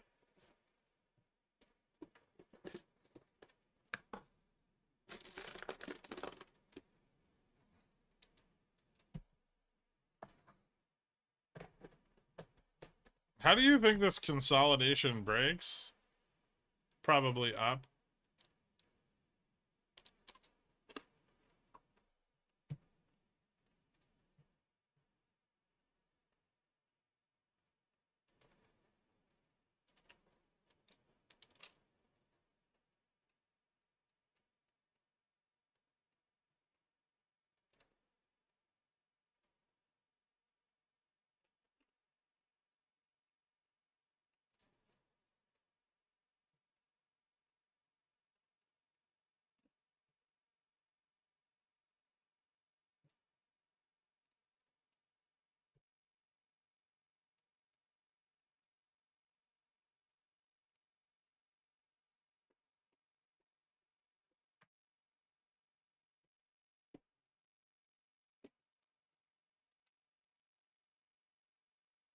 Yep. No, it doesn't particularly look like a good entry. The trend on it's still pretty bullish.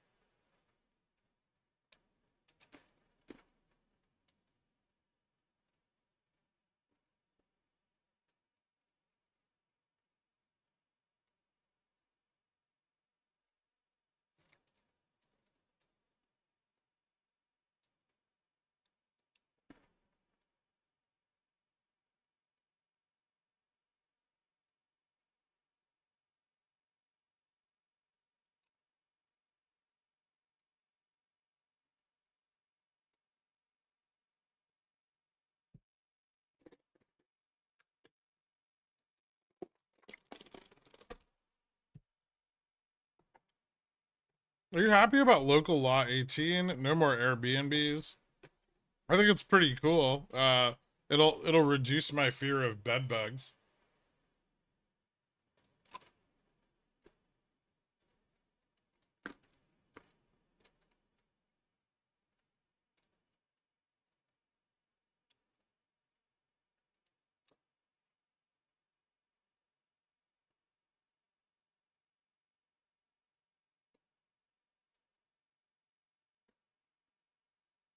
They don't have any earnings call scheduled for today.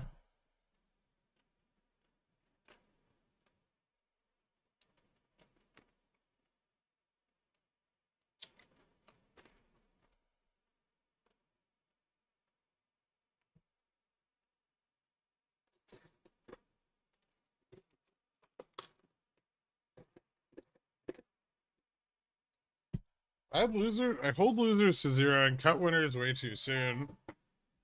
This is the third day in 2 weeks where I've taken profits and watched the options run another 200%. I mean, you need to set goals for the positions you enter. Think about them more when you buy into them. But there's nothing wrong with just taking profits, even if you miss out on additional upside.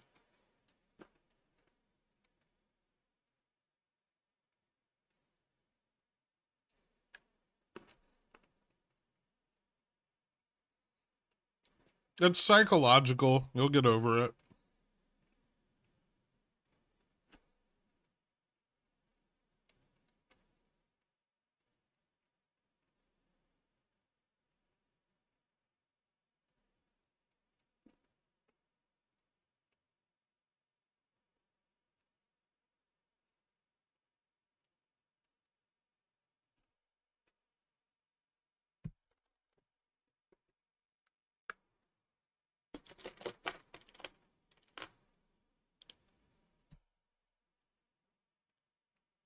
Probably wait till tomorrow for Tesla to re-enter.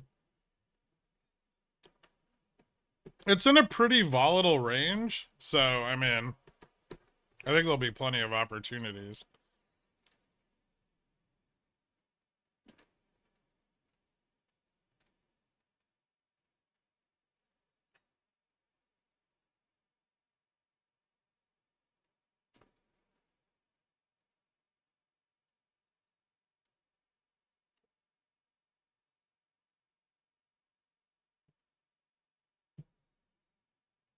How long do you think it will take for current Airbnb shorts to cover so that new Airbnb short positions can be opened at the highest price? Good question.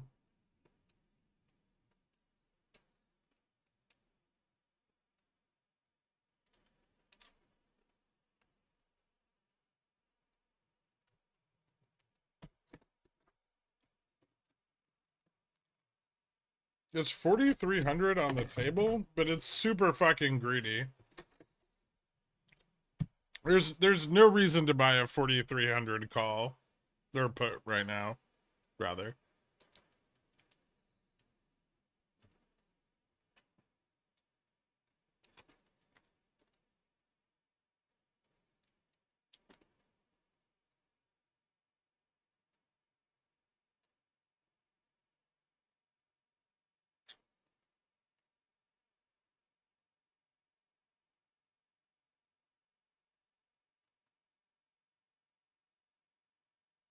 Later, insanity.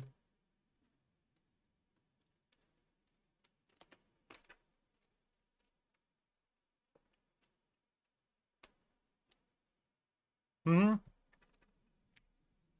Next rate decisions the week after OPEX.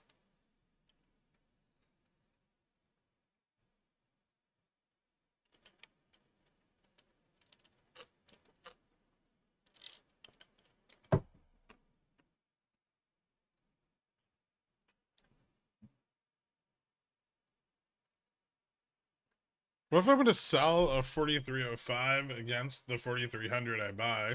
Gross.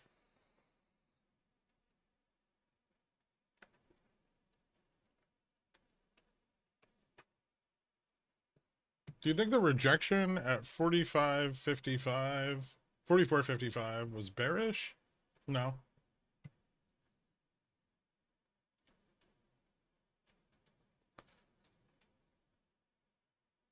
not at all.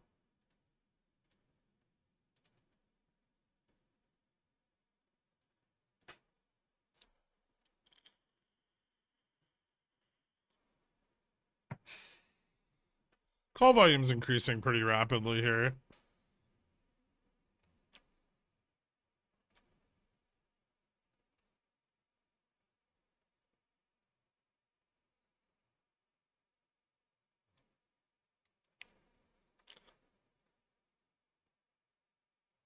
No, 45 put wall, or the 55 put wall is reduced, but it's still there. Why would you close it until you've bought a lot of out of the money calls, though?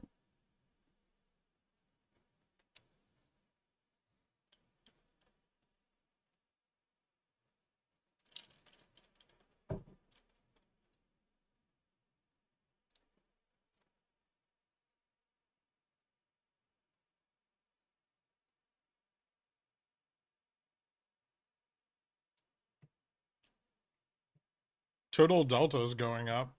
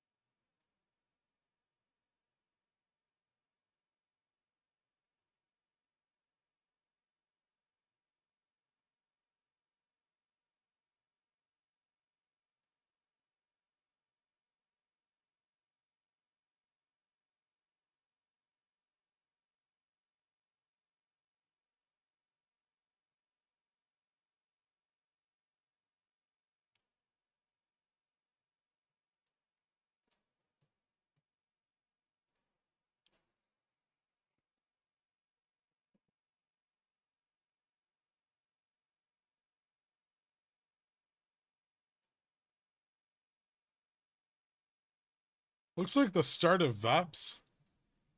Yeah.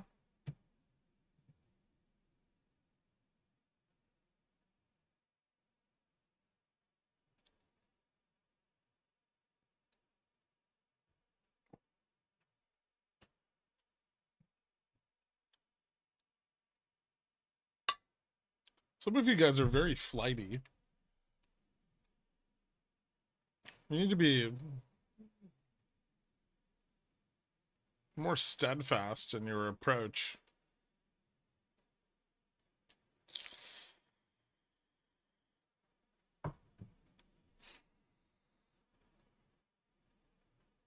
I can't help it. I'm either flighty or swimming. Well, you're a duck, so it's understandable. I've been hurt, Gherk. That should make the next pain less.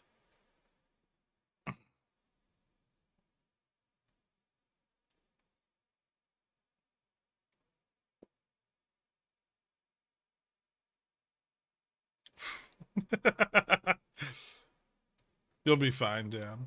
Remind me again, why are the pumpers pumping? Is this to maintain collateral needed for the yen they borrowed? Oh, no. It's to float their equity balances.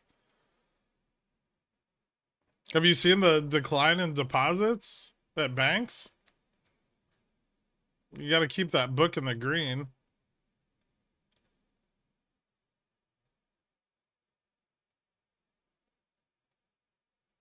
It does help with, spreads and stuff, but mostly keep their equity book higher.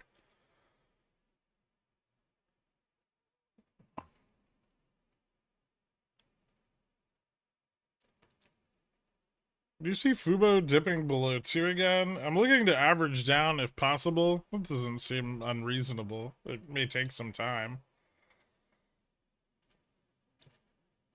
It may not even be done moving up here. Just cuz it went down 30 cents doesn't mean it's stopped running entirely. If the Russell reverses, we could see more short covering there. It always amazes me how the deck can type so quickly and also do Dan things with only one eye. It's a very talented deck.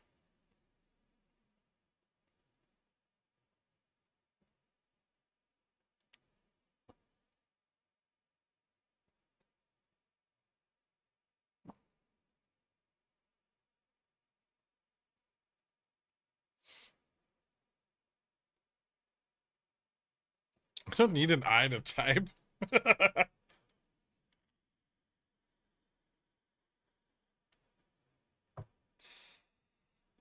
I made some decent money on the Tesla short today. Re-enter closer to 255?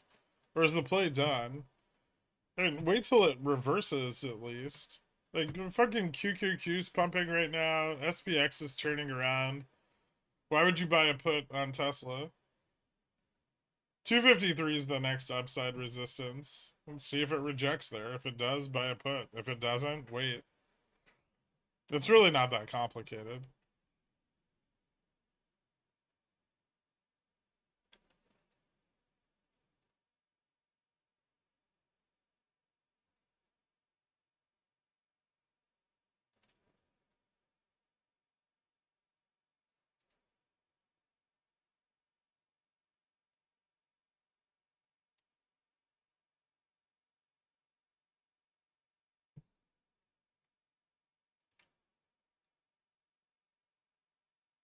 It'd be really cool if we close the day at 45.15 again. I'm just saying. My call spreads are printing. The straight down into straight ups are really the best. Well, generally, really sharp drops are met with sharp reversals.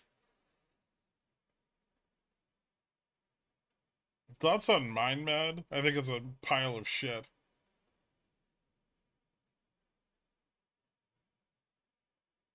Also, yeah, I wouldn't use WeBull's data for anything.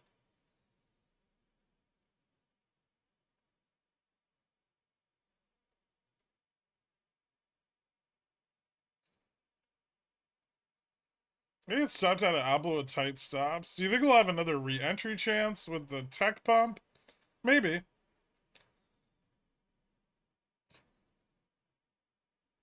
Are you saying my sold 4490Cs aren't safe? I hope not.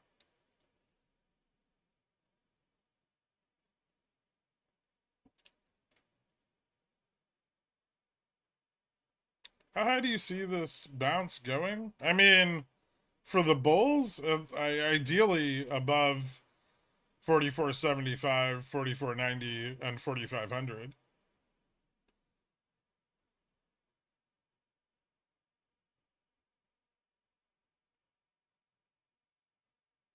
That is what they would like. But first, 4471. Then we can worry about higher.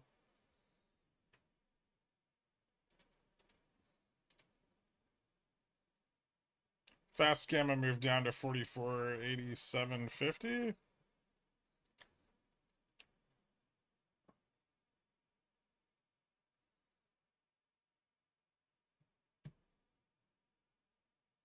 Nope. Back up at 4492. Never mind.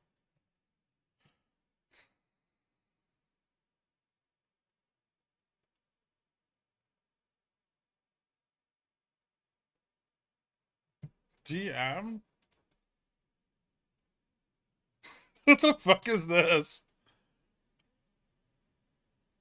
I mean, that's phenomenal.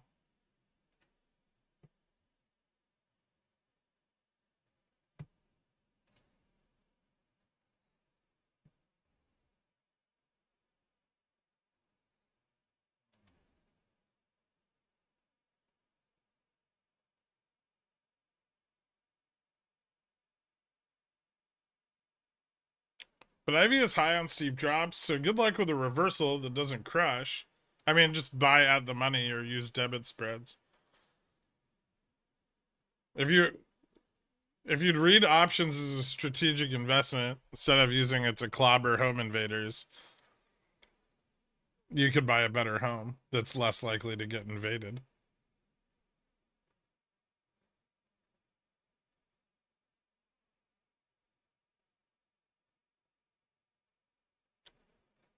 Do y'all ever hear DM and for a moment just assume it's Delta Mutual? I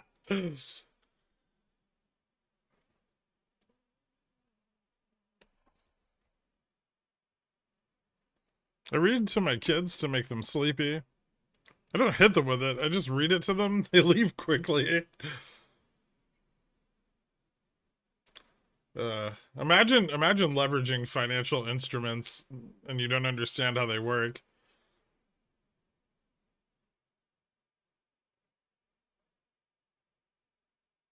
The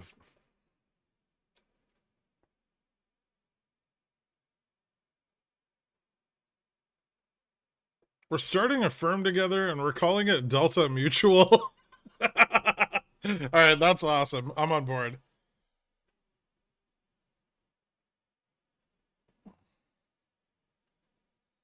Don't lie to me, Wessel's pretzels.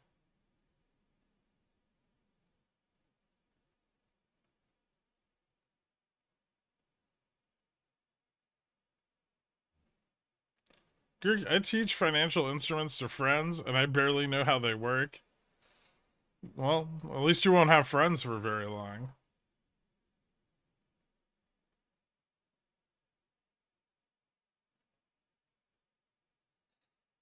Gherkin, I understand financial instruments. Puts cost same like shares.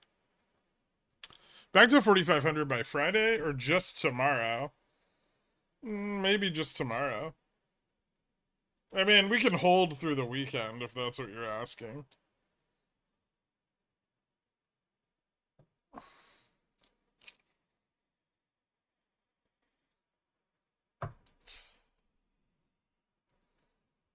Stop making me bullish. It's led to nothing but trouble today. How? This is where the bullishness started.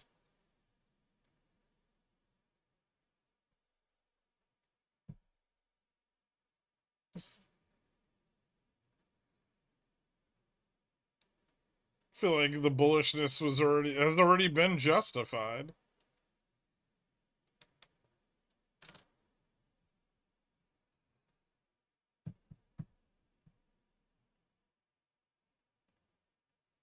I was down 1.5k this morning, waiting for the V. You beautiful centaur, I held and finally just now got stopped out for plus $140. Hashtag not losing money. Well done, Bluefire. You're gonna be really pissed if we go to 44.75 though.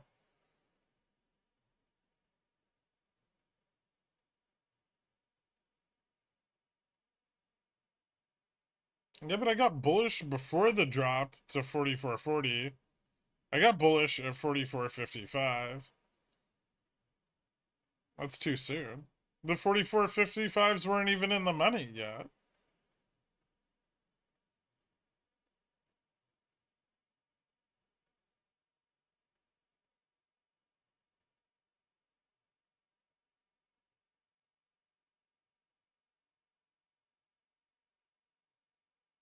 Draw a triangle?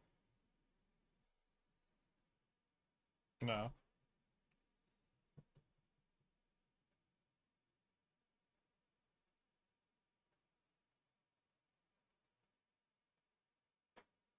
Why are you doing box spreads? Stop it. Are you trading with real capital again? Didn't we have this conversation?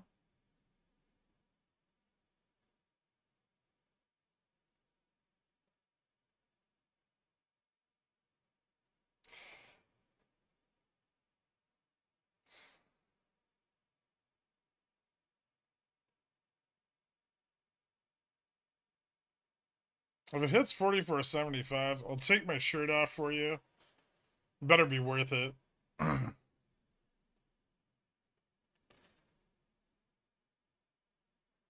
Box spreads because of the innuendo, of course. Uh,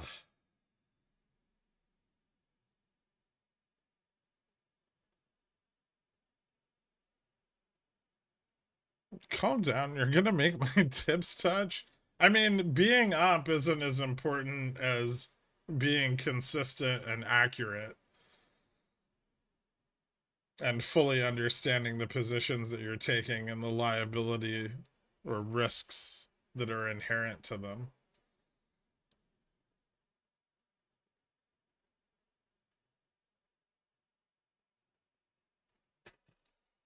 See,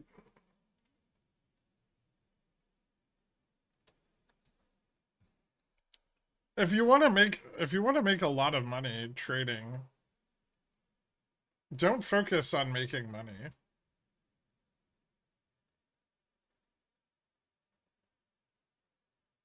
That's bad. Focus on being the best.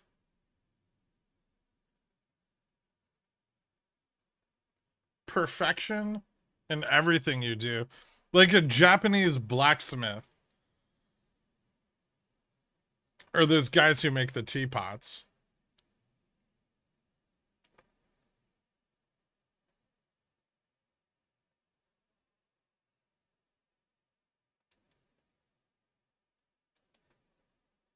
This is like the easy way out. This is hard.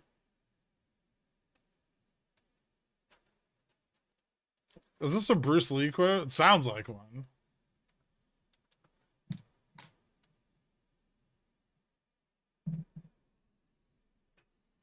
It's true though. If you're consistent and you stick to your risk management and you formulate and adhere to a plan, over time you will just make money. It's literally how hedge funds work. Most of them just do one fucking thing over and over and over again.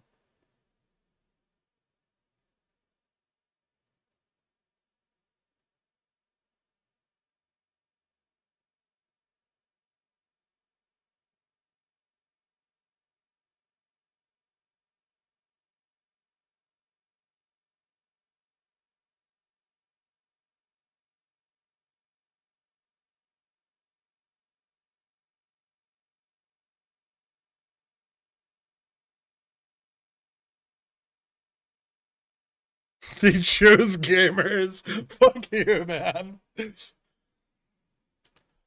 But yeah, stick to the grind, right?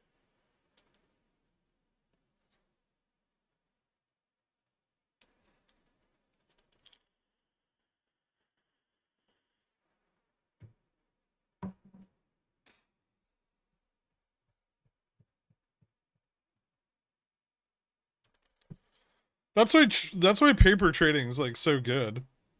Is because you have no monetary attachment. So the only way for paper trading to be stimulating or well intellectually stimulating is just kind of trying to beat your high score over and over and over again, right? And then if you can do that super consistently and you just move to like a cash account or a margin account and just keep doing the same thing you were doing before, you'll make money, right?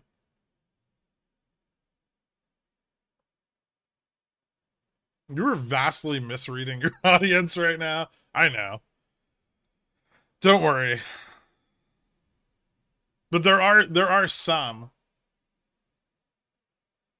There's some people that care more about the minutia than stacking fat gains. Like if you want to just make a lot of money, open a business or something, right? Like you can make way more fucking money and have able your ability to fail. You can fail infinite times at opening. You just open businesses and fail and then open another business and fail.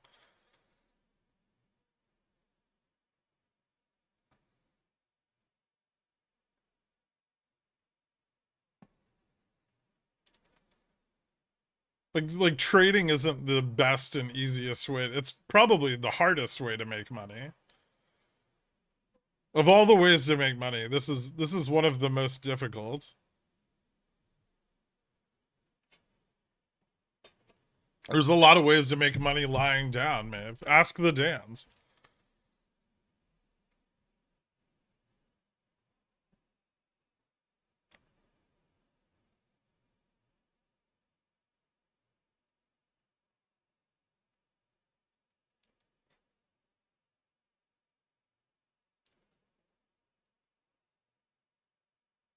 My idol is Bill Wang, down but never out.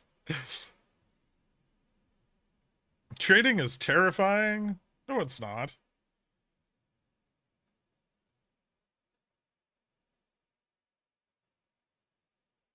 You may not fully understand how much financial stress occurs by failing one business. Just file bankruptcy, do it again. There's always some dipshit who'll give you money to get something up and running. The world is full of dipshits, many of them wealthy.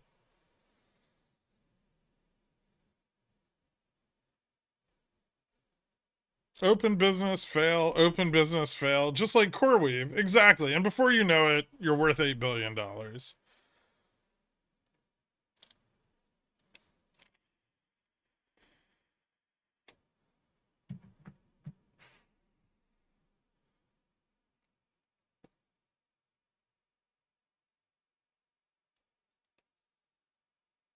Can you loan me some money for a business idea? No, I know you too well. You need to find someone who's never met you before.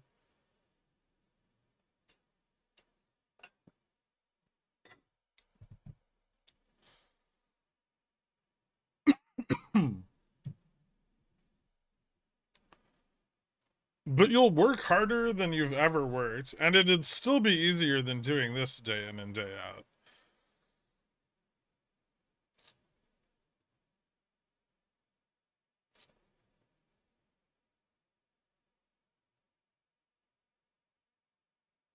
So like if you really want to do this and you want to do this full time and make your life about trading, you need to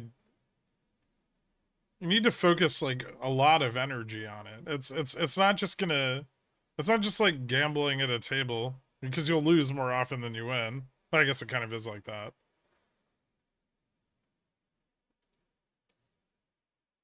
Wouldn't pickle jar multi-level marketing scheme? I haven't decided yet, but I'm working on stuff. Do you think there's much of a risk of a rug pull here? A little bit, because the 45.55 puts haven't capitulated.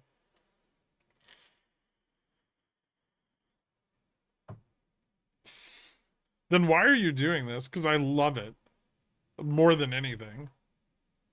There is nothing I would rather do with my day.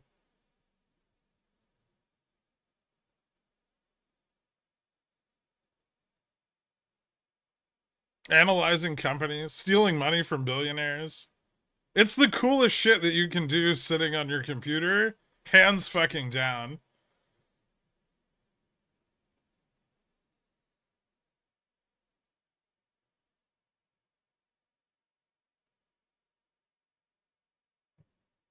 Being hailed as a cult leader, that was just a side effect.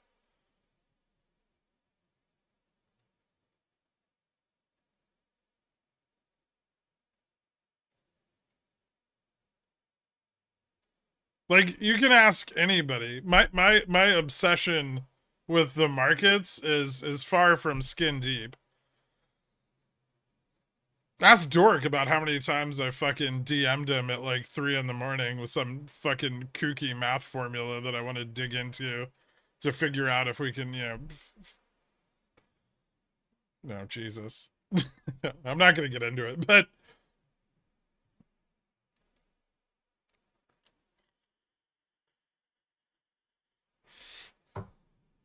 I saw J-Roll's tweet the other day where him and Deep Dive Stocks acted like they invented IV Crush. The people that follow him have to be some of the stupidest options traders on the fucking planet. Didn't he also tell everybody that AMC was going to go up the other week, but he forgot that they were diluting? And then he was like, it's okay, I never took a position, but wow, I'm really sorry if you guys did. After tweeting about it like 20 times in a row. He's a fucking fraud.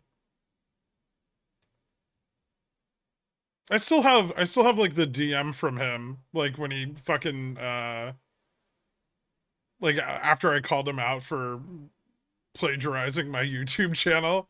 Where he's like, I learned everything I've ever known about markets from you. Don't be mad at me. I totally didn't do it. It was my friend.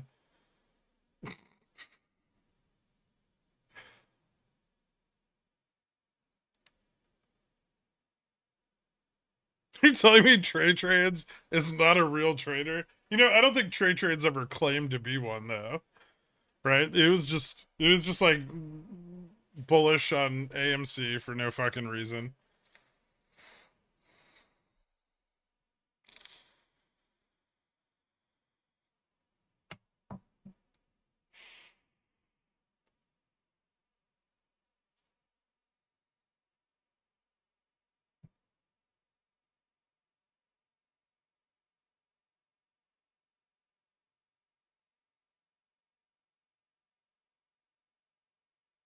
Yeah, but his name isn't Trey Trader, right? It's like Blues Clues.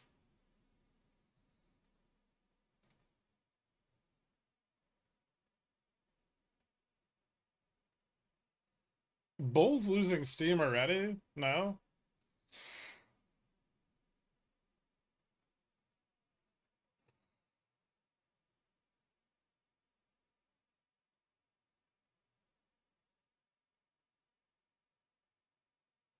His parents named him Trades. It's a family name.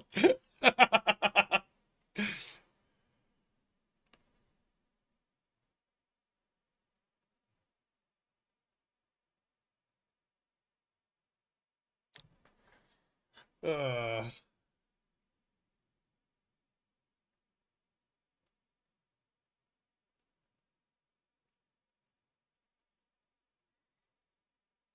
fucking Christ.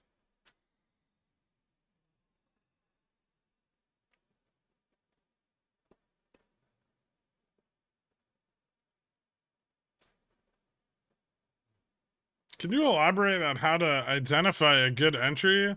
Like how to confirm something is breaking up or down? and thus how to enter a pickles pick. Which pickles pick?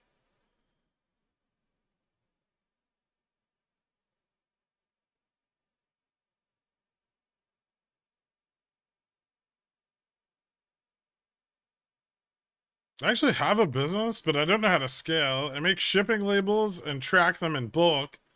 It makes me 30 to 40K a year. I've got one client and they're a vendor in Walgreens CVS. Any ideas? Probably look for another client. That would be step one. If you've kind of maxed out your relationship with your only client, not only that, but you're taking on a ton of risk that that client goes with someone else, and then you're fucked completely, right? So you should probably try to find another one, you know, at least one, maybe two. Then, if those two clients provide the same stream of revenue that your current client does, now you're making, you know, like 90 to 120K a year.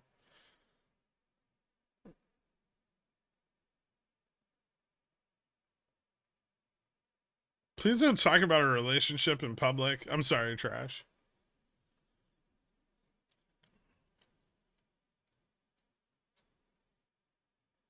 Larry wants us to get coffee with him later, 3 floors up. Are you in? Nah, I'm alright.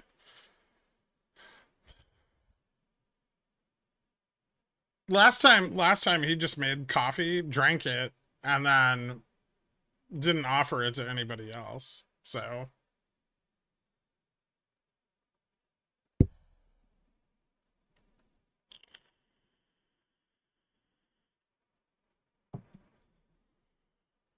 odds we triple bottom on the SPX 1-day chart over the next 2 weeks.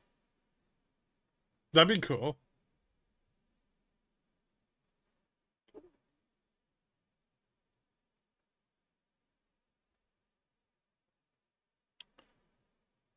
Net delta still climbing? Should I tell him?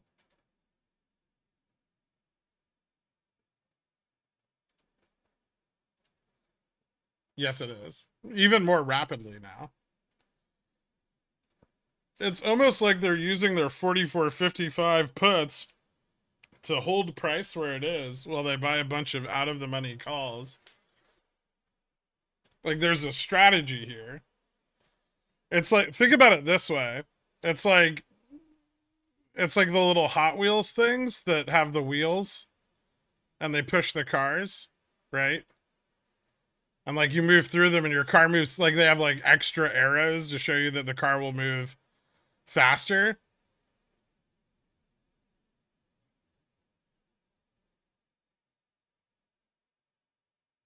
Down the track.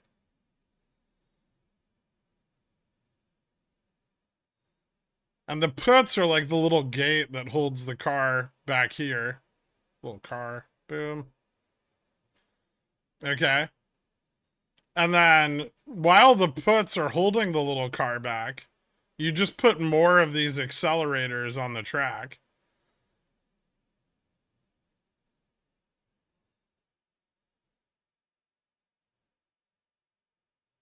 Then the car's going super fucking fast.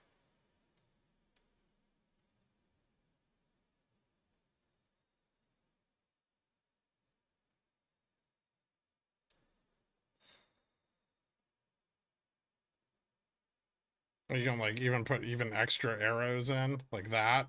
Eventually the line to the arrow goes away and it's just more arrows. And then you close the puts and the car starts going. Shake and bake. Exactly.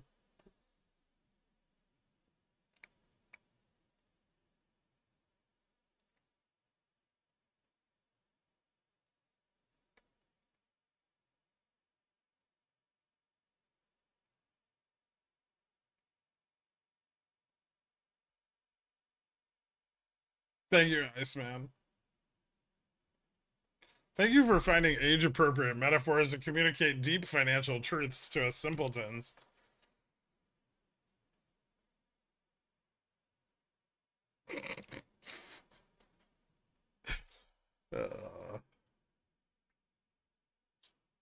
It's almost like there's a strategy here that someone called out very early in the trading day. Who would that have been?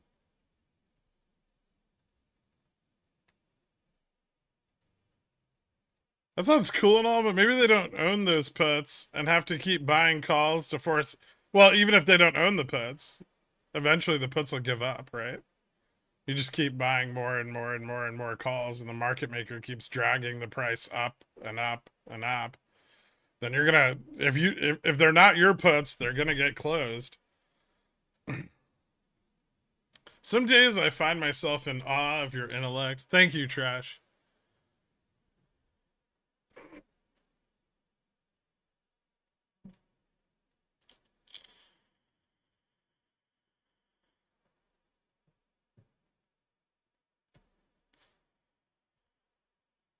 Good chance my SPY 447 call goes in the money today. I don't know. What the fuck is SPY trading at? People with your shitty. Eh, it's not out of the question. It could happen.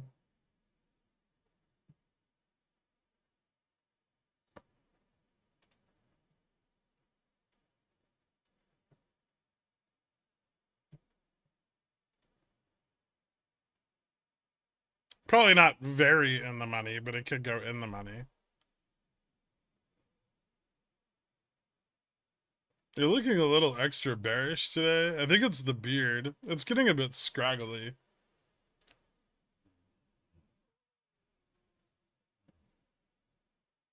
For real, if I followed you to what you said to a T today, I'd be up 12x. Unfortunately, I did not. That's alright. People didn't listen to Jesus either.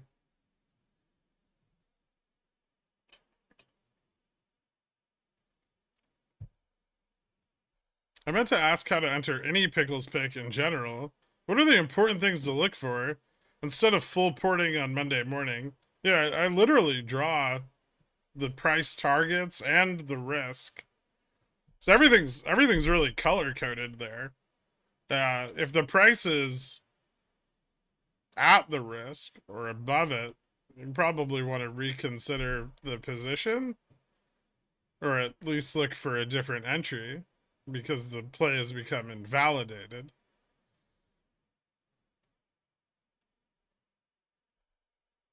If it's at the first price target, you probably want to think about setting stops. If it's at the second price target, you probably want to take profits.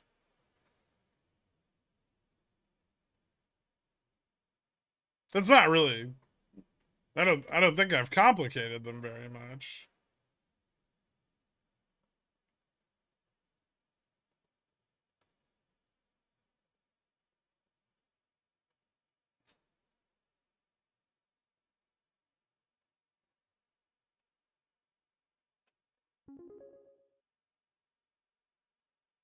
I just want to tons at thank you for all your efforts to make this community such an awesome place. You're the best. Big Spoon. Thank you, Patrick Swayze / Big Spoon, creator of AI memorabilia. It's appreciated. I can't tell you how much using memes that only feature my face has inflated my ego because it can't be measured in a standardized way.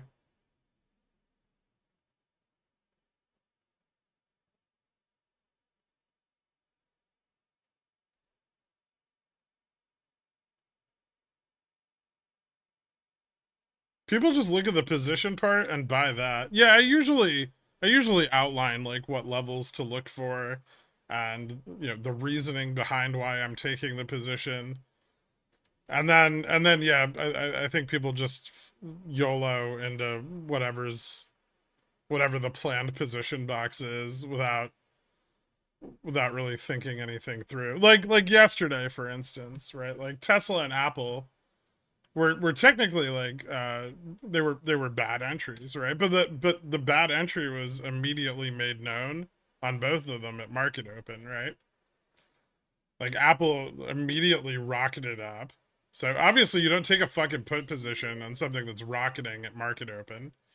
And if you didn't take a position there, then you would have had this entire period to determine if you wanted to take a position much closer to risk, right? Which is nice because you haven't surpassed risk, right? At no point did it cross over the risk line. And then you would have made a bunch of money today. It's a bunch of money. I know because I didn't take a position at open because it was moving the opposite direction rapidly. And then waited until the end of the day to take one.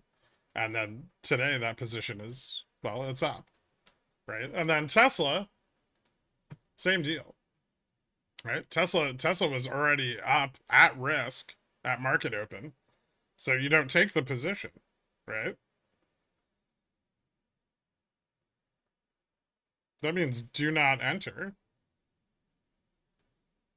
Sometimes you'll see this sign on doors. It means to not go in there.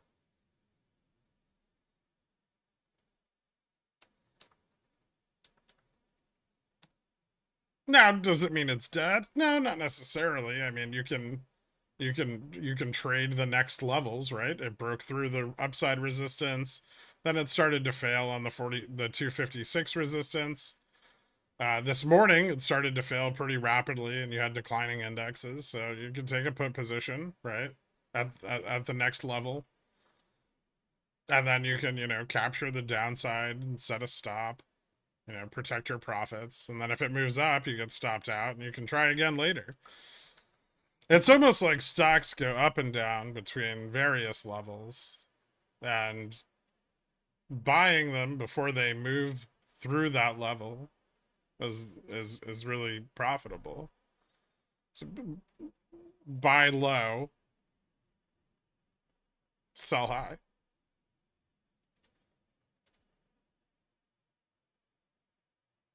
Dude, you're blowing my fucking mind right now.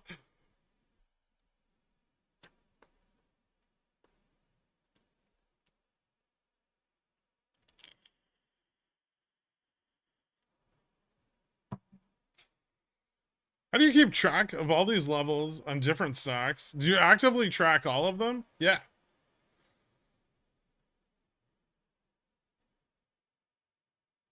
I'm a phenomenal human being. I'm capable of doing lots of things. A renaissance man, if you will.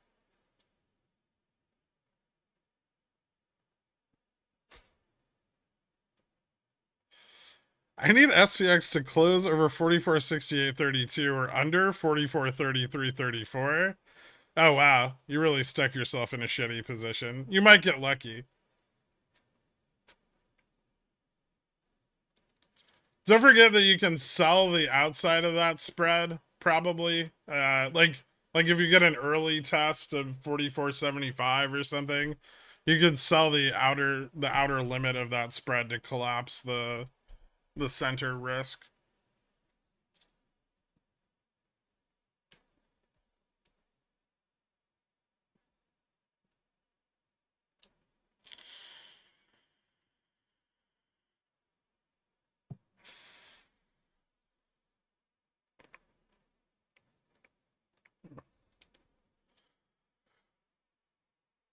Something that hasn't been self-evident to me is the levels defined by options interest and delta or price volume traded in the last 30 days, 1 year-ish.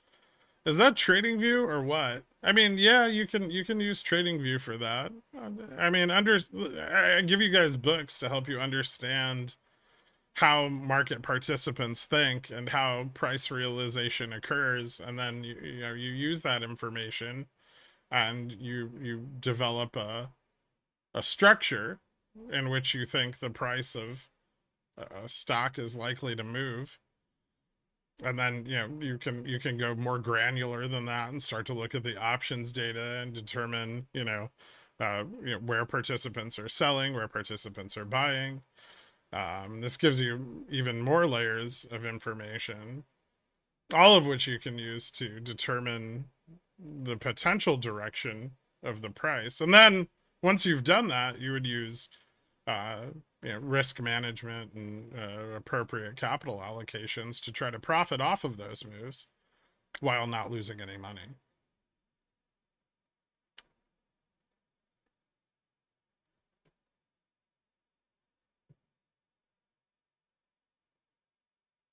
Why does human psychology tend to cause humans to do the opposite of what we should? I don't know.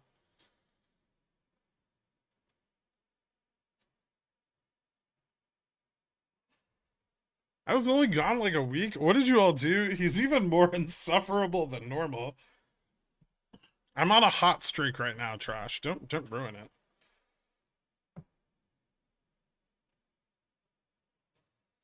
I perform better when I'm removed from reality.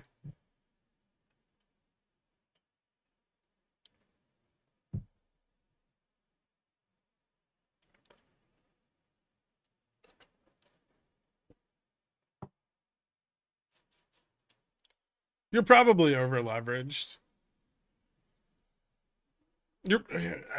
I feel like a lot of people are buying and selling stocks, but they don't know why. And I think I've come to this realization mostly today.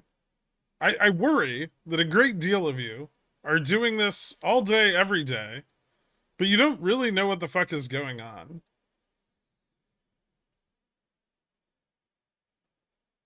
That might be my fault. Maybe I'm not teaching you enough. Or widespread illiteracy. There could be a number of reasons, but I feel like I feel like there's people that bought puts this morning and they made money, but maybe they don't really know why they bought puts. Maybe they don't really understand what happened and why the market was going to sell off at open. Even though I explained it pretty clearly to at least a decent portion of you.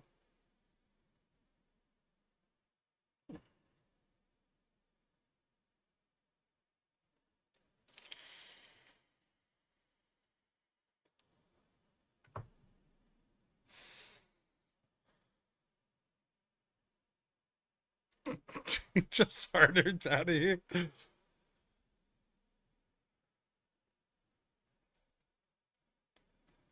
What if you had a channel where you taught market concepts or something? You mean like a school? Like a school of stocks?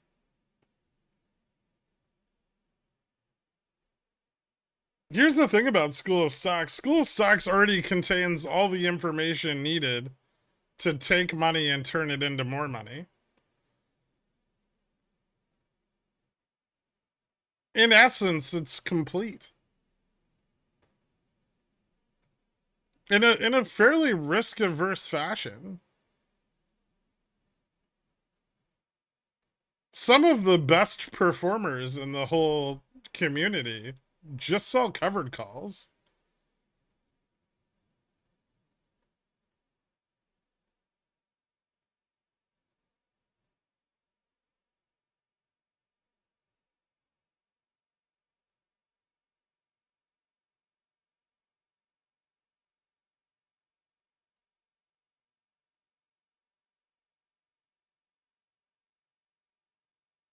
The explanation of the 45-55 puts and how they would be used actually meant I've made money both ways, so thanks for that. No problem.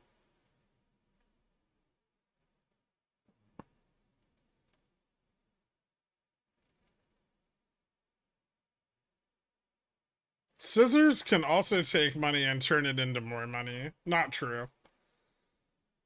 You need 60% of any one bill for it to be... Is it 60? I think it's 60% for it to be valid.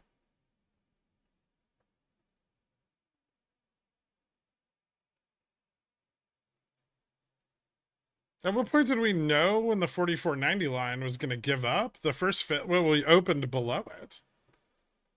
That's how we fucking knew.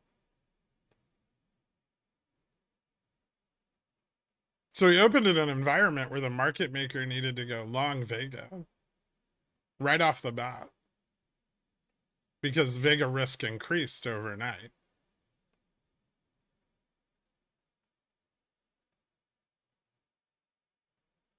So that's how I knew we would sell off into market open immediately.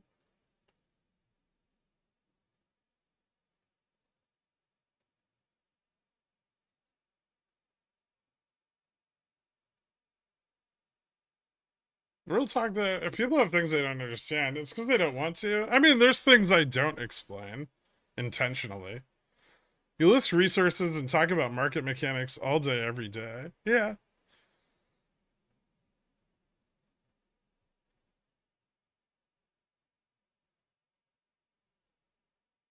90% of the community here is for 10x 0 DTE plays, but those are easy. It's much harder to consistently make 3 to 5% bi-weekly.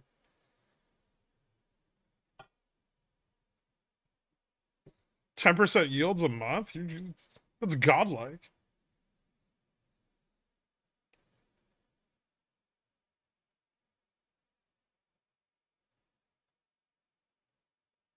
So let's take SPX example. When would you say this uptrend is invalidated?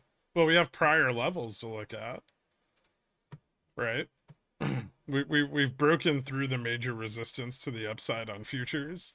We're approaching larger resistances to the upside on SPX, but we're at one now in the 44.60 to 65 range. You know, a continued recovery above this would likely lead to a test of 44.75. You can confirm that level over here on futures, right? Where we did finally find support right around 44.50. And we're bouncing up, and the next major resistance, now that we've crossed 44.61, is 44.76.25, and then 44.90 after that, 4,500 beyond that.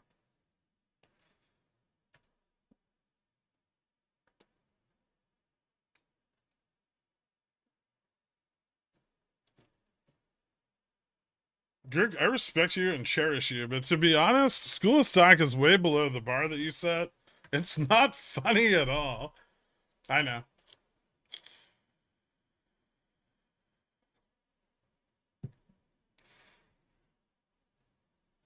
How do you come up with the idea that they would even bounce it so hard that 44.75 would be possible?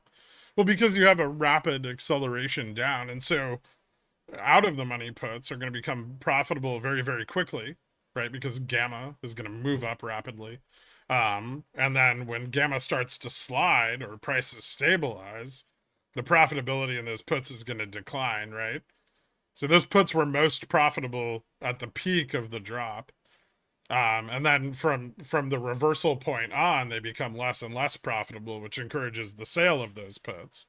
And since those puts are the thing holding the price down, when they start to sell, the MM is going to start to buy the underlying, and prices are going to drive up into the calls that were bought on the downside move because the calls were very cheap.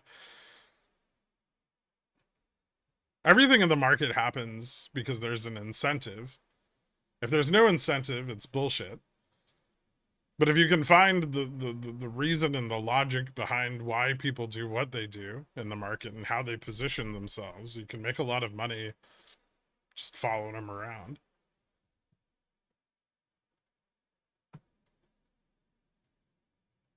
For whenever Dork speaks next, he's really busy with work, but I got you, Carl. Don't worry. Hold on, did I miss a Ko-Fi? It's been a long time since I missed one of those.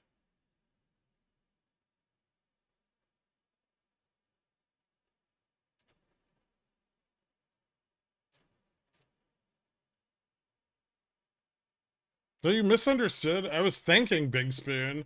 Can I have my $3 back? Oh, I'm sorry. Well, I thanked him too.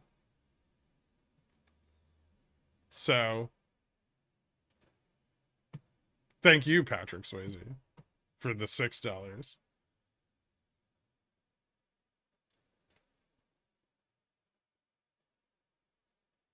I think the problem many people have is that they also work jobs. So they aren't here all day, every day.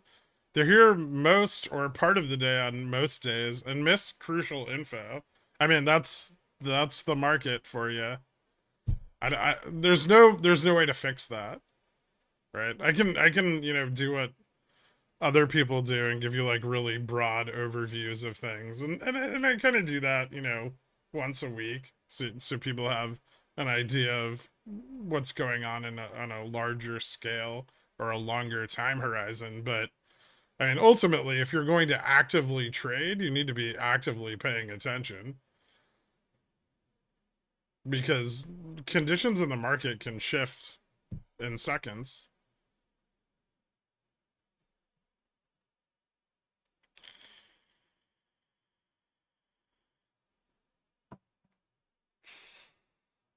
What if I soak my money in water, stretch it out? I mean, if you can get someone to take it, man, you're winning. I'll accept your stretched out $60 bills for pigeon whale as long as you can deposit them in your bank.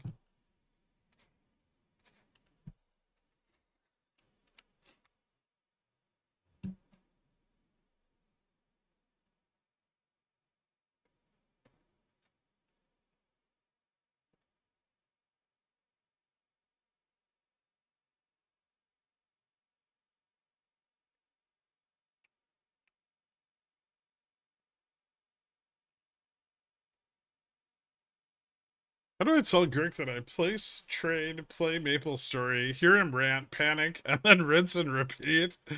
Oh man, I haven't heard of that game in a long time.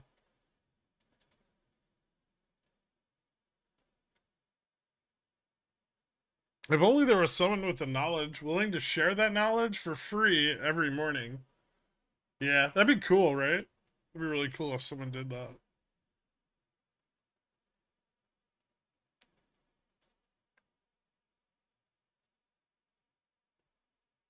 Yeah, but then we didn't regain 44.90, right? So the sell-offs just continue.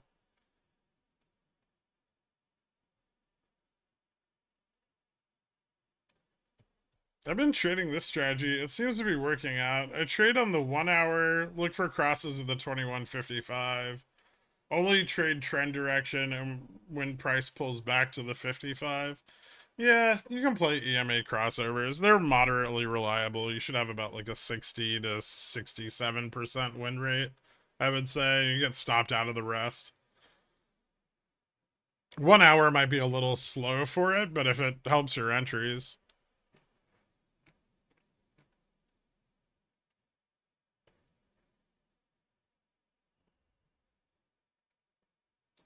From experience of blowing up my own port, removing and patience is all you need. Your video game analogy is a perfect way to think about it. Thanks. I got it, Patrick Swayze. I went back and found it.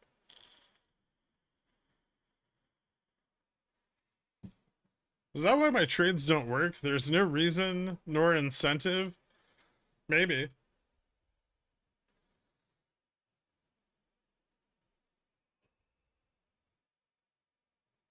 These trades? Serious question. How can I get over my first 3 trades? 1, shorting SPY right before the COVID crash. 2, shorting Tesla right before it dropped like 15% in one day. And $20 GME calls before the sneeze. I mean, don't think of them so much as luck as just a point where preparation met opportunity, right? They happen. The more exposure you have to the market, the more often they happen, right? So if you're doing this every day, you're just those things are going to happen. You're going to have big extraordinary wins, and your goal is just to avoid big extraordinary losses.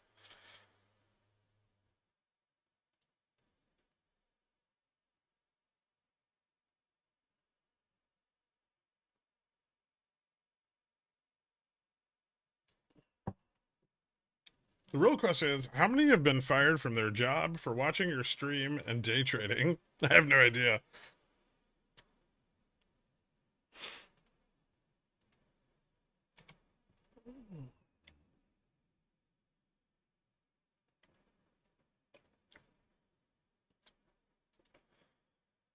Does that push need consolidation, or can they keep pumping it? If more puts pull back, it can keep going up. Or if they short VIX harder, they can get back above their Vega risk at 44.75. So that's incentivized, right?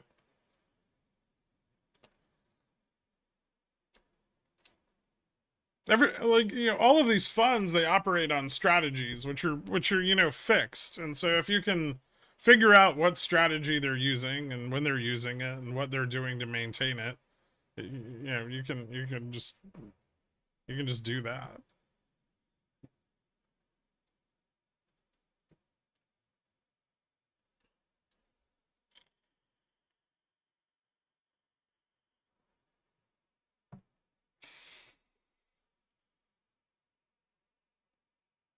Thanks, guy who's bored.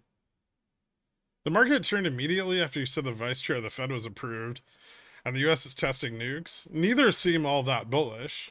Oh, I don't think they had anything to do with this anyway.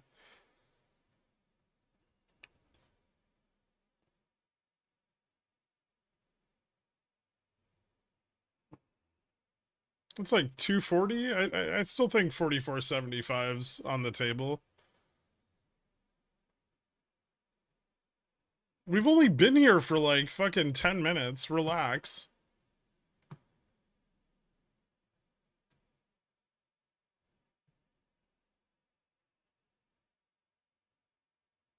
Why are you being so wholesome, Gurk? You're a shill. I hate you. And I have low T. That's okay, Carl.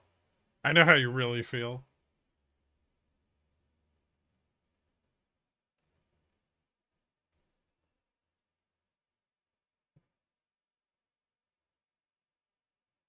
I shouldn't have high blood pressure from trading 0 DTEs.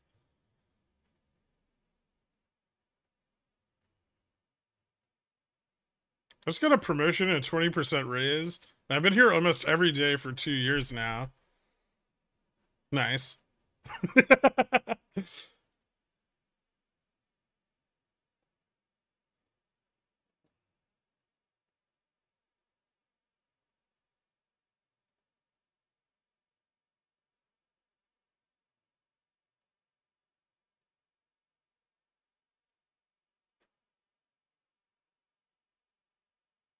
Asked IT for a second monitor for productivity. 90% of the day is WeBull up with 9 tickers.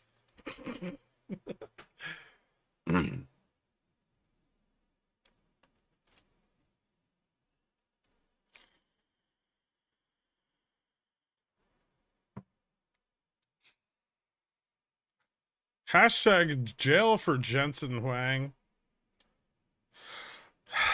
In a perfect world, maybe. I got 25% raise last year, and I make more trading with you here than I do in salary most weeks. I'm here like every day. I know you are, Barrett's Axel, and it's beautiful. I just work from home and have the stream on my extra monitor. If y'all are getting caught, that's your own fault. Has anyone actually been caught?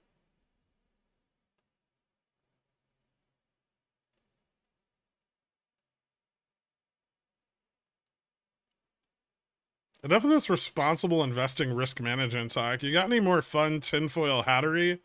The CoreWeave telenovela is fantastic. As much as I wish that was tinfoil, you actually can't make up shit that ridiculous.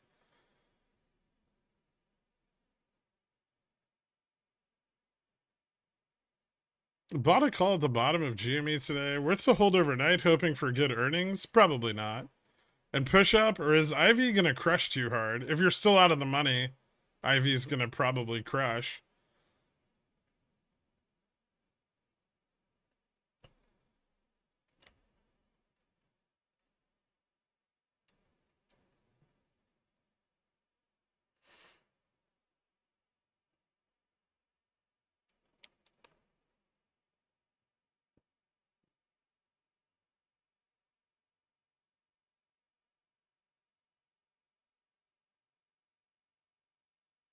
Back in August 2021, during the GME OPEX, I was obsessively watching, and my boss walked by my monitor and stared at it, and then walked away without saying a word. Nice.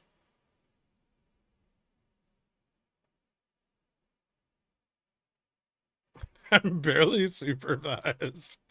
I play the stream, watch charts on my personal computer, and work on my work computer.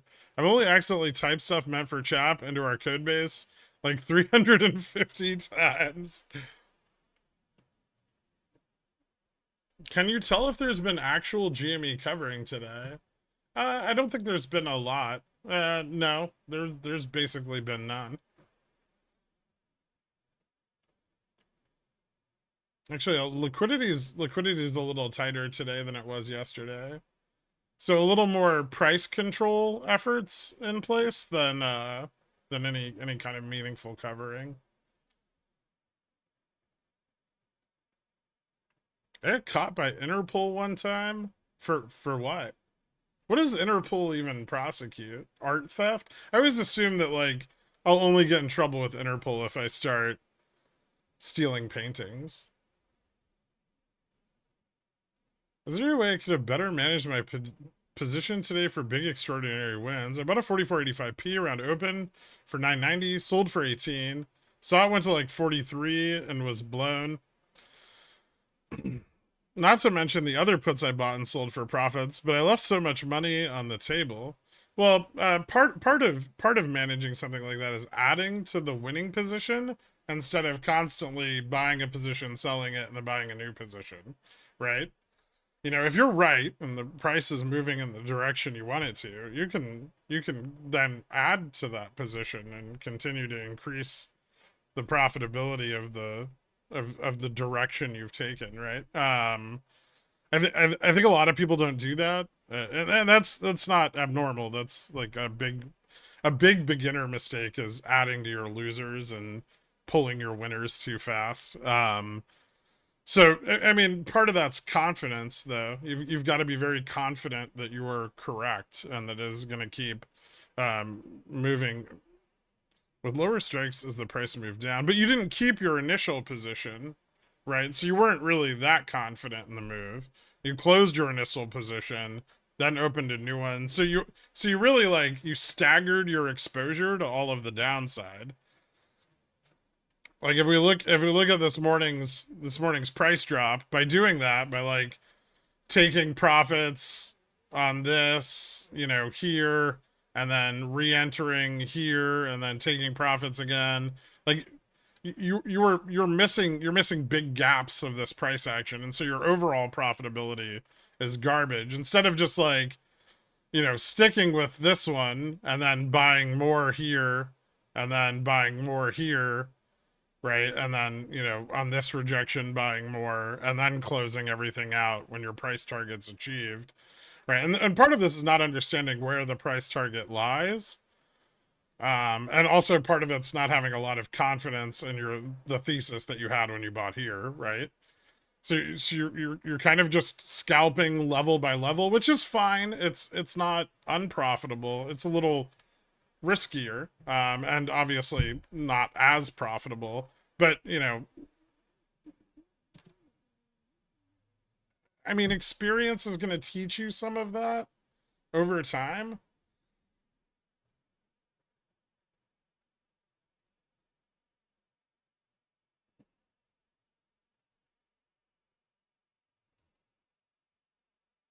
Everything you're saying is almost everything I started doing these past 2 months. Thanks to the help, I'm doing better than a year ago. No problem, Sahib. Congrats, man. The real question is, what does Interpol have jurisdiction over that the local police doesn't? There's got to be an area where you can commit crimes that are too small for them to care about chasing.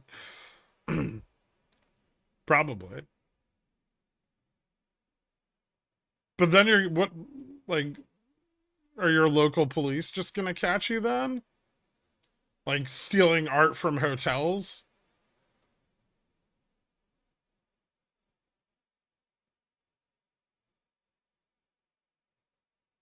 I guess you just dress as the cleaning crew, and then once you get like a storage unit full of hotel art, you can look for new hotels that are opening and be like, hey, do you guys want to buy a bunch of art? Boom, fenced, on to the next job. No one the wiser.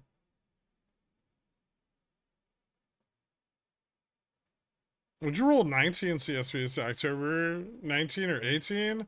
If we finish below 19 next week, I wouldn't sell CSPs on GME at $19.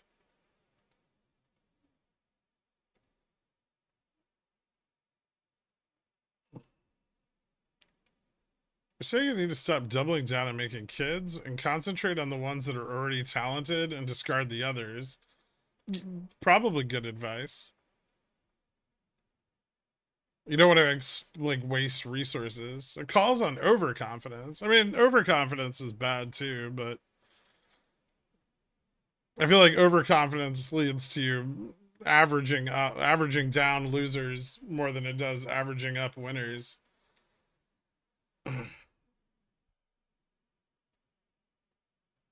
Stealing posters from GameStop.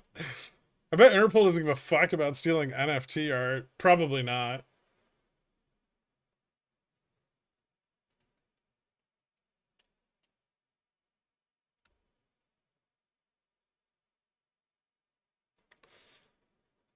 Are we trading sideways till the Fed speech? It starts in about 9 minutes, so maybe.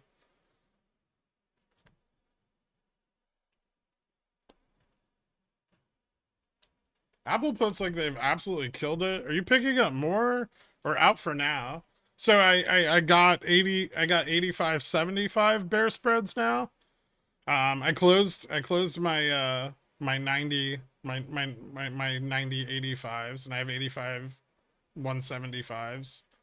And then I think on a confirmed break of 80, I'm gonna pick up 175s for like 7 or 14 more DTE.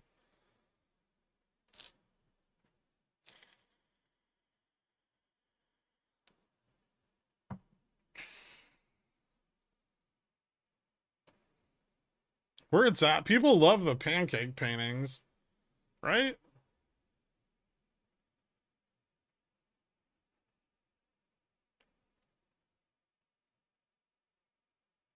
That's disgusting. Bipolar bear.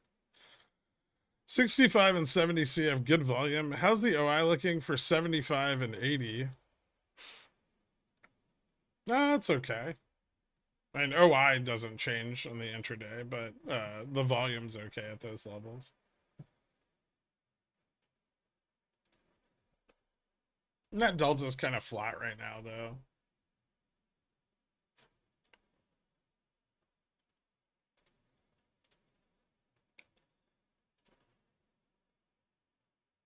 Starting to get a little more interest at 75 and 80, but there's also short puts at 75 that didn't really collapse earlier, so that can also act as, well, bullish momentum if we cross 75.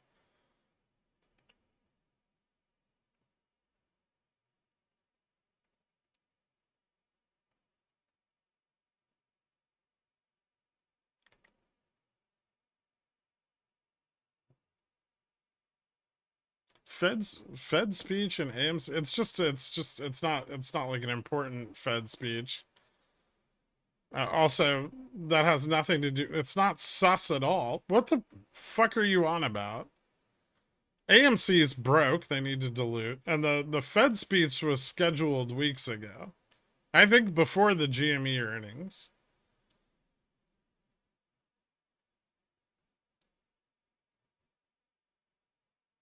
Can you explain why you closed your older Apple spreads instead of holding them into possible higher profit?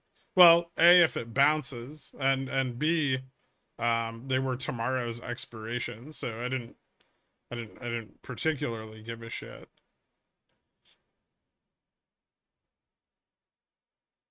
Like, they weren't gonna gain that much more value than they already had. It was better just to take profits than leave risk on the table for no reason. Or for to like what, skim the extra 40% in theta decay.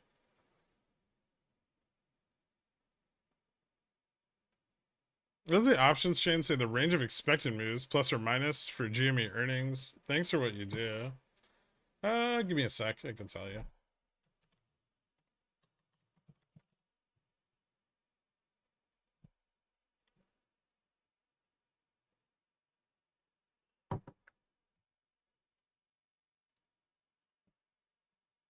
Yeah, it looks like about 6.3%, or 14.2 over the next week, and 30% over the next month.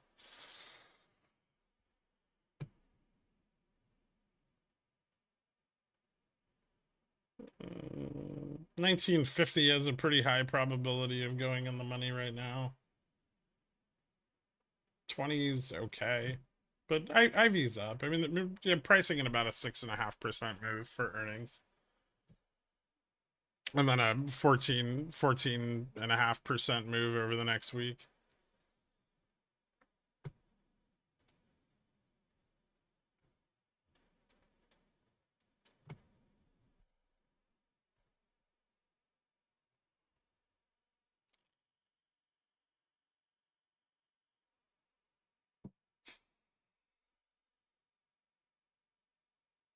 So down 21%. Got it. Possible.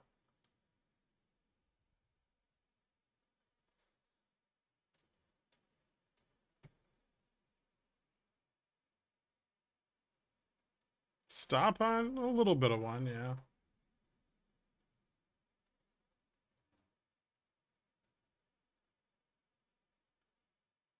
Could pull back to like 44.60 here.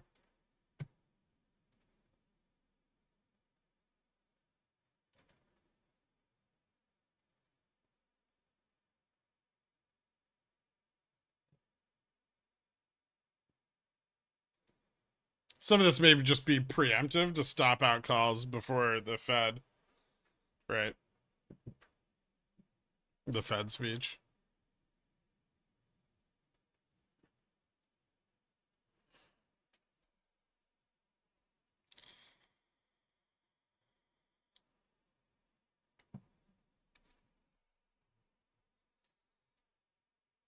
Where do you think this leaves us for the rest of the week? I still think the rest of the week's going to be largely determined by tomorrow's data. If it's neutral or slightly bullish, we'll probably move back to like the 4,500 ish level, and then failed GN next week.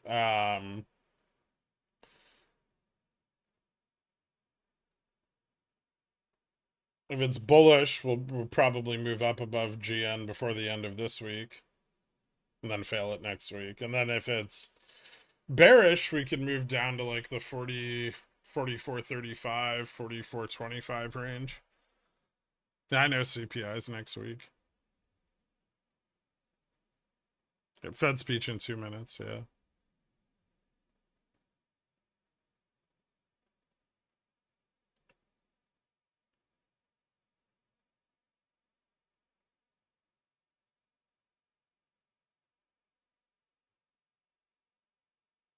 I just wonder, is there someone in a tower or perhaps a citadel per se saying, let's stop out calls before the Fed speech?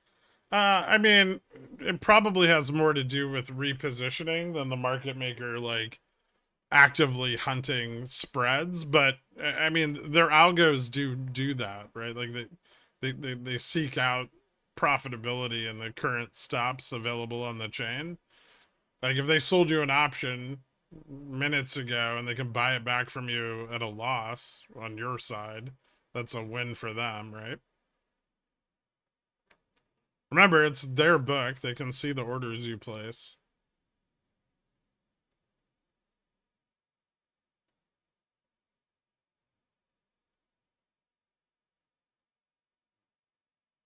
Bullish data, bullish. Neutral data, bullish. Bearish data, believe it or not, also bullish. There's a compounding effect of consistent bearish data that's not so bullish. Hence the 100 BPS drop we experienced today. Can't see my stops if I don't have any. That's true.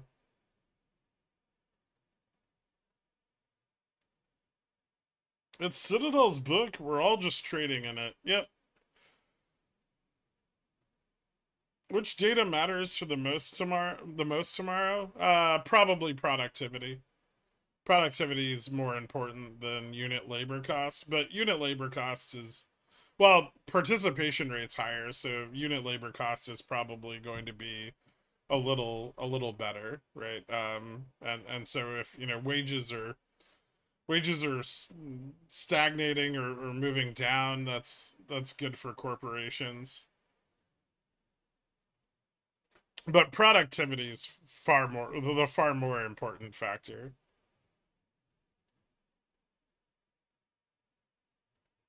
Don't say productivity so loud. My boss will hear.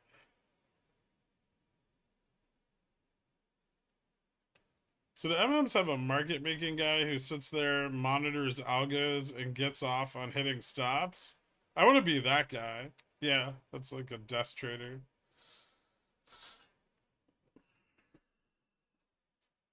Can you believe that people are still buying BBBYQ? Yep, there's a lot of morons.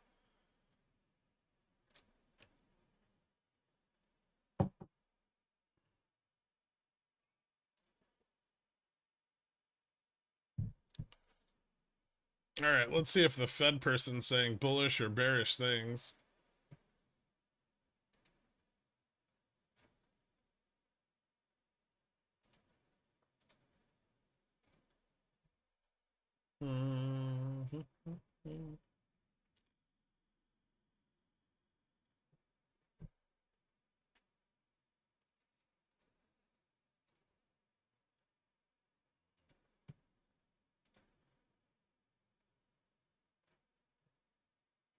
Nothing yet.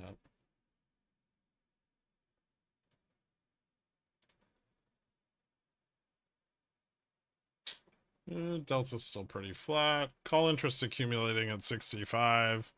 A little bit at 60. 70. So yeah, a dip back to 55 doesn't seem unreasonable here.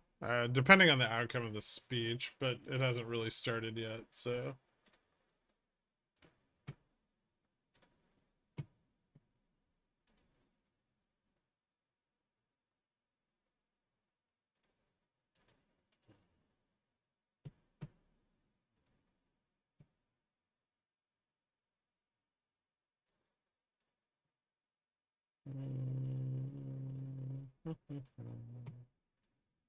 Futures. So maybe futures pull back to 44, as far as 44.61 before reversing. Port's up 59% today. Thanks to the cheat codes. No problem, man. Think he recovers at the market if that happens. Who? 44.60, 0 DTE straddle. I don't like that so much. 44.60 to carry into the rest of the week, not so bad, but 0 DTE, I'm not a big fan of. We could end up stuck here, right? We could end up stuck just above the 45.55 put level. So that's a big risk. Then you won't really make money on either side of it.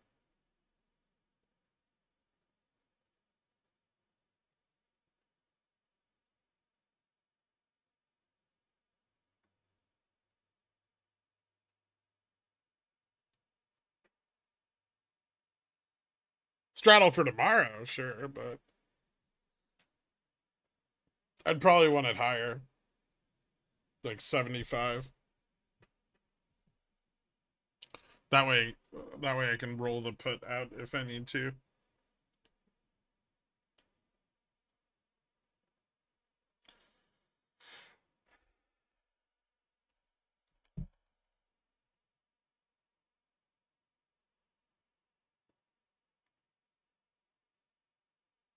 Oh, HE. Maybe. It's starting to pick up a little bit more call interest again.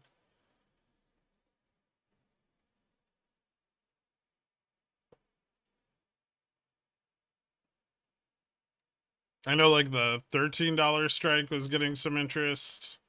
I think 14 again also. Is tomorrow all based on data, or are we going to the moon? Tomorrow's probably largely based on data. I don't know if they'll be able to recover the upside unless data favors them. There's still liquidity issues, right? Especially if we close today below 44.90. That's pretty, and then data tomorrow's bearish. That's really bad for them re-realizing the upside.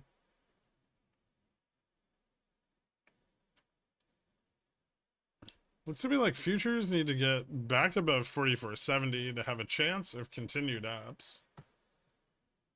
I mean, on the 15-minute, you have a pretty obvious inverse head and shoulders. Like the sell-off here isn't even very unexpected, and then 44.76 is the important level there. Not really 70.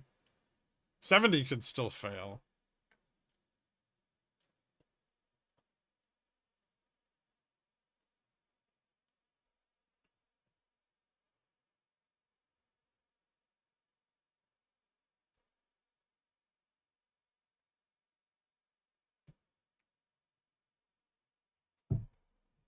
You can keep saying SPX 4650 all you want, but there's just not enough VIX left for them to do that.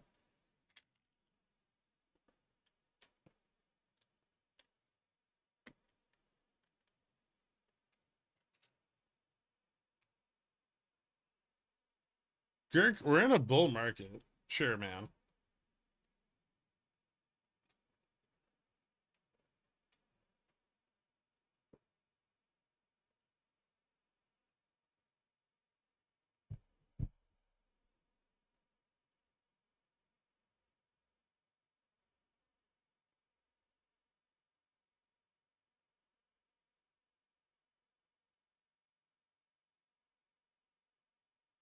I moved a lot to treasuries when we're over 4,500. Nice. I picked up some more of the 2 and the 5 year.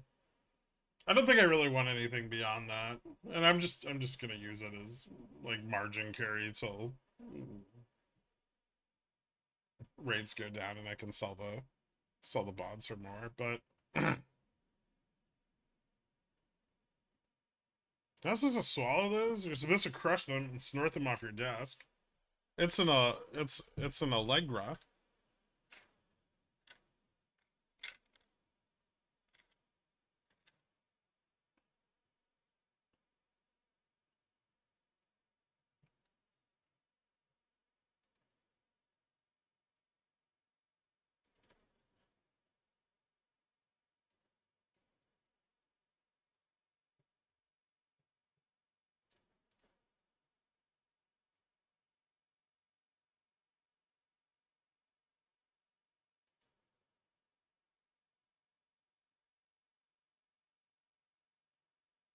Mm. Yeah, no information on the Fed speech that I can find.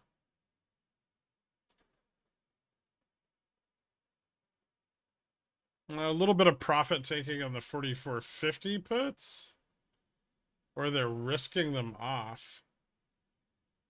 Maybe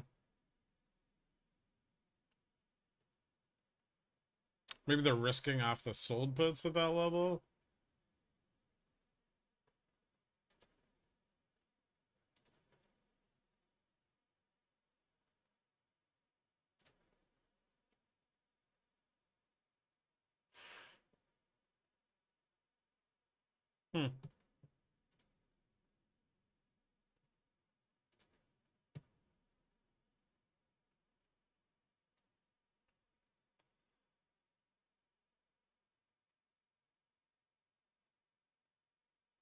That's what their real name is. Thank you for making more effort to use spreads. Seeing when and why you enter them is done more for learning than seeing it in any book could. No problem. What's the latest update on J&J down potential? I have 160p for 120 total for right now. I mean, you could. I'd be ready to take profits, but the next like major resistance to the downside is 155. I know a lot more out of the money puts were coming in at like 150 and stuff, so I also have 160s for October. Um, but I mean they just gotten the money today, right? So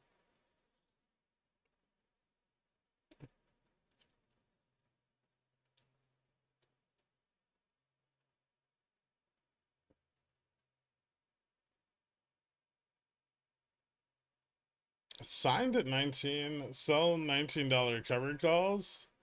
What? I know I ghosted you on that. All right, well, I mean they're already up quite a bit. I might take some profits, I guess. If I expect tomorrow, like if I expect an SPX bounce tomorrow, then I might take some profits tonight. But I'll probably leave a few runners.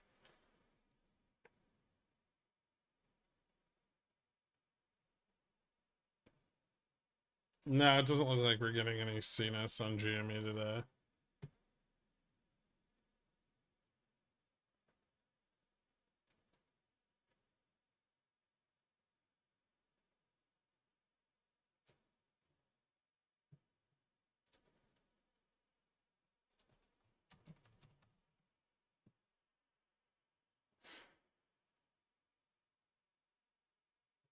I wonder if Docu's topped here. I gotta sell some covered calls on that.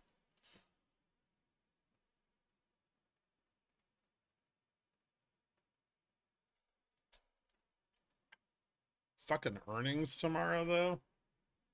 Son of a bitch. Oh, I hope they don't fucking screw it. They screwed the last one, and I didn't sell covered calls till after. It was fine, but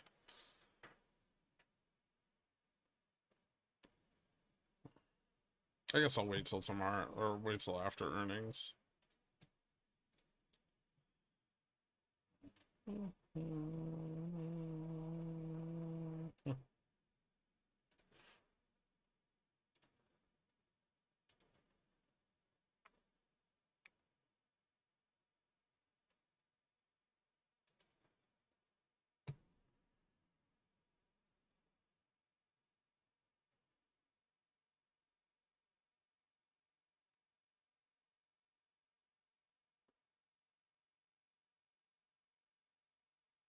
There's a chance for sold 70, 75 ADC to close.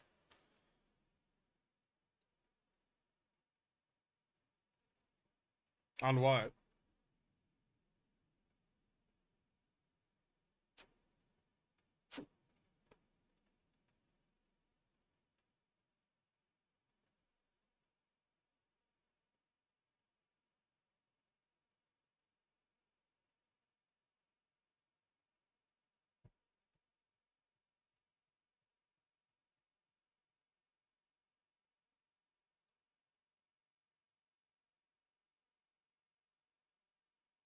Three for 70C bought. Let's ride till Valhalla.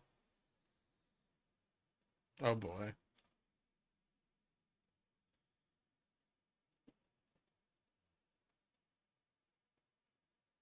All the 4470C should have closed in that dip if they knew it was good for them.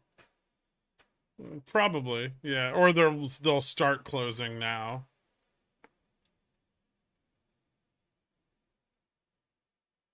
City of San Diego is considering adopting the new New York City Airbnb rules. Cool.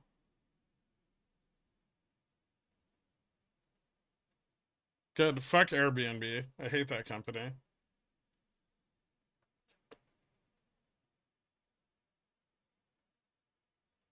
I can't wait for all the HELOCs leveraged into vacation rental properties collapse. It's going to be beautiful.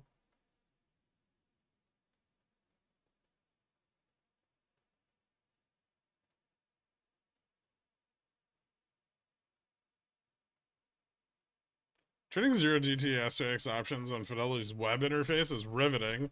I've never felt so alive. Oh boy.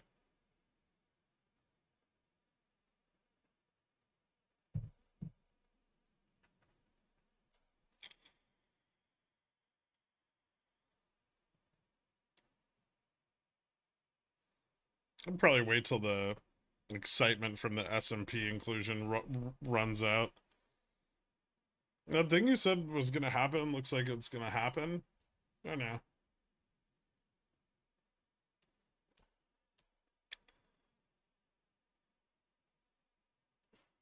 Were HELOCs a thing in the 2009 market crash? More adjustable rate mortgages, but I'm sure.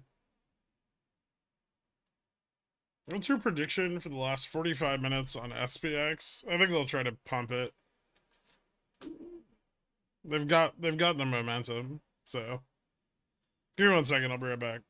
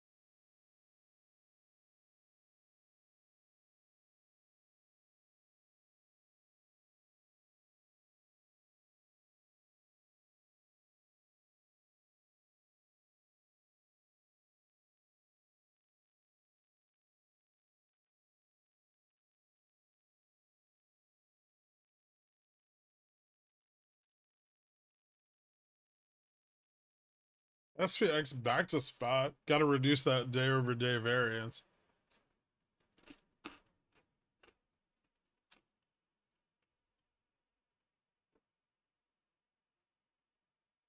Earnings are tomorrow.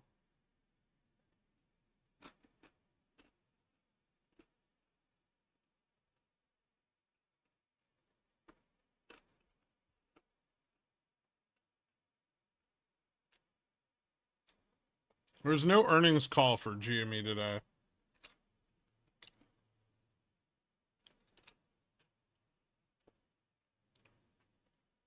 Are you asking? I'm talking to Wesley about his docu position.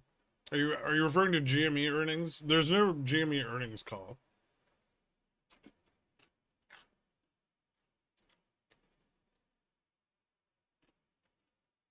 Yeah, just that hot PDF release.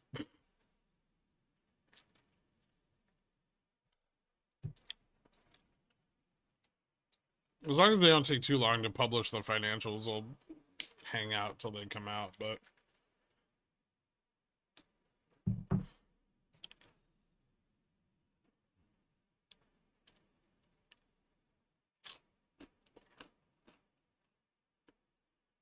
any thoughts on the HE play? Already wrote about them.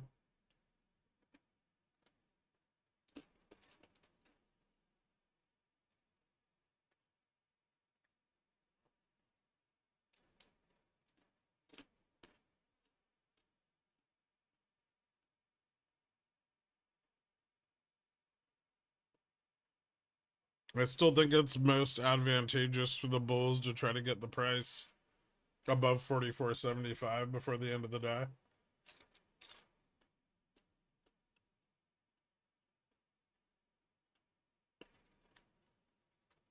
Has RC considered releasing the earnings as an NFT? I don't think it'd be allowed.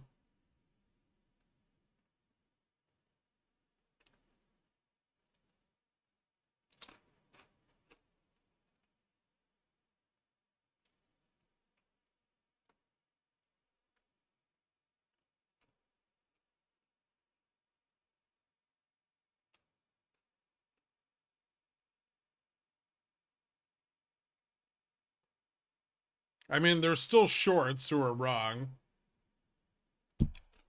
who need to cover. So, I mean, the only thing that really changed between last Friday and this week was a bunch of 0 DTE calls sold off.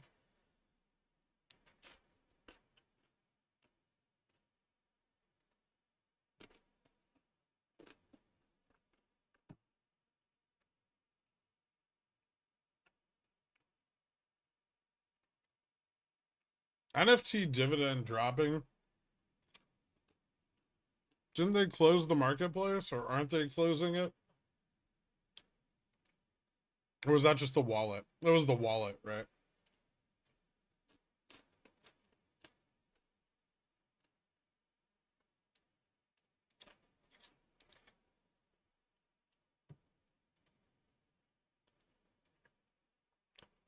As someone who's traded Tesla for the better part of 4 years, this is not a good put entry, Richie.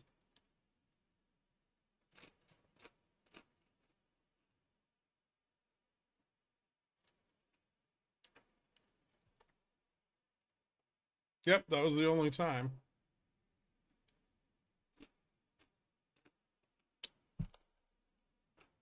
Think about selling my GME 1025, 10, 20, $25 calls that are up 40% before earnings.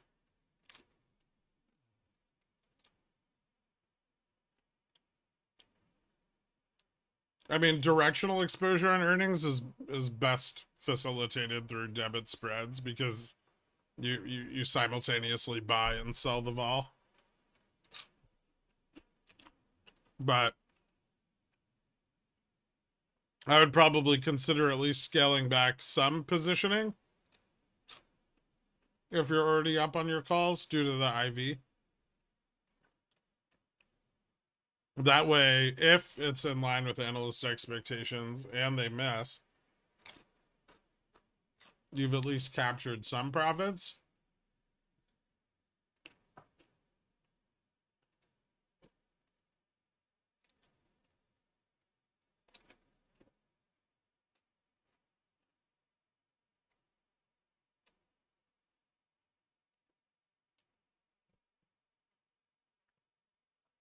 If USD JPY hits 160, what happens? I mean, it's not going to, right? Because their Ministry of Finance is stepping in at 150. But theoretically, if it were to hit 160, Japan could like end up facing a hyperinflation crisis, where the value of their currency is simply too low to sustain the current standard of living. They would also have a very big problem with export pricing, or import pricing, rather.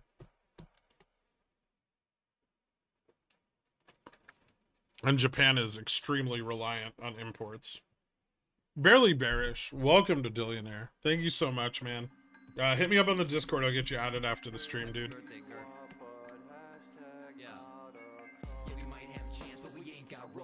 Thanks, dude. Not kidding. You've saved my port from continuous destruction. As long as I'm helpful.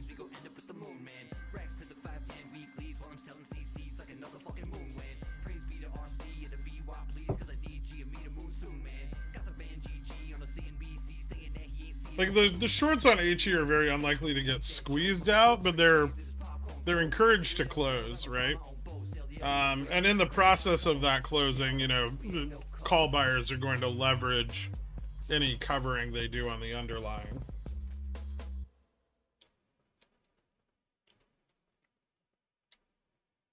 So there'll be money to be made on it.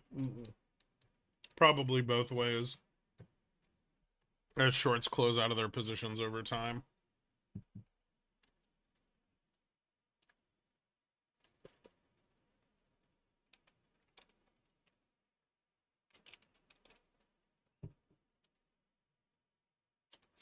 You think this is stuck at 44.55? Could be. Just could be they're not ready to pump yet, or they want the higher. We got a higher low here. 65 is presenting a bit more resistance than I would have thought, but I mean, we still have 30 minutes.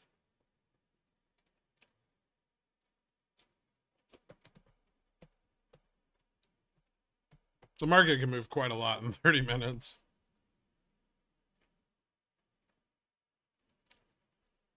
I still don't know why I love buying puts on an uptrend. It's contrarian. It makes sense, but you don't want to buy puts on a strong uptrend, right? Especially not when indexes are climbing on something so heavily weighted.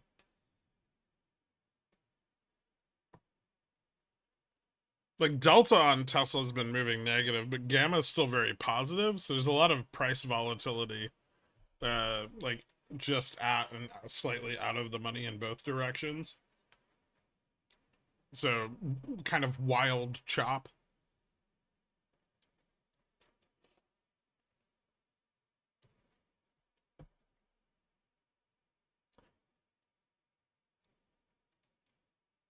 Contrarian bets pay really well. That's why people are incentivized to enter them. They tend to be very high risks, or well, low capital allocation for high risk reward.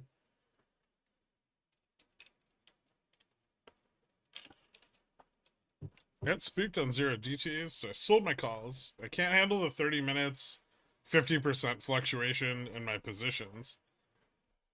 Fair enough. The best way to solve that is probably to stay at the money.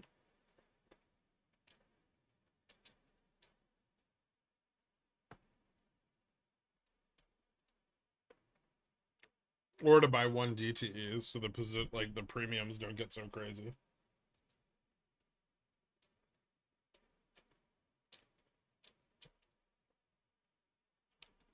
You can buy in the money like calls and puts for 0 DT, but that carries a that can carry even more like pronounced risk.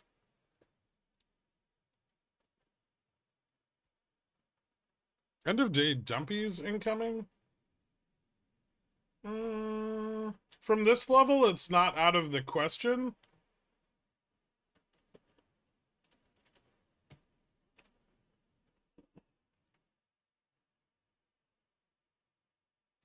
For us to like fall back to 40 because we haven't broken 65. So it's possible.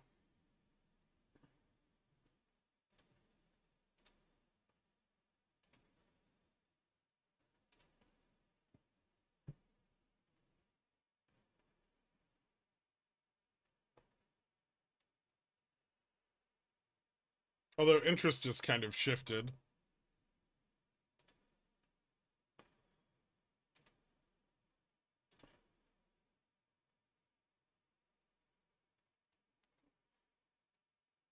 And there is some in the money put profit taking.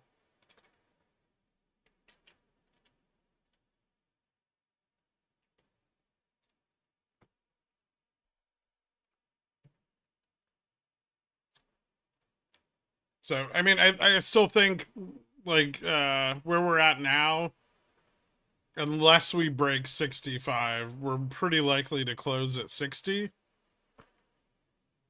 If we break 65, we could move up as high as 75.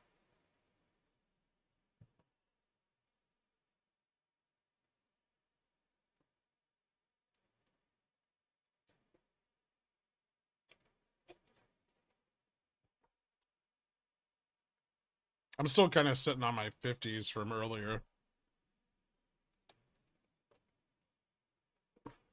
So I don't have a lot of exposure to continued upside, but I have some. I have some farther dated like call spreads. Bull call spreads.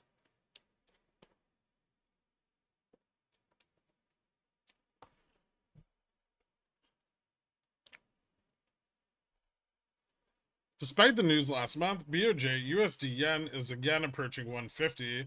When BOJ dump US treasuries, well, actually the BOJ won't be dumping US treasuries except in an effort to maintain yield control. But the Japanese Ministry of Finance plans to step in and take market action at yen 150.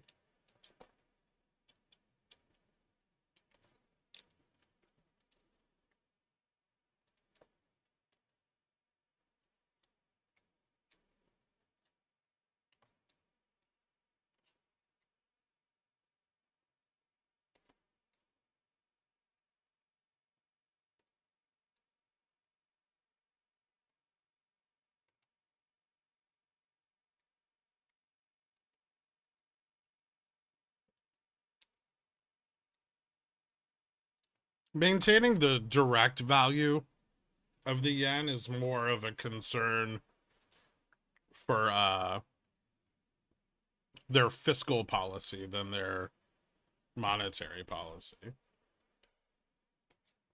Although there's some overlap there if yen keeps moving higher, where monetary policy is encouraged to move up in order to stabilize the value of their currency.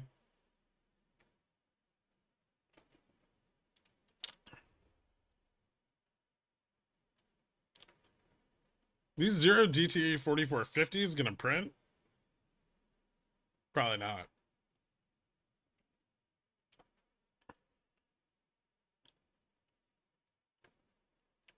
If my calls are more profitable, I'd be okay taking the risk, but they're 4560s I bought for 450.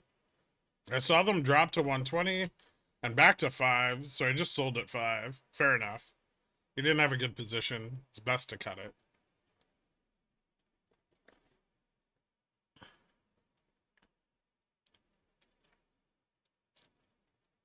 Should I have sold them when we were below 450? Don't bullshit me. You told me you sold everything when we were below 450.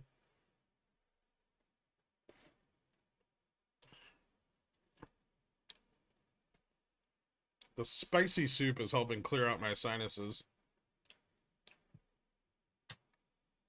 It's perfect.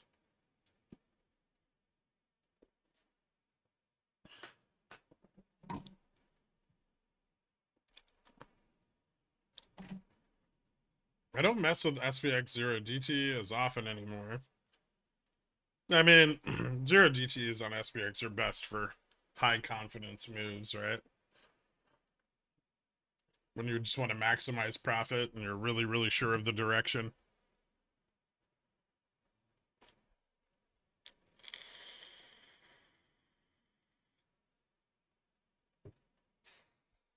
I did it myself over the weekend. I spent like 5 hours at Costco. I picked up a large assortment of snacks. Replaced some of my spice cabinet.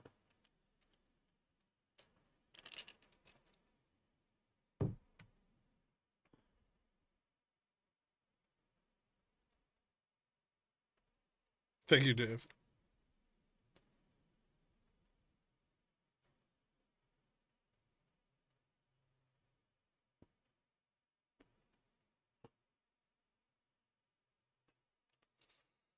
If we don't hit 44.75, will you confess your love for Darth Dan?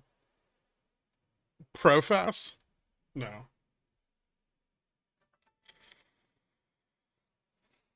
Your opinion on Kirkland pesto? Better than a lot of other pre-bought pestos. I think it actually contains pine nuts, which is pretty rare. Um, it's okay. It's not. It's not like my favorite. I'd rather make it myself. It's not very hard.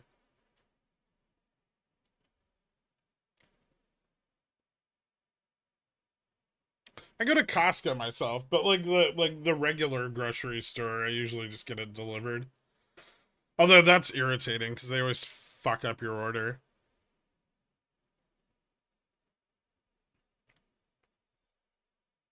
If I may suggest something, their Kirkland bottled in bond whiskey is quite nice for $24 a liter.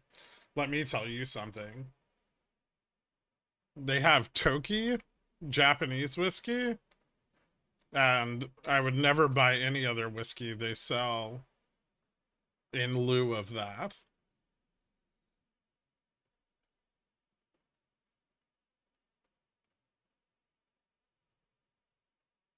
Although I did try the Lagavulin 12, it was garbage. I liked it a little bit at first, not good afterwards.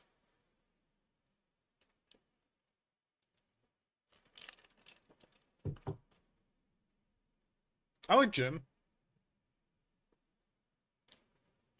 Yeah, Lagavulin 16 is better. At first I was like, "Oh, this is nice." And for like a day or two I enjoyed it. And then like a week later I had a glass and it was fucking disgusting.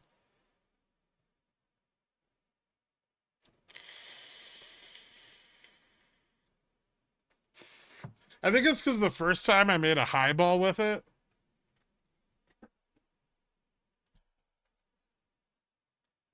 Maybe it was the 8. I don't know where the bottle's around here somewhere.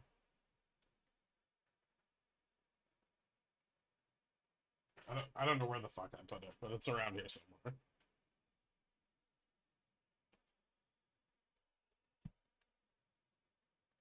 Roku Japanese gin is my new go-to. Hendrix, I love Hendrix. I'll have to try Roku. I haven't tried any Japanese gins, I don't think. Last week I had a bottle of Korean whiskey, which was quite good. Damn, I said test 44.65, but I guess it's closed at 44.65. Definitely, they're definitely trying to get it to close right around here. There's some out of the money call interest still coming in though, so they might be able to get a pump.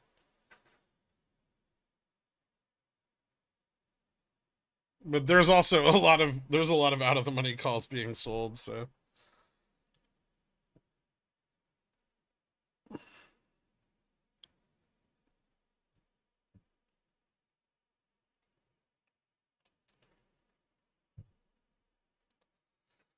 Don't forget to look at tomorrow's interest as well, Dork.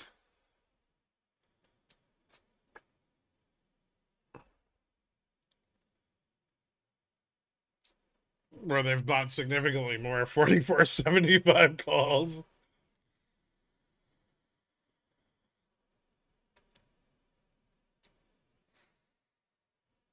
That's hard. I know. Here, I'll send it to you.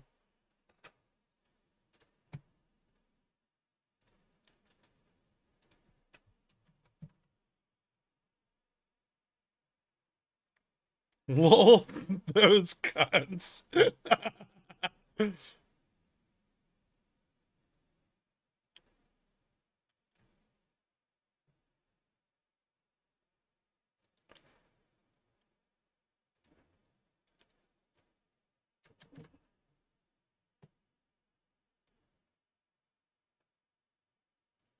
So here's tomorrow's net, right?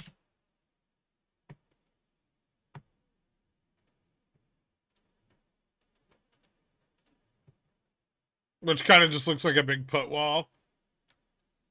But hold on.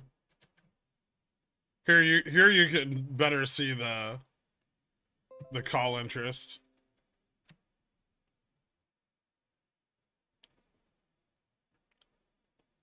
And that's over like the last like 30 minutes. So they're just trying to buy like they're basically we're getting like out in the money straddles. Right? Like they're going long the 60 and 65 and they're going long like the 75 and 80.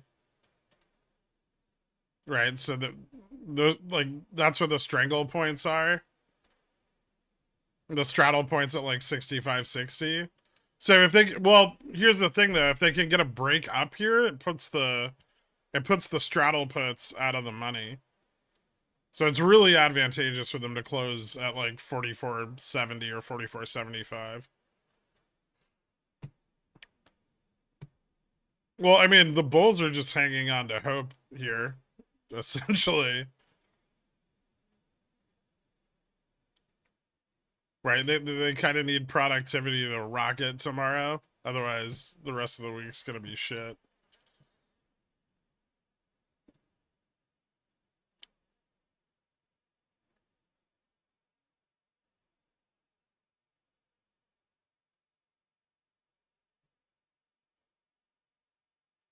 It's because I didn't show you, Lawrence. Apple's down 4%. I know. My fucking entry yesterday was amazing.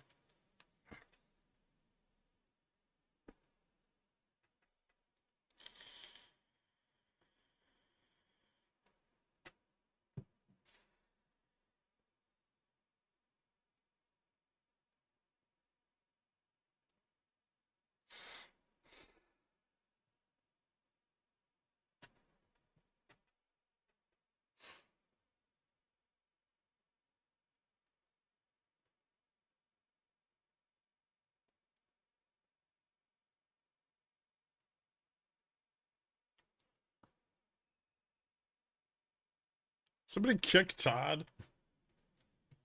I'm sure they'd like VIX to close below 14, but I don't know if they'll get it there. That seems too hard.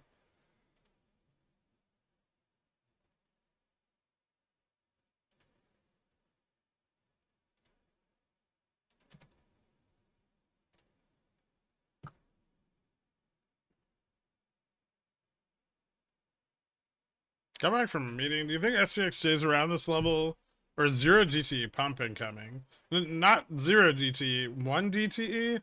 And I don't know if they'll be able to pull it off or not. Apple down 4% tells me the game is probably coming to an end. Yeah. Although, Apple jumped pretty hard after earnings and we still fucking bounced back, right?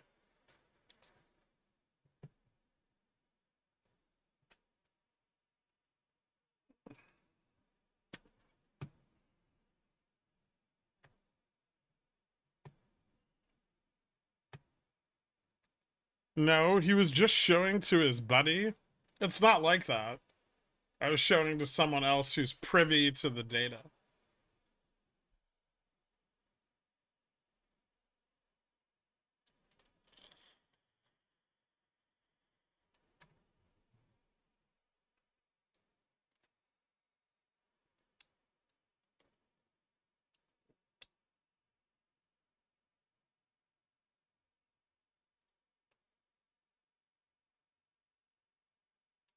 No, it just has nothing to do with him being my buddy. Stop trying to sow division. Apple dumping today because of the news that came out of China. I'm sure that helped.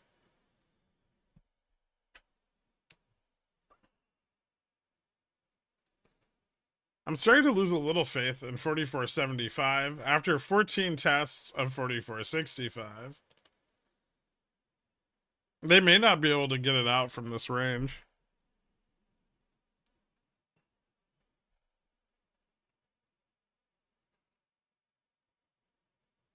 You think Overstock is a little oversold? I think it's a piece of shit and no one cares, right? Does that company even make money? Who the fuck shops on Overstock? 12 minutes, relax, trust the DD. The highest confidence close is still 4460. Anything beyond that's going to take quite a bit of effort.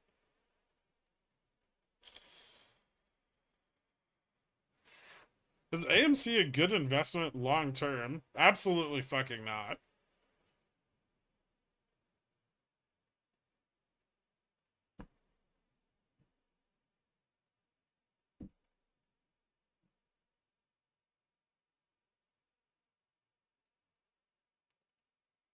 Third day in a row of making at least 50 bucks on the SPY options. Feels nice not to lose money and not chase.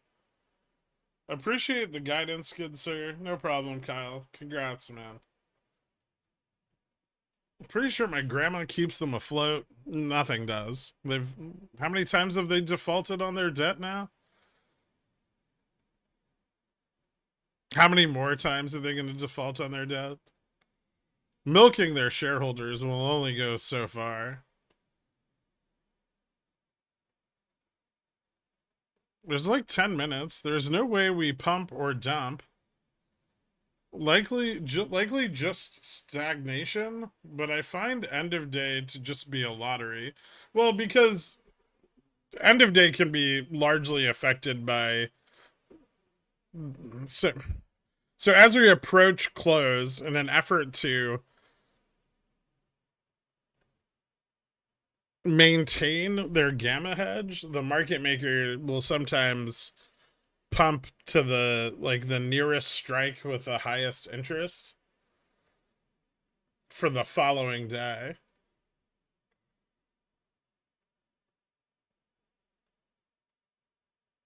That doesn't happen every time, but if there's like, if we're very mired in the like end of day gamma at like 65 and 60, right, which are both very strong levels, but tomorrow's expiration has like a shitload of interest at 70. Sometimes like you'll get that larger than one standard deviation move as the market maker like hedges up to this strike, or down works too. It doesn't really matter direction, but usually when we get like that one or two sigma move in the last few minutes of the day, that's why. As the market makers trying to like pin their gamma risk. Remember that gamma expands infinitely into expiration, right?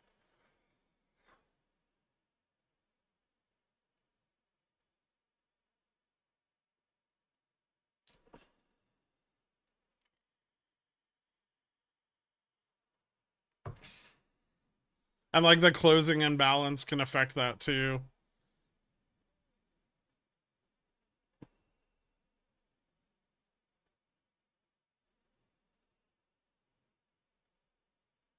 Could we see AMC go bankrupt before the end of the year? I haven't looked at their financials in a while, but I would say definitely within the next couple of years.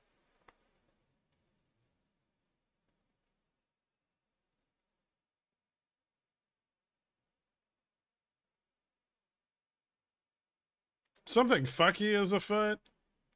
What do you mean?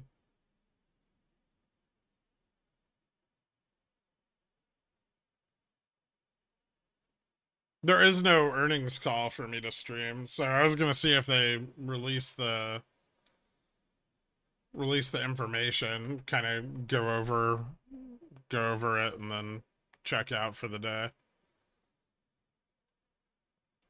Check out Apple. Is it just like pumping hard into close? That's not that fucky. That's like pretty standard if they're trying to push up SPX, right? Futures volumes picking up. Also, Apple sold off hard as fuck today, so I don't think it'd be weird for profit taking to occur too, or just like short call closing, especially into tomorrow's like data. Why isn't there a call? I don't know. They don't have one scheduled. Ryan Cohen's too good for earnings calls. Are CFOs safe today? Does GME have a CFO? We have like an interim guy, right?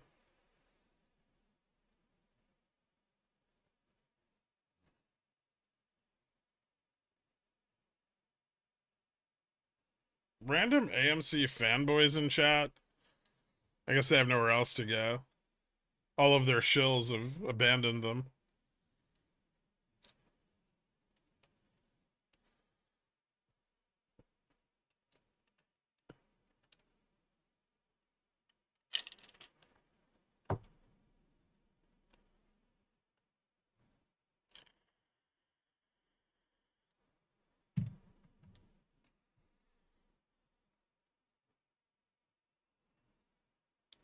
Would you sell or hold weeklies if up 10%? There's so many variables in that question. I have no idea. Are they puts? Are they calls? What the fuck? I don't even know what the fuck they're on. King Dong.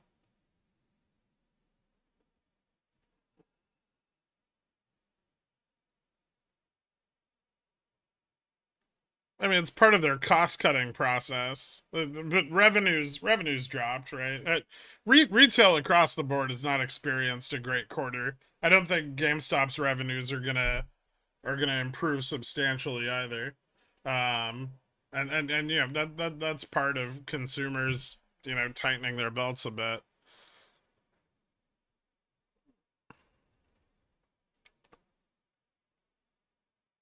I'm regretting my nobody is selling tattoo. Lots of people have sold, so it's no longer true. If it's any consolation, I have yet to loft my bags off onto somebody else. Imagine if RC drops a video instead of an earnings call. It's just him in a boardroom making them draw straws to see which executive gets fired next. I mean, I would assume that the one that gets fired next is the one that doesn't complete their mandatory share buy, right? He seems to enforce that. Calls 1950 GME. I mean, you could leave some runners and take some profits, or you can just leave them and see what happens. I don't know your risk tolerance for the position.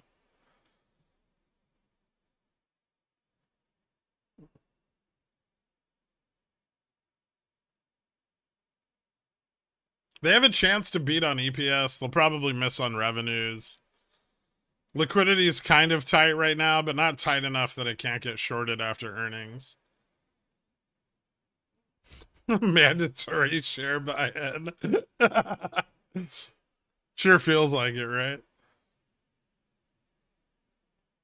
I bought some GME a week ago at the low. Sold today. GME's dead until RC is gone or provides some guidance. Probably, yeah. This end of day is nuts. Is it? I mean, it's volatile. I don't think it's that nuts though. The bulls really don't want to close anywhere near 4060 or 4050 because if the data's bad tomorrow, they're going to open like with their fucking Vega risk massively exposed, right? Ooh, nice. Nika's good shit. Pulte said Jimmy was gonna MOASS. That man is a...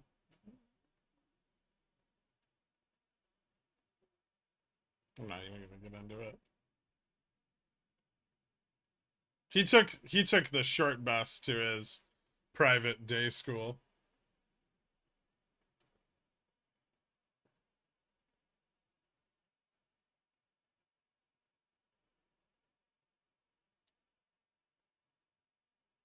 Bro, be nice. He's like a thousandaire.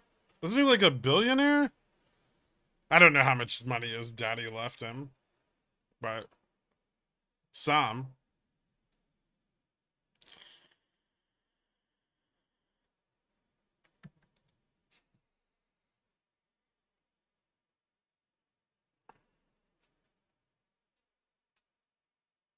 He's worth 100 mil. That's not bad.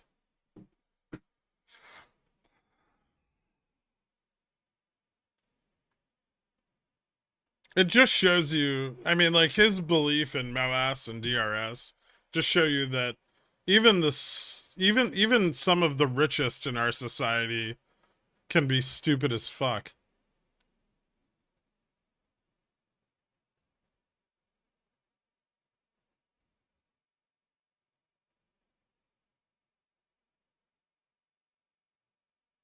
No, it's just I don't like making fun of the mentally challenged, Mr. Poopy Pants. It feels wrong.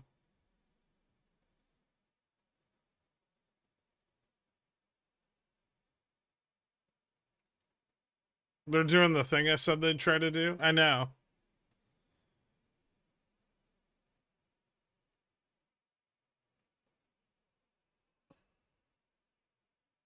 You make fun of me all the time. Well, just because you can't get approved for options.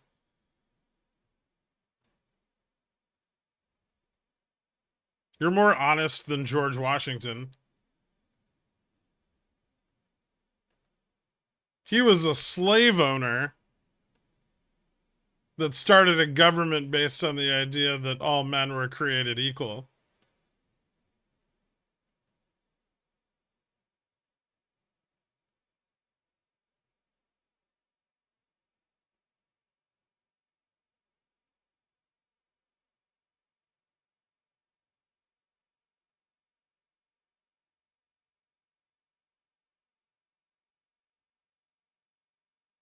Greg, are you gonna keep streaming until the GME earnings come out? Yeah, probably. Ding ding. The day is done. Well, they tried for it and they failed to get 4470.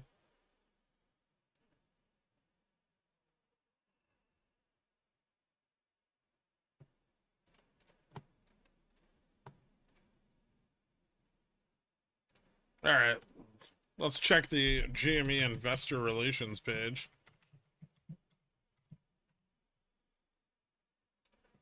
Let's see what kind of exciting information is there for us.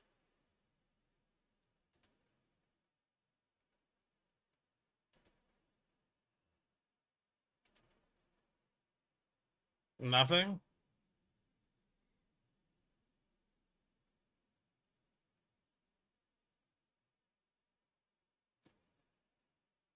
Let's see you cross the Delaware like a boss. I have crossed it in my car several times.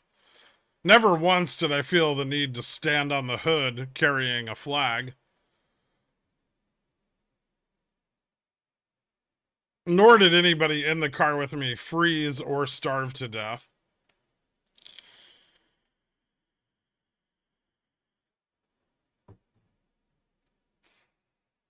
Should have had more Four Locos? Maybe. How has nobody made a TikTok video ghost riding their whip across the Delaware water gap while standing on the hood of their car with a flag?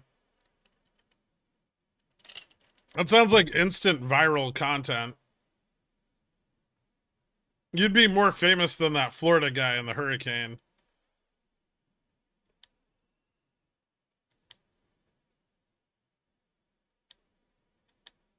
You might also trip and get run over by your own car, but that'd be pretty funny too.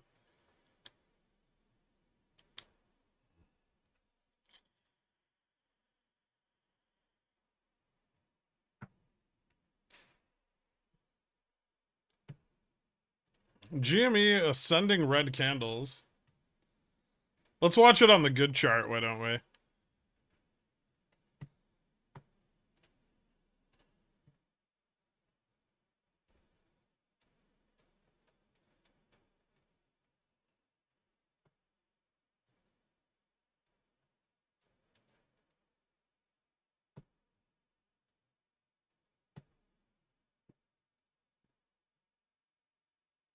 Yeah, I still have my GME.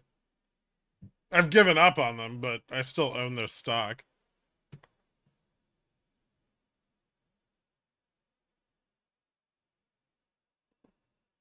You think the average TikTok viewer understands the reference of crossing the Delaware?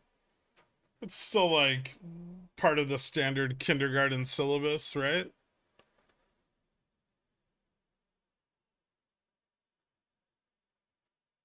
Are they going to release these fucking earnings or what? Like, if there's no call, what's the delay? Dump that shit.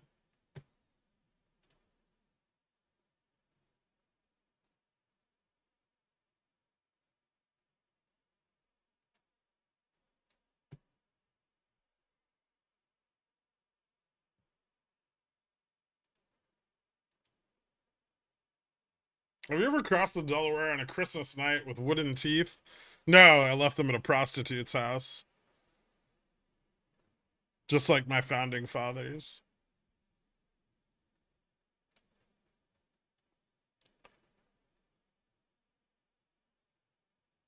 Pad tipper. I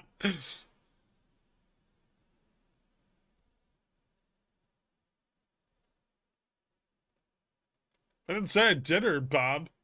I just left my teeth there.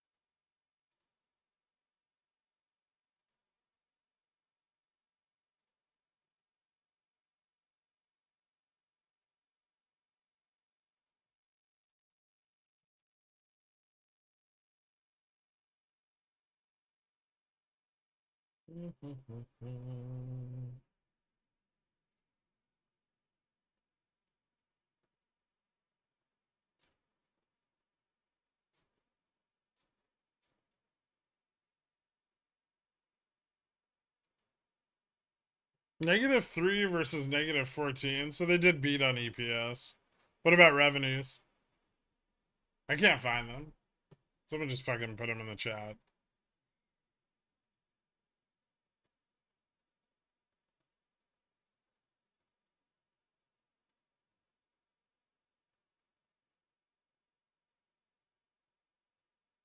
Net loss is 2.8 million for the period compared to a net loss of 108.7 million for the prior year's second quarter.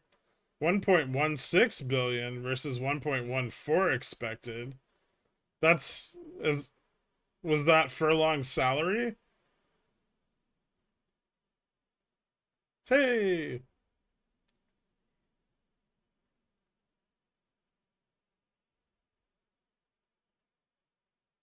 general administrative SG&A expenses were 322.5. Where the fuck is this? Just send me the link.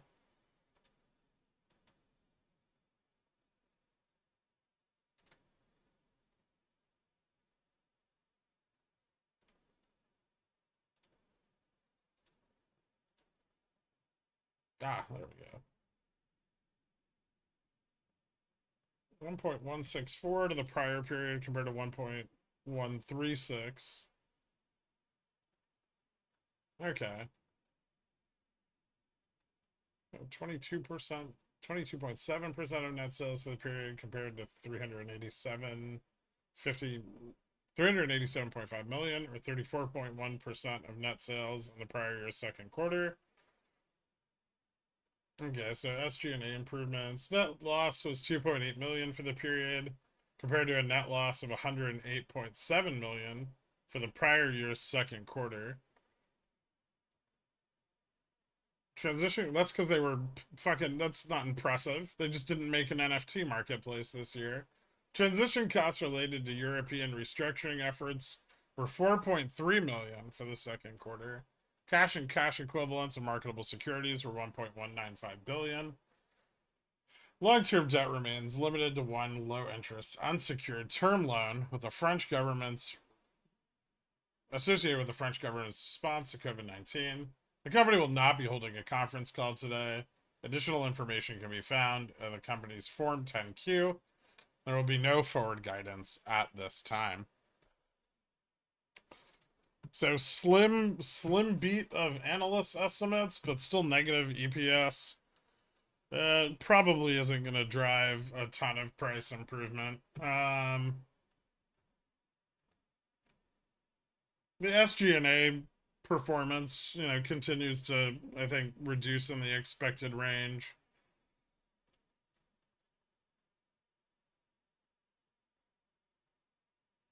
Hardware accessories, software, collectibles. Software sales are improved a little bit, but hardware and accessory sales are down from the prior year. Collectible sales are also down from the prior year. So both deficiencies in net sales made up for by software sales, which have improved decently. SG&A expense is down massively, but that's expected, especially year over year. Adjusted operating losses are down. So net loss significantly lower, but still a net loss. Yeah. I mean, I don't think it's going to drive a ton of price improvement.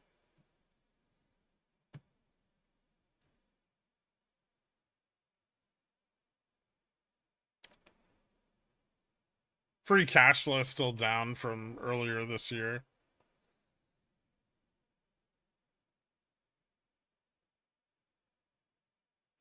Prior year, down from the prior year, and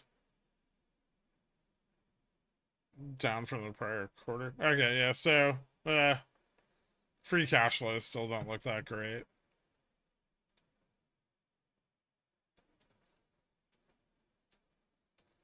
So probably just a little bit of volatility in the close and roughly open where it was.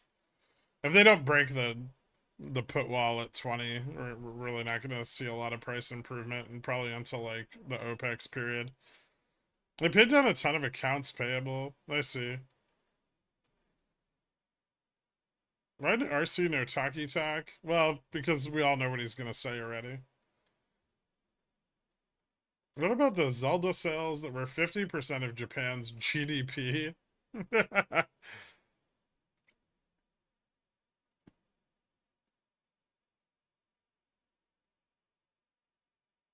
What about expenses but not yet paid? I don't know if that's on this.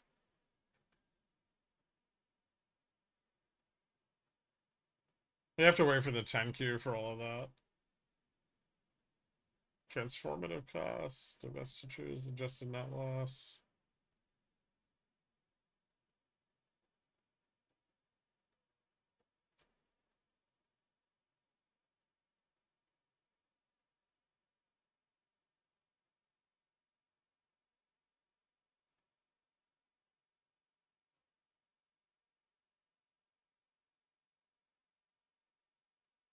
Now you have to wait for the 10Q. Why is anyone still willing to hold this without a cost basis they've worked below zero? There's been no guidance for 3 years on a turnaround play. They're supposed to just rely on the financial results. But, I mean, here's the problem. Nobody bought GameStop for, a simple turnaround of a retailer, right? Like, people bought GameStop because they thought that they were going to drive growth. And not just become minimally profitable. Not that, turning it around and turning it into a profitable business isn't the first step of that, but having a plan that you directly share with your people who are supporting your company is usually a good idea. People bought Jimmy for the memes. Yeah, mostly.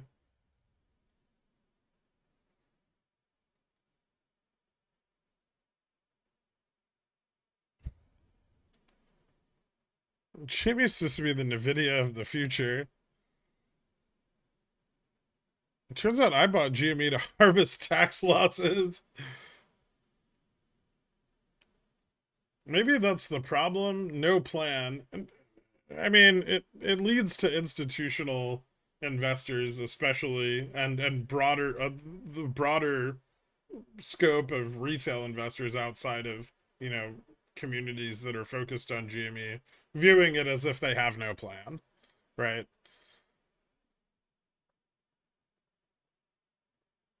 Ew. Did someone say moon tickets? If I was RC, I would like my rabid investors to go away. Well, there's ways of getting rid of them, but it's the price is too low to dilute.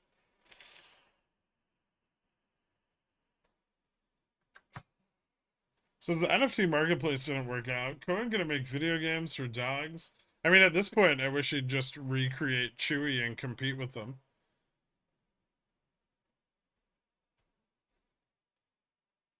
Proceeds from the sale of digital assets year to date, 2.8 million. Nice. Realistically, do we ever see this thing breaching 25 again? It seems like every 6 months we have a new floor. Really? I mean, we just fell back to the prior low. I got we didn't I don't think we didn't even fall as low as we had earlier in the year.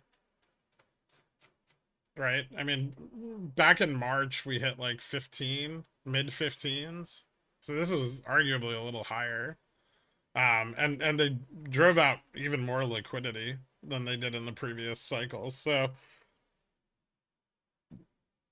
I would say it's good enough that it might pressure some covering, which would be cool. We get a nice little nice little bump, but we'll see, right? I mean, if they can stabilize the price under 20, they can probably hold out until OPEX before any significant run.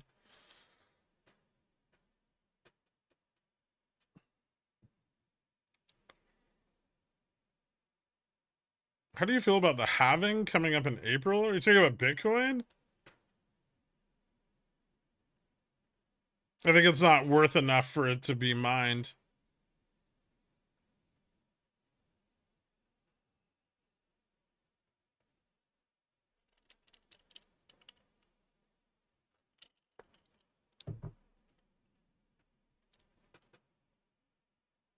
Is post earnings or post OPEX the best time to sell CCs on GME?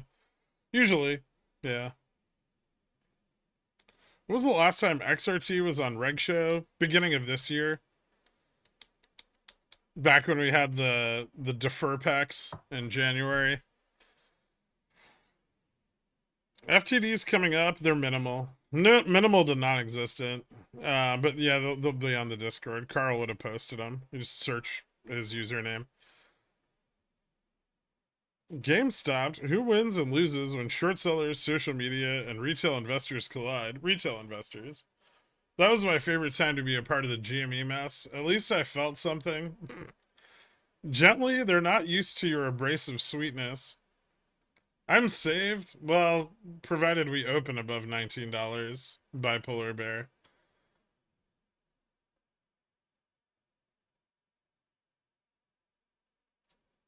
What the fuck are you talking about? GME's run like 3 times this year already. Everyone's just in full fucking gripe mode. There have been plenty of opportunities to sell cover calls. I know I made a shitload of money on March earnings.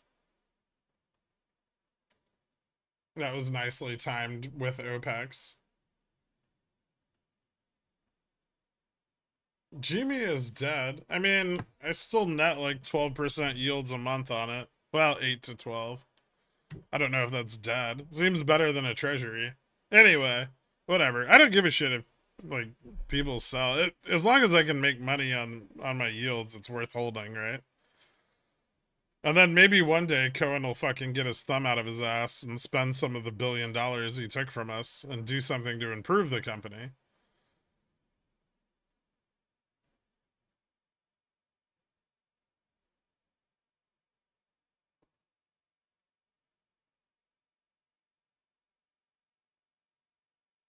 Could you tell us how you do that? I sell CCs on it at and in the money when I think the price is going to go down, and then when the price goes down, I buy them back, and then I wait for it to go up a little, and then I sell them again.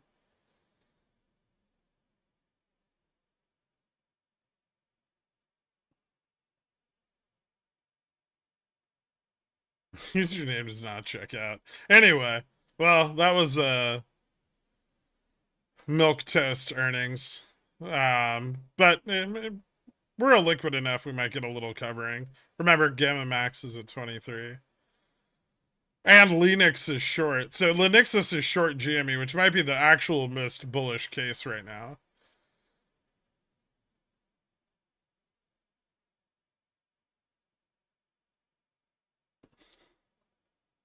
All right, guys. Thanks so much for tuning in. I'll see you tomorrow morning. Everybody have a good night. Do you want me to go over some of the? I'll go over some of the macro shit before I leave. So, ES broke down. We tested the 4450 level, bounced, and kind of landed right in between major resistances at 4461 and 76. The upside of this range, pretty bullish. Downside, I mean, we're bearish below 4450. A lot of the bullish positioning's hopes are pinned on productivity and uh, unit labor costs coming tomorrow morning in the pre-market.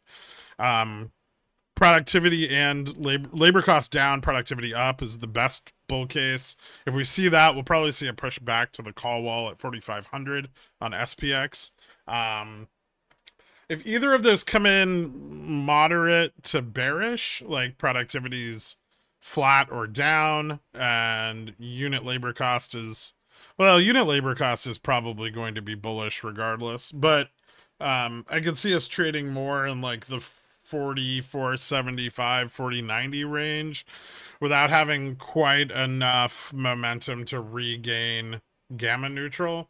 I do think that the goal going into next week is to get SPX sufficiently above gamma neutral before SLD.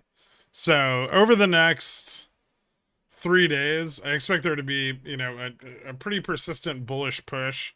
But if the data tomorrow's bad, we may not get it. So a lot of focus on tomorrow's data, especially because there's really nothing else coming in until CPI next week. That's about it for tonight, I think. So that's all. Later, guys. Have a good one.